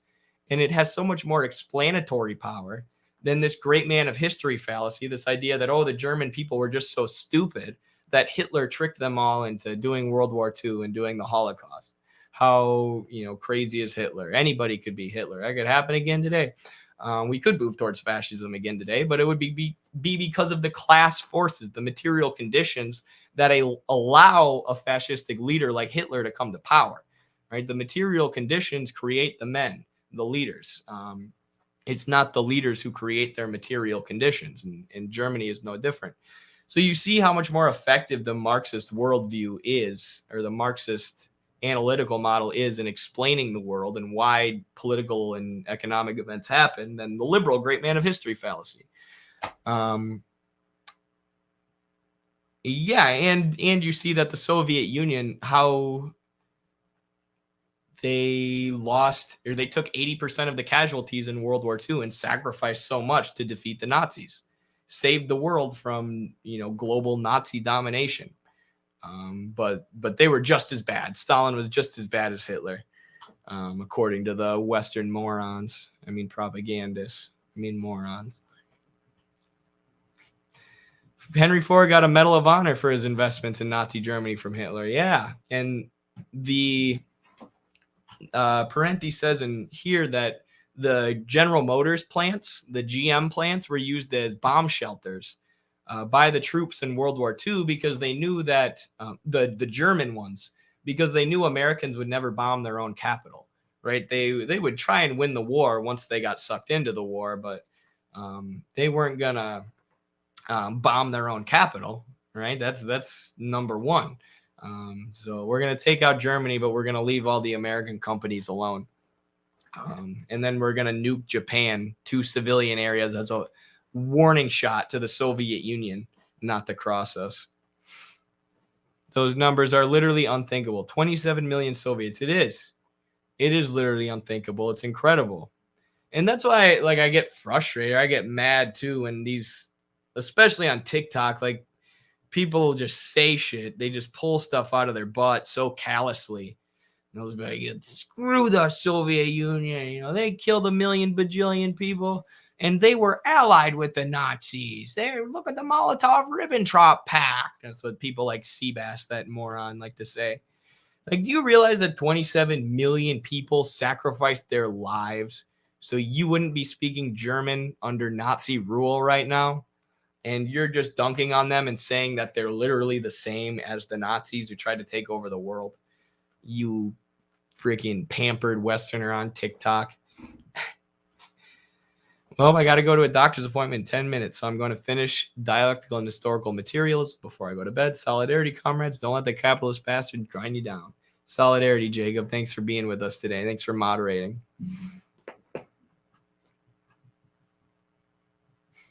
Fascism isn't just round up all the Muslims. It's a more complex and class-based phenomenon. Yeah, exactly.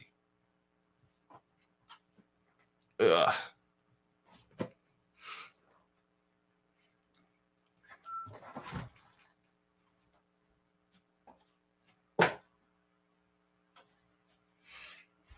This is my longest stream ever. We're approaching 5 hours. I got to go for 5 hours. It's like we're doing a telethon fundraiser. Donate now to the Midwestern Marx Patreon. I'll send you this keychain. Well, that's right, folks. We're going for 5 straight hours. Check out Midwestern Marx. You make work more bearable. I'm glad, Pranav. I'm glad I could do that for you. I always wonder who's listening to me at work, who's listening to Midwestern Marx while having their labor exploited. And I'm always glad when I can give people some relief while they're being exploited.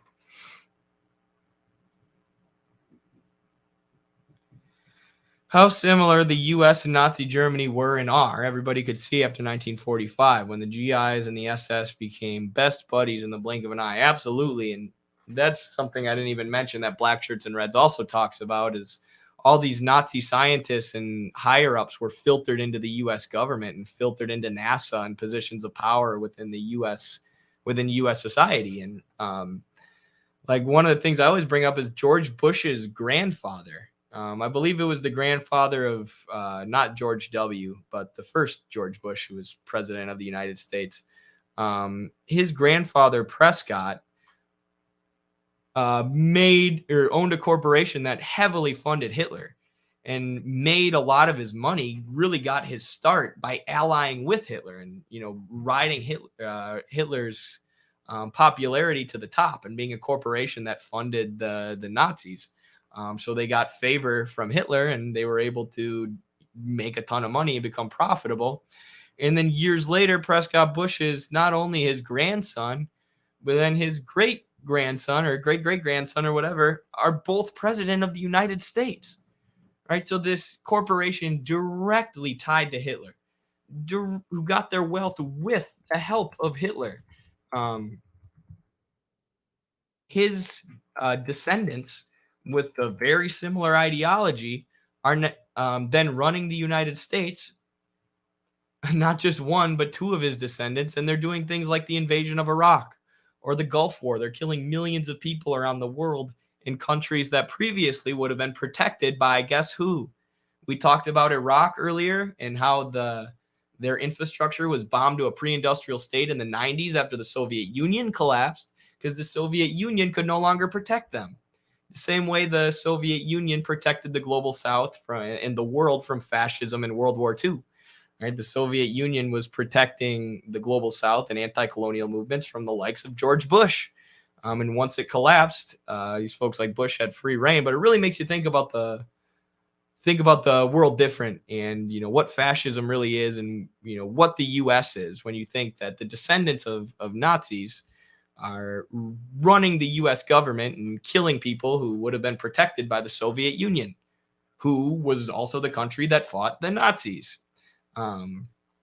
So yeah, the U.S. and NATO are very close to a fascist force in the world, is what I'm getting at. And of course, since forever the U.S. has supported Nazi groups and extremist groups whenever it's convenient. The Contras in Nicaragua being a great example, not a great example, but an example. And then now you have Azov Battalion and other neo-Nazis in Ukraine. But how Bush's grandfather helped Hitler's rise to power. Ooh. Super cool to have Hitlerites running our government. Fascism is the tool when the elite are short on money, or just when they're short on control, yeah. When they can't maintain order anymore, they go to chaos and violence in service of capital, which is ultimately what fascism is.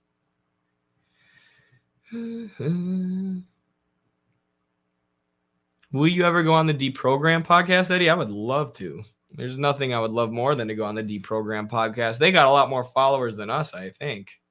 Like, we gained so many followers when JT from Second Thought came on Midwestern Marks, who's a part of the Deprogram podcast. I would be so down.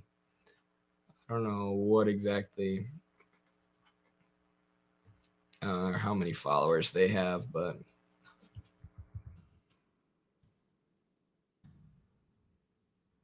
it's more than us, I believe.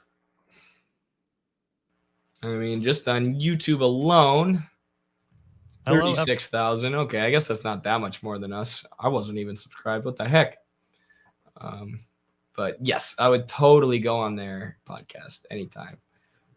I'm surprised they don't have more followers than that. Everybody loves that podcast. I'm sure they're algorithmically suppressed to high heaven or to high hell. Can't see how many they have on Spotify.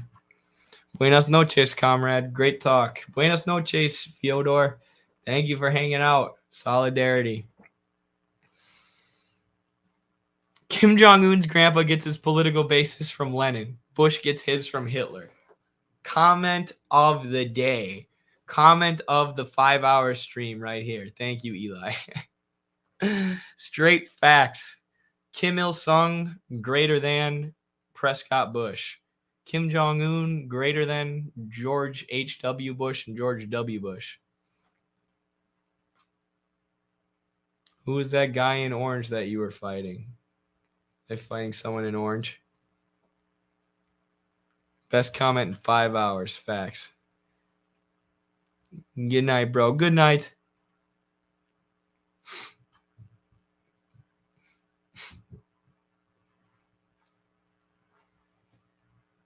If Adolf had Bush Jr.'s artistic skills, just imagine how things would have changed. LOL. Is Bush a good artist? No, he could be a comedian if he was not such a greedy, evil man.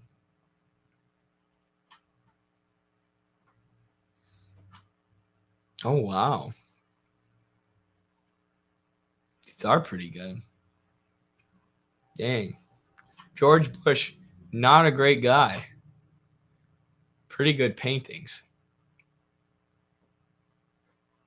He should draw one of himself getting hit by a shoe. I wonder if he drew old Prescott. Old grandpa, the old Nazi supporter.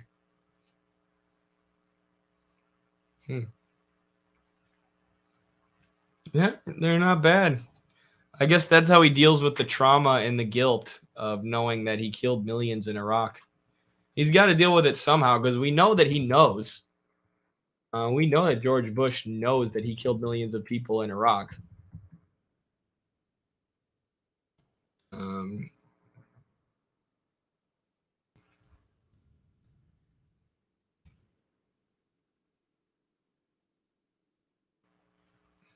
In contrast, Russian elections are rigged.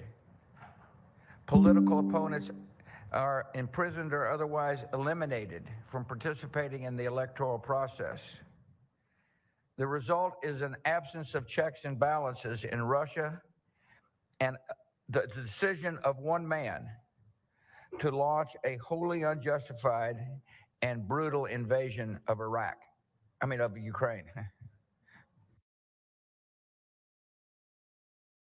They cut it out. Why'd they cut it out? Oh, Daily Mail, you suck. Are you really still doing propaganda for the Iraq War? You can't admit the Iraq War was bad. He laughs after that and goes, haha, Iraq too. So he admits that Iraq was illegal and murderous, but I guess the Daily Mail won't let you hear what George Bush himself admits.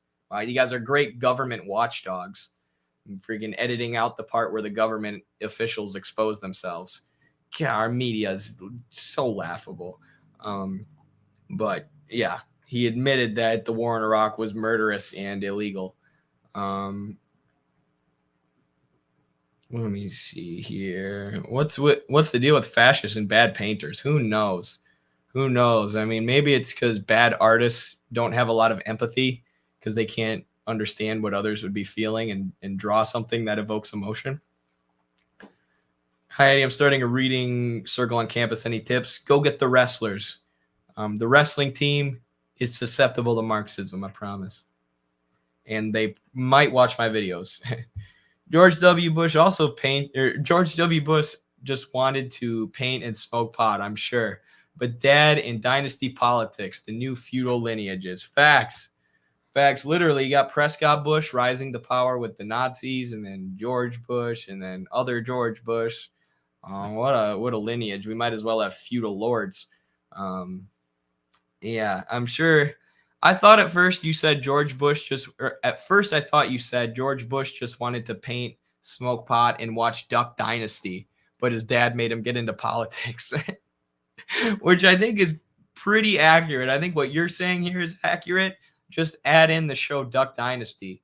Like, I could see George Bush just, smoking and watching that show all day if he didn't have to go be the president and kill millions of people for oil oligarchs. Ooh, I'm a bad painter and a leftist. Same. Wish more people would understand how fascism is fundamental to how capitalism works. What's that quote? Fascism is imperialism turned inward. Oh, that's a great quote. Facts. It's just capitalism in decay, capitalism in crisis. Yes, Bush Sr. survived his ordeal with the Air Force during World War II and became CIA head. Wow, classic. Throw the shoe. Hit him with the shoe. Great explainer on World War II, Eddie. Currently playing a lead role in a show called Cabaret that deals with the rise of fascists in Germany. And our director talked about how the economic crisis led to the Nazis' rise. Wow, very cool. That sounds like a good show. Yeah, good luck with that. Sounds based. Thank you very much for the compliment about World War II. Are you an actor on a TV show? That's pretty cool. I don't know if I've had many actors in the chat before. George Bush. Elections are rigged. Also George Bush. Hey, Supreme Court, make me president. Okay, guys? Thanks. Exactly. You have George Bush, who lost the popular vote and still became president once, and then George Bush, one of the most corporate-funded, military-industrial complex-funded neocon candidates of the modern era. But yeah, other countries are the ones who don't have democracy. We have democracy. It's just democracy for the weapons contractors. But who else deserves a choice, They're the ones who really, really keep this country going. Forget about the farmers and the factory workers and the people who put up drywall in your house and the electricians and the plumbers. Right? It's not them who keep America going. It is what was I even talking about? I lost my train of thought. It's capitalists, weapons contractors. That's what I was talking about. It's Raytheon. Man, I think that's a sign that I need to need to call it a day here. We just hit the 5-hour point. I'm pretty proud of myself for making it this long in the stream. Thank you all so much. I will edit this into clips as soon as I possibly can. Appreciate some of y'all stuck with us for 5 hours straight, I think, which solidarity. I'm sure some of you are at work and just listening to me on the side, but really, really appreciate you for sticking with us that long. You must really like listening to me ramble. So solidarity with you. Thanks for leaving such insightful comments. Longest stream I've ever seen. Yeah, same longest stream I've done. Thanks for leaving insightful comments. Be sure to like, share, comment, subscribe if you haven't already. Carlos got a new book coming out soon. I meant to talk about that today, but forgot. MidwesternMarks.com. Yeah, that's all I got, y'all. Peace.